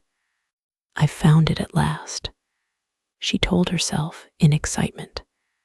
The notation was brief and written in Josiah Crowley's cramped hand.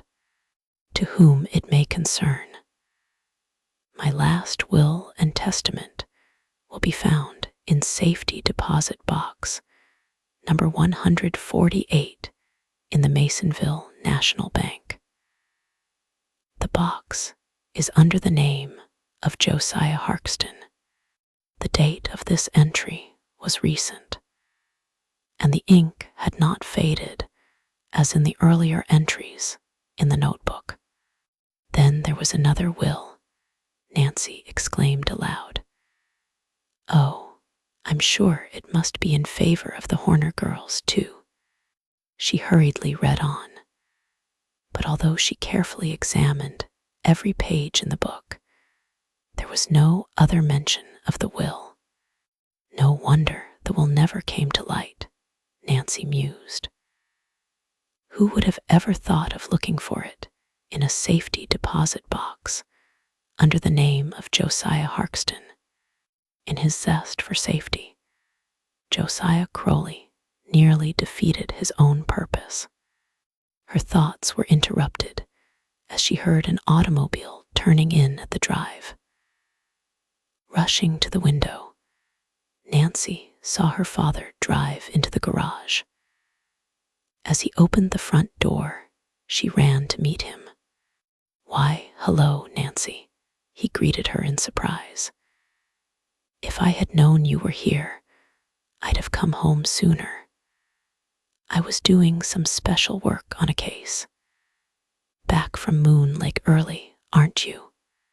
"Yes," Nancy admitted, trying to hide her excitement. But for a good reason.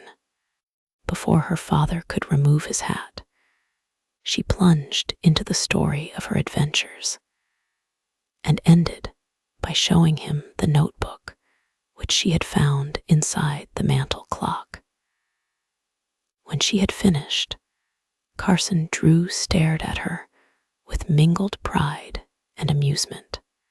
"You're a regular detective, Nancy. You're making fun of me." Carson Drew's face sobered. "No, I'm proud of what you've done, Nancy. I couldn't have done better myself, perhaps, not so well.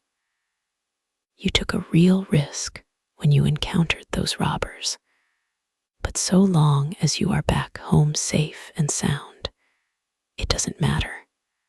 The Tophams aren't going to thank me when they find out what I have done.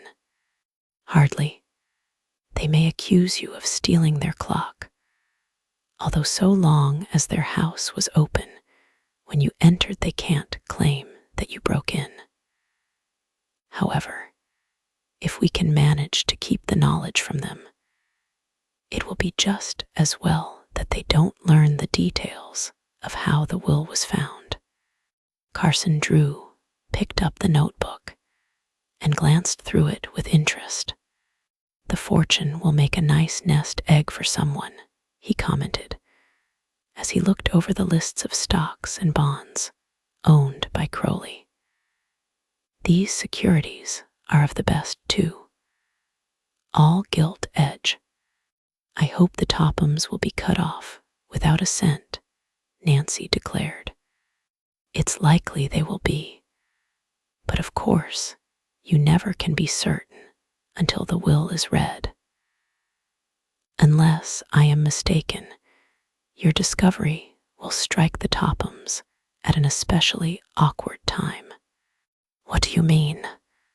"Well, there's a rumor going the rounds to the effect that Richard Topham has been losing heavily in the stock market this last month.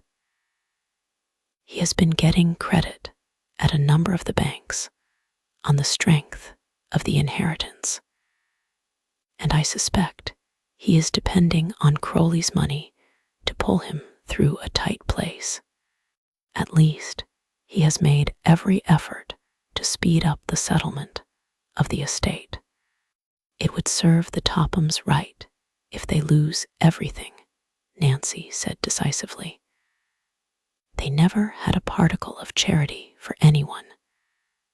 They would let their relatives starve before they would help them." Carson Drew glanced again at the notebook in his hand. "Now that you have found this, the thing to do is locate the will at once before Richard Topham gets wind of what is up," he advised. "We want to administer the coup de grace before the Tophams have a chance to get the fortune into their hands. Once the estate is settled, it will not be easy to wrest it away from them." "I'd like to turn the matter over to you," Nancy responded promptly. "I'm not familiar with legal procedure, and you know exactly what should be done." I'll be glad to help you if I can, Nancy. The first thing, of course, is to get our hands on the will. That should be easy. We can drive over to the Masonville National Bank the first thing in the morning. Yes, but we haven't authority to open the safety deposit box. It may be necessary to get a court order, Carson Drew reminded his daughter. That's so. I hadn't thought of that. But you can manage it, can't you? Carson Drew chuckled. Well, I know the judge. Yes, I think I can arrange it all right. I'll tell him I am acting as counsel for the Horner girls. I really am, because I promised I'd help them if I could. I'm sure everything is going to turn out just as I hoped. Nancy cried enthusiastically. The deserving relatives will get the money, and the Tophams will be left out in the cold. Abigail Rowan will be able to have the medical attention she needs, and Allie and Grace will be fixed for life. Don't build your hopes too high, Carson Drew advised her wisely. There may be a slip, you know. We may fail to find the will in the deposit box, and of course, there is a chance that Josiah Crowley didn't dispose of the fortune as it was expected that he would. If I were you, I wouldn't say anything to the Horner girls until we are certain. I won't, Nancy promised, as she turned toward the stairs. But I can't help hoping. I'm going to bed now and get a good night's rest. Then, tomorrow, we'll start off on the big adventure. Oh, I can scarcely wait to find out what the will contains. Halfway up the stairs, she hesitated, and then returned to the living room and picked up the notebook which rested on the table. After all I've gone through to get my hands on this, I'm not going to take any chances, she laughed. Tonight, I'm going to sleep with it under my pillow.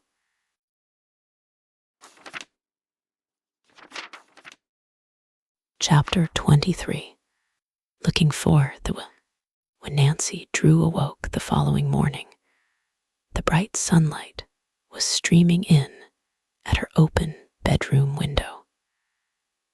As her eyes turned toward the little clock on her dresser, she was alarmed to see that it was after 9 o'clock. How could I oversleep on a morning like this? She asked herself. Quickly running her hand under the pillow, she brought out the Crowley notebook and surveyed it with satisfaction. Oh, what a surprise the Tophams are going to get, she chuckled softly. Hastily dressing, Nancy hurried downstairs. She found that her father had already left for the office. Oh dear, she thought. I wonder if he forgot. At that moment, Hannah appeared from the kitchen, bearing a plate of crisp, steaming waffles. Your father said I was to tell you to go to his office just as soon as you finish your breakfast, she informed Nancy. He said you were to bring your notebook. My notebook, oh, yes, I know what he meant. It won't take long to eat breakfast, she predicted, as she seated herself at the table. After a hasty meal, she climbed into the roadster and drove to her father's office. She found him alone in the inner office. I'm sorry I overslept this morning, Nancy apologized. Have I kept you waiting? Not at all, her father assured her pleasantly. I told Hannah not to awaken you because I knew you needed rest after your hard day yesterday. And anyway, we couldn't do anything about the will without an order from the court. Did you get it? Yes, I saw the judge early this morning. After explaining everything to him, he gave me the paper. I have it here. Carson Drew tapped an inside pocket. I brought the notebook with me. You wanted it, didn't you? Yes, I thought it might be necessary to show it to the judge, but we won't need it now. However, it may be well to put it in the safe. I'll do it now. Carson Drew took the notebook from Nancy, and after placing it inside a small safe, closed and locked the door. When shall we start for Masonville? Nancy asked somewhat impatiently. Right now, if you are ready. After leaving a number of instructions with his private secretary, Carson Drew followed his daughter from the office. He took his place beside her in the roadster. I'll never get over it if we don't find the will, she declared, as they drove along. A flush of excitement had tinted her cheeks, and her eyes were bright. You must remember one thing, Nancy, returned her father calmly. Crowley was a queer character and did things in a queer way. So the will may be there, and again, it may not be. Perhaps he left only further directions in a box. I remember one case in Canada many years ago. An eccentric Frenchman died, and he left directions to look in a trunk of old clothes. In the pocket of a coat were found further directions to look in a closet of his home. There his family found directions to look in a copper boiler. The boiler had disappeared and was finally located in a curiosity shop. Inside, on the bottom, was pasted what proved to be a word puzzle. The old Frenchman's heirs were about to give up in despair when a puzzler solved the puzzle, and the man's bag of gold was found under a board in his bedroom. Oh, but they found it anyway, breathed Nancy. The trip to Masonville was quickly accomplished, and in a short time, Nancy stopped the roadster in front of the Masonville National Bank. You may as well come too, Carson Drew said, as Nancy hesitated. Parking the car at the curbing, the two entered the bank. Mr. Drew offered his professional card and asked to see the president. After a few minutes' wait, they were ushered into a private conference room. An elderly man arose to greet them. The introductions accomplished, Mr. Drew hastened to state his mission. Before he could finish the story, the bank president cut him short. I am afraid you have come to the wrong place. To my knowledge, we have never had dealings with a man by the name of Josiah Crowley. Perhaps you did not know him by that name. I believe he had a deposit box here under the name of Josiah Harkston. Josiah Harkston, the banker repeated thoughtfully. It seems to me we have been trying to get in touch with a man by that name. If I remember correctly, the rent on his safety deposit box has not been paid for some time. If you will wait a moment, I will find out. The banker left the room. He returned in a few minutes with a sheet of paper in his hand. According to our record, a Josiah Harkston rented box 148 from us. But the past year, the rent has not been paid. Here is his signature, if you care to look at it. Eagerly, Nancy and her father examined the sheet of paper which the banker handed them. At a glance, they saw that the writing was in the cramped hand of Josiah Crowley. It may be that Crowley and Harkston were the same person. As you say, the banker continued. But we have no authority to permit you to examine the contents of the safety deposit box. I have an order from the court, Mr. Drew said quietly. Oh, that is different. The banker's attitude underwent a sudden change. May I see the document, please? Certainly. Mr. Drew removed the paper from his pocket and handed it to the banker. After examining it for a minute, the president returned it. You find it satisfactory? Mr. Drew asked. Perfectly. You are welcome to open the safety deposit box, of course, in the presence of a bank official. I suppose you have the key. Nancy's face fell. She had never once thought of the key. We have no key, Mr. Drew admitted. Isn't there one in the bank which will fit the box? He knew some small banks had this. No, we did away with that when we got our regular vault, said the banker. But wait a minute, he added suddenly. I think I can help you out. He disappeared into another part of the bank and presently came back, holding up a sealed envelope. That man had 2 keys for his box, and he left one here in my possession, sealed up, as you can see. As you have a court order, I feel you are entitled to this key. And he handed the envelope to Mr. Drew. The envelope was marked with Josiah Crowley's assumed name, also the number of his box. It contained a small, flat key, nothing more. Now we will go to the boxes, said the bank official. Nancy and her father followed the president into the main part of the bank.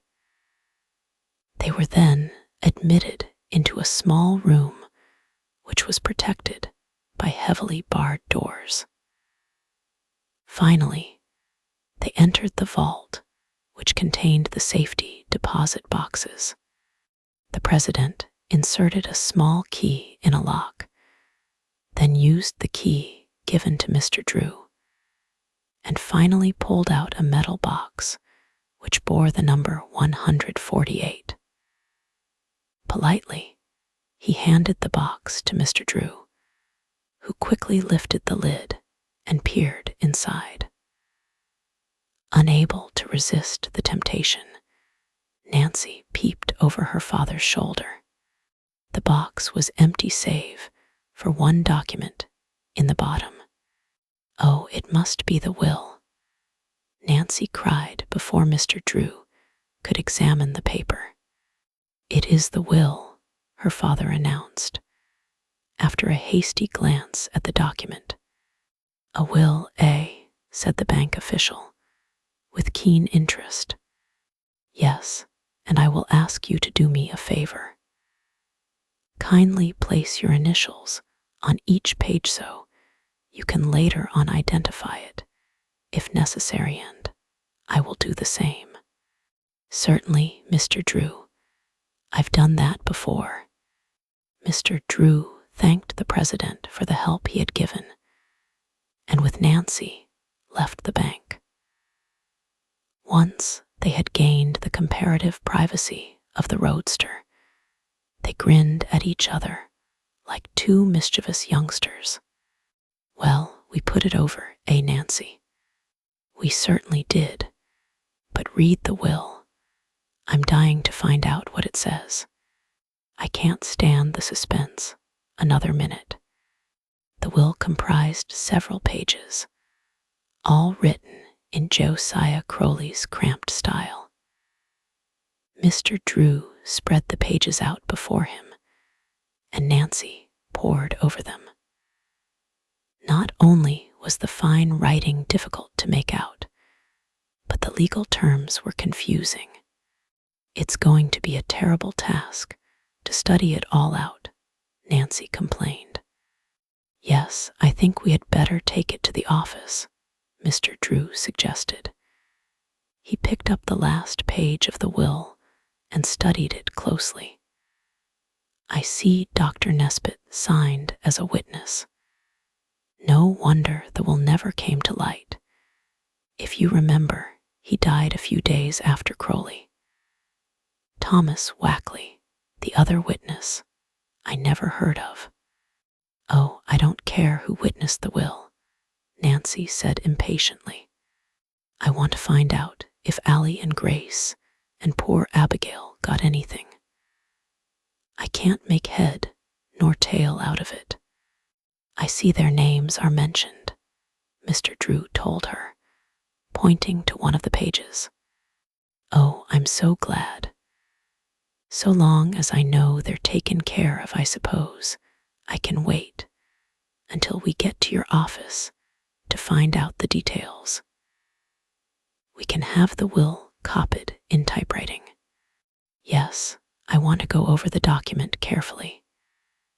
It is evident that Crowley drew it up himself, and I want to make certain it is legal. Oh, do you think there is any danger it won't be? Nancy questioned anxiously. I can't tell until I go over it in detail, Nancy. But from a hasty examination, it appears that the Tophams aren't mentioned, and they are certain to make trouble if they can. I want to make sure there is no way for them to break the will before I notify them. We have it in our possession. Mr. Drew folded the papers and placed them carefully in his pocket.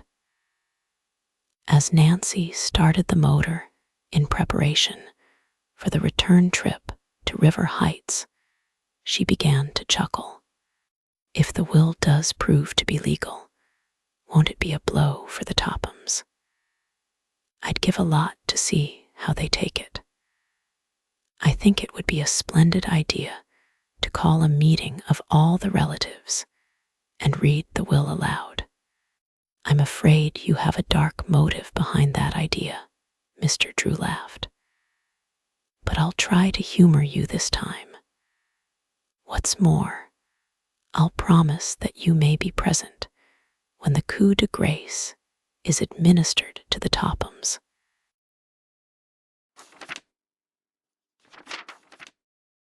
Chapter 24.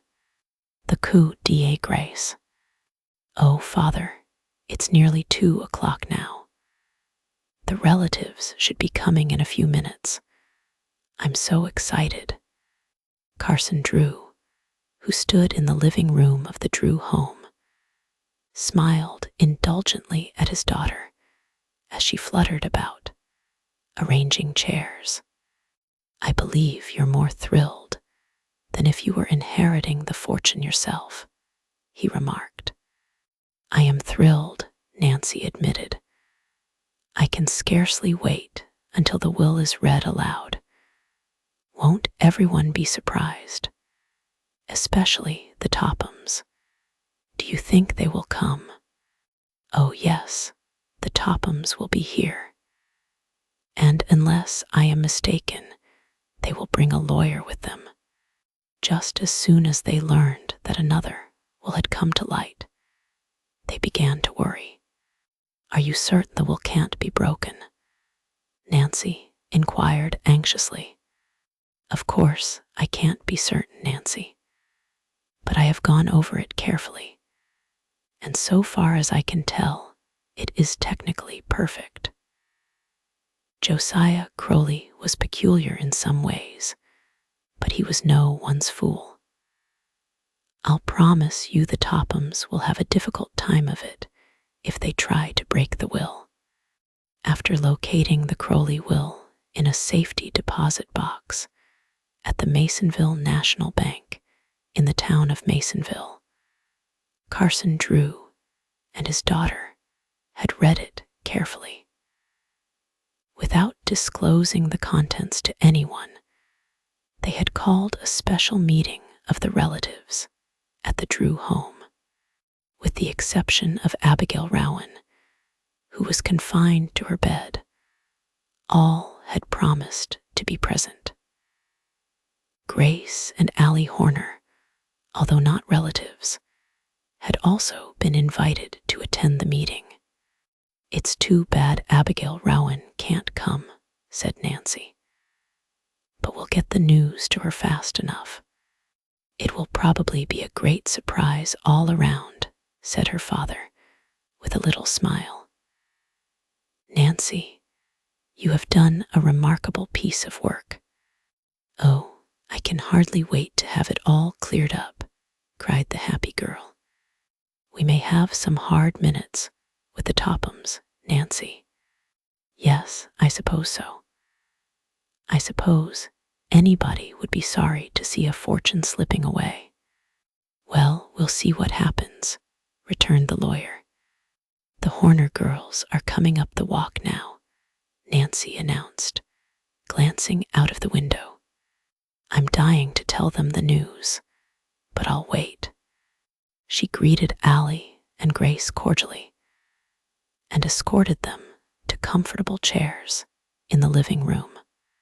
"Is it true the will has been found?" Allie whispered. "You and Grace have no cause to worry," Nancy assured her, with a mysterious smile. No sooner had she seated the Horner sisters than the doorbell rang again. This time she admitted Edna and Matilda Turner, who were dressed in their best black silk gowns. A few minutes later, the Matthews brothers, William and Fred, arrived. "I guess everyone is here now, except the Tophams," Carson Drew commented. "We had better wait for them a few minutes." There was no need to wait, for at that moment the doorbell jangled sharply.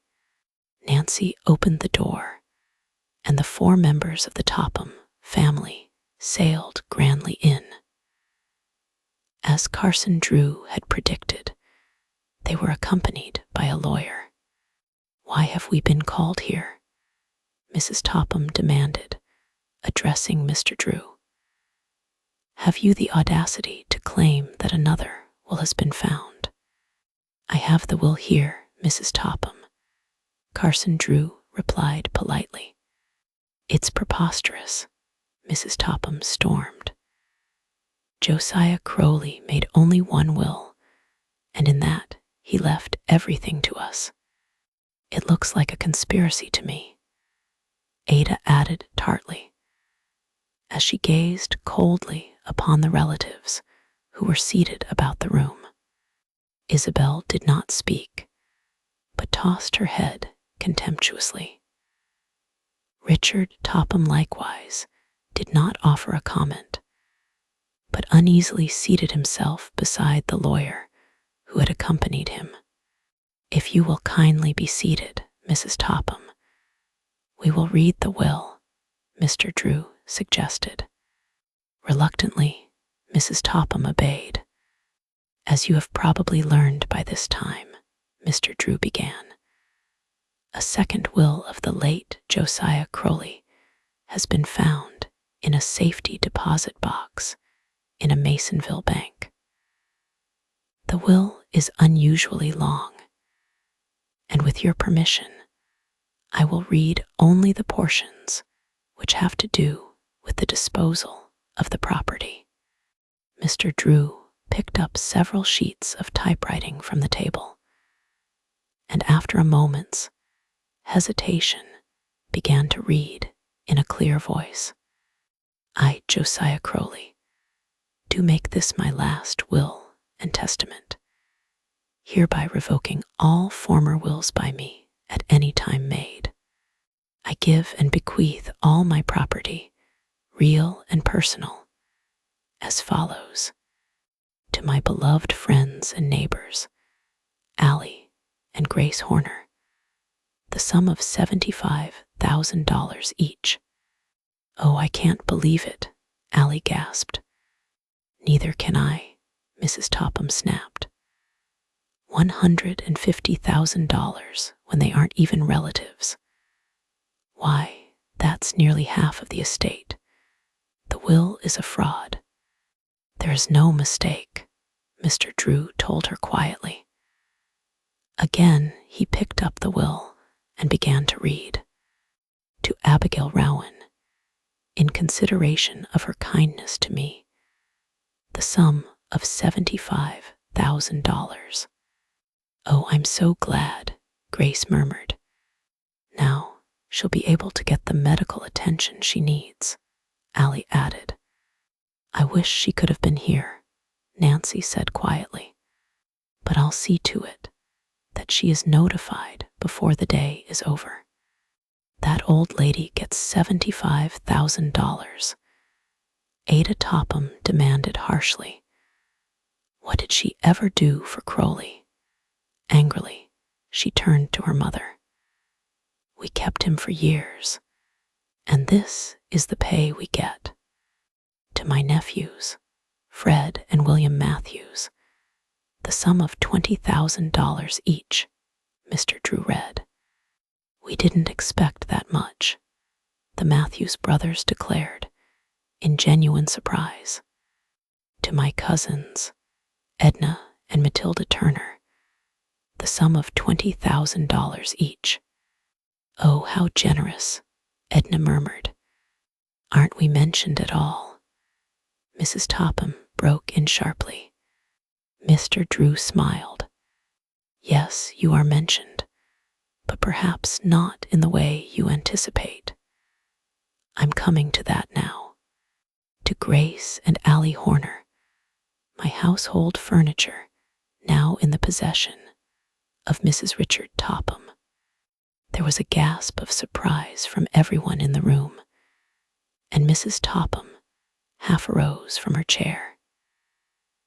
It was generally known about River Heights that the Tophams had practically confiscated Josiah Crowley's furniture at the time they induced him to make his home with them. How insulting, Mrs. Topham cried.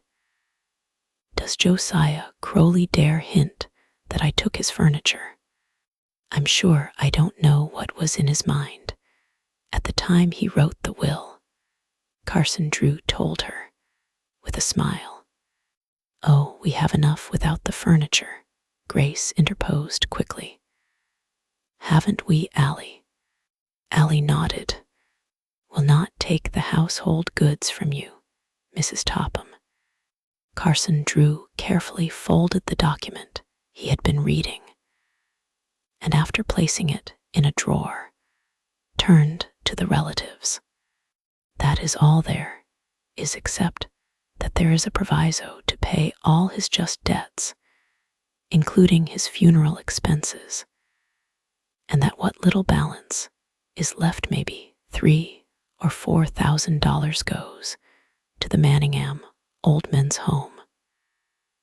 Fortunately, Josiah Crowley kept his assets in a liquid state. It will not be difficult to convert the estate into cash. For that reason, I should think it would be possible to draw on your inheritances at once. We're actually cut off without a cent, Richard Topham asked in disbelief. His face was unusually white. I am afraid you are, Mr. Drew replied. But it can't be, Mr. Topham returned. You don't understand. I must have the money. I can't help you. I did not make the will. It's a conspiracy, Ada cried bitterly. She wheeled upon Nancy, her face convulsed with anger. You had something to do with this, Nancy Drew, she said bitterly. Perhaps I had, Nancy admitted pleasantly. We'll break the will, Mrs. Topham announced firmly. Of course you may drag the matter into court if you like, Mr. Drew responded. But I warn you, it will be only a waste of your time and money. If you don't wish to accept my judgment, ask your own lawyer. Mr. Drew is right, the lawyer said promptly, without waiting for Mrs. Topham to question him. Oh, he is he? Mrs. Topham retorted. If that's all you know about law, you're discharged. We'll get another lawyer, and we'll fight to the last ditch. With that, she arose and stalked grandly from the room. Isabel and Ada followed, after bestowing a withering glance upon Nancy. Mr. Topham brought up the rear. As soon as the door had closed behind them, their lawyer arose and picked up his briefcase. Well, I can't say I'm sorry to lose the case, he remarked to Mr. Drew, as he, too, took his leave. At once the atmosphere became less strained. Everyone began to talk at once. Oh, Nancy, I can hardly believe it yet, Allie declared happily. The money means so much to Grace and me. And we owe it all to you, Nancy Drew. You haven't told us how you came to find the will, but I know you were responsible. As the Horner girls and Mr. Crowley's relatives begged her for the details, Nancy Drew told of her adventure with the robbers at Moon Lake. When she had finished the story, they praised her highly for what she had done. We'll never be able to thank you enough, Grace said quietly. But after the estate has been settled, we'll try to show our appreciation. It was on the tip of Nancy's tongue to say that she did not want a reward, when Mr. Drew turned the conversation into a different channel. The Tophams will not give up the money without a fight, he said. My advice would be to ask the court to appoint an administrator at once. We all want you, I'm sure, Grace Horner declared quickly. She regarded the others questioningly. Everyone nodded assent.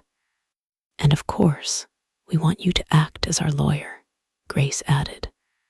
I'll be glad to assist you, Mr. Drew promised. If the Tophams bring the matter into court, I'll give them a battle they'll never forget. After thanking Mr. Drew and Nancy for what they had done, the relatives at last took their departure. Allie and Grace were the last to leave. As they turned to say goodbye to Nancy, Carson Drew opened a closet and took out the Crowley clock. I guess this belongs to you now, he remarked, handing the clock to Allie. It was included in Crowley's household goods. I don't know what we'll do with it, Allie laughed. Presently, the Horner girls departed with the clock.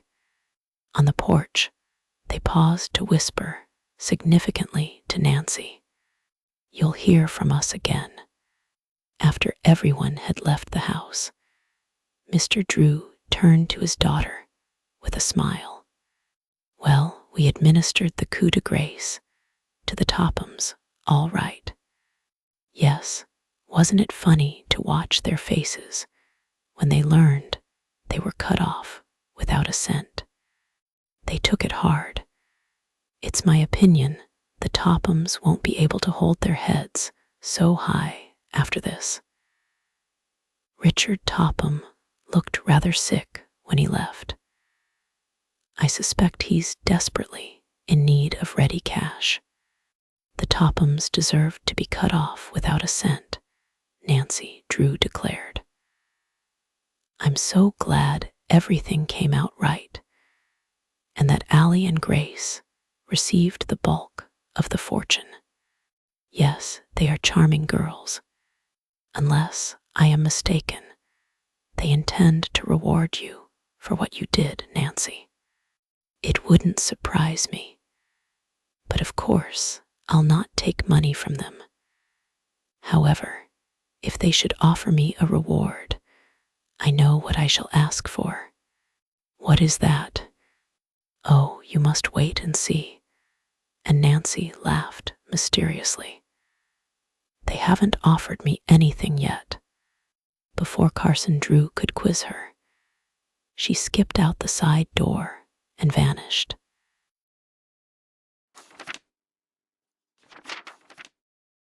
Chapter 25. A Reward. I suppose you've heard about the Tophams, Carson Drew remarked to his daughter. One morning some months after the reading of the Crowley will. Why no, what about them? They're practically in bankruptcy. Richard Topham has been losing steadily on the stock market of late.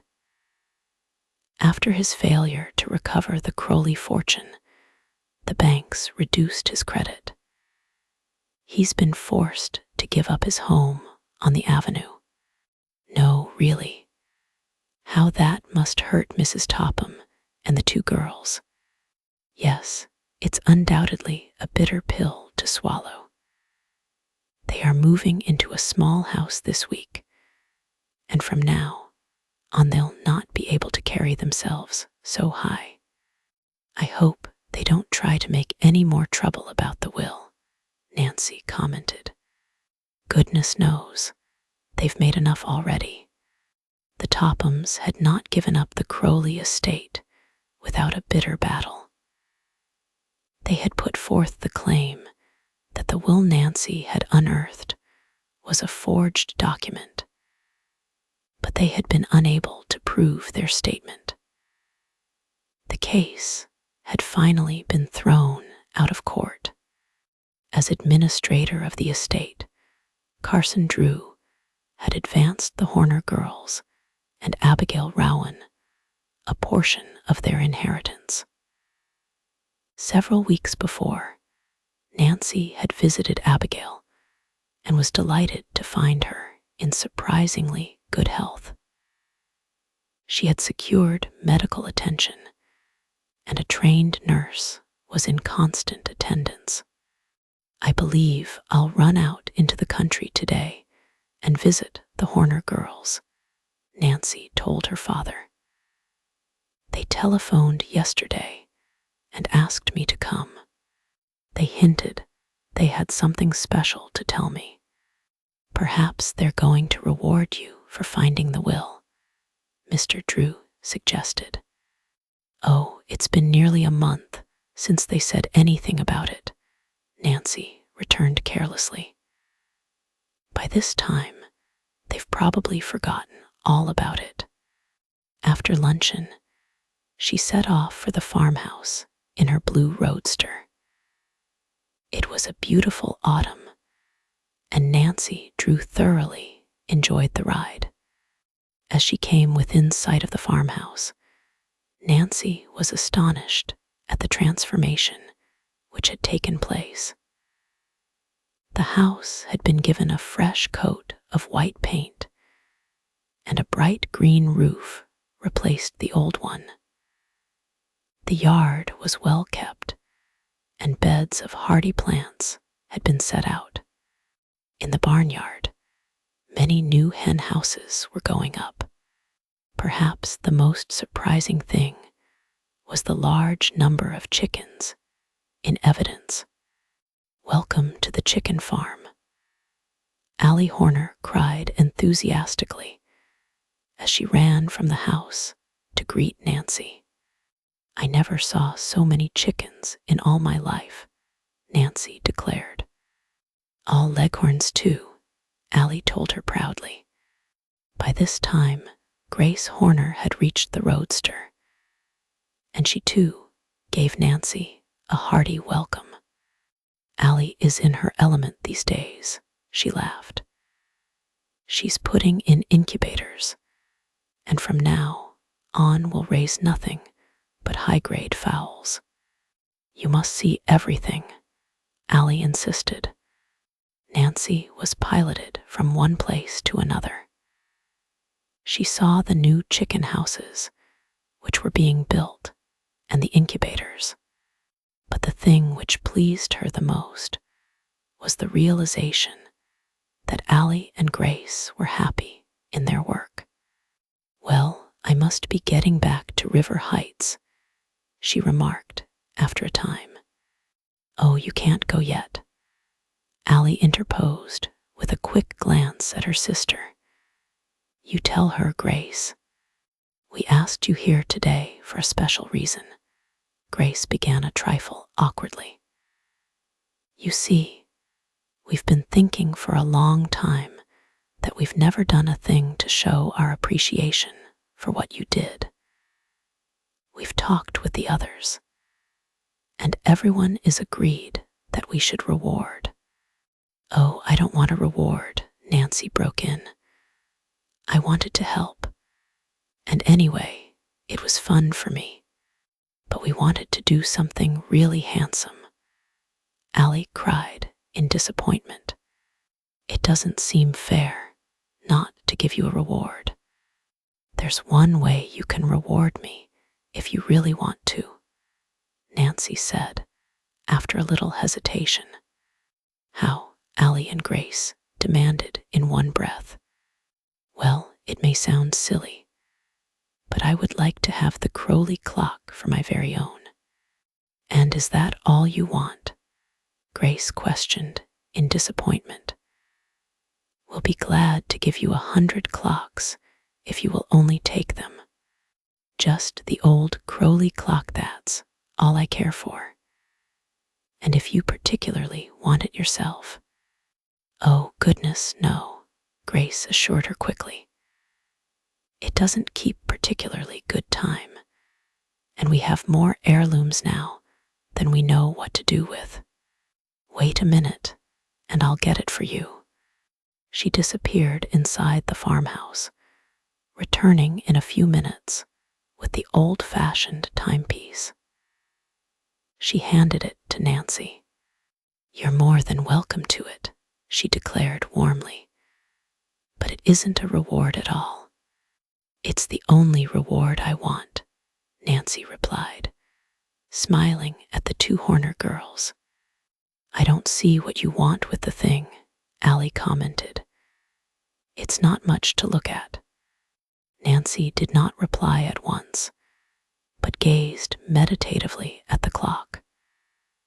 Truly, it was not handsome, but for her it had a peculiar appeal. She could not explain to Allie and Grace just why she prized it, for her feeling was something she could not put into words. Certainly, she was attached to it because of its suggestion of her recent adventure. "I wonder if I'll ever have another half so thrilling," Nancy thought. As she stood gazing wistfully at the old clock, she could not know that before many months had passed, she would be involved in a mystery far more baffling than the one she had just solved. Her adventures, recounted in the next volume of this series, The Hidden Staircase, were before her. Nancy Drew did not have the power of projecting herself into the future, and yet, as she looked down at the timepiece, she seemed to know that exciting days were soon to come. "I'll always prize this clock as a trophy of my first venture as a detective," she said quietly, turning to Allie and Grace.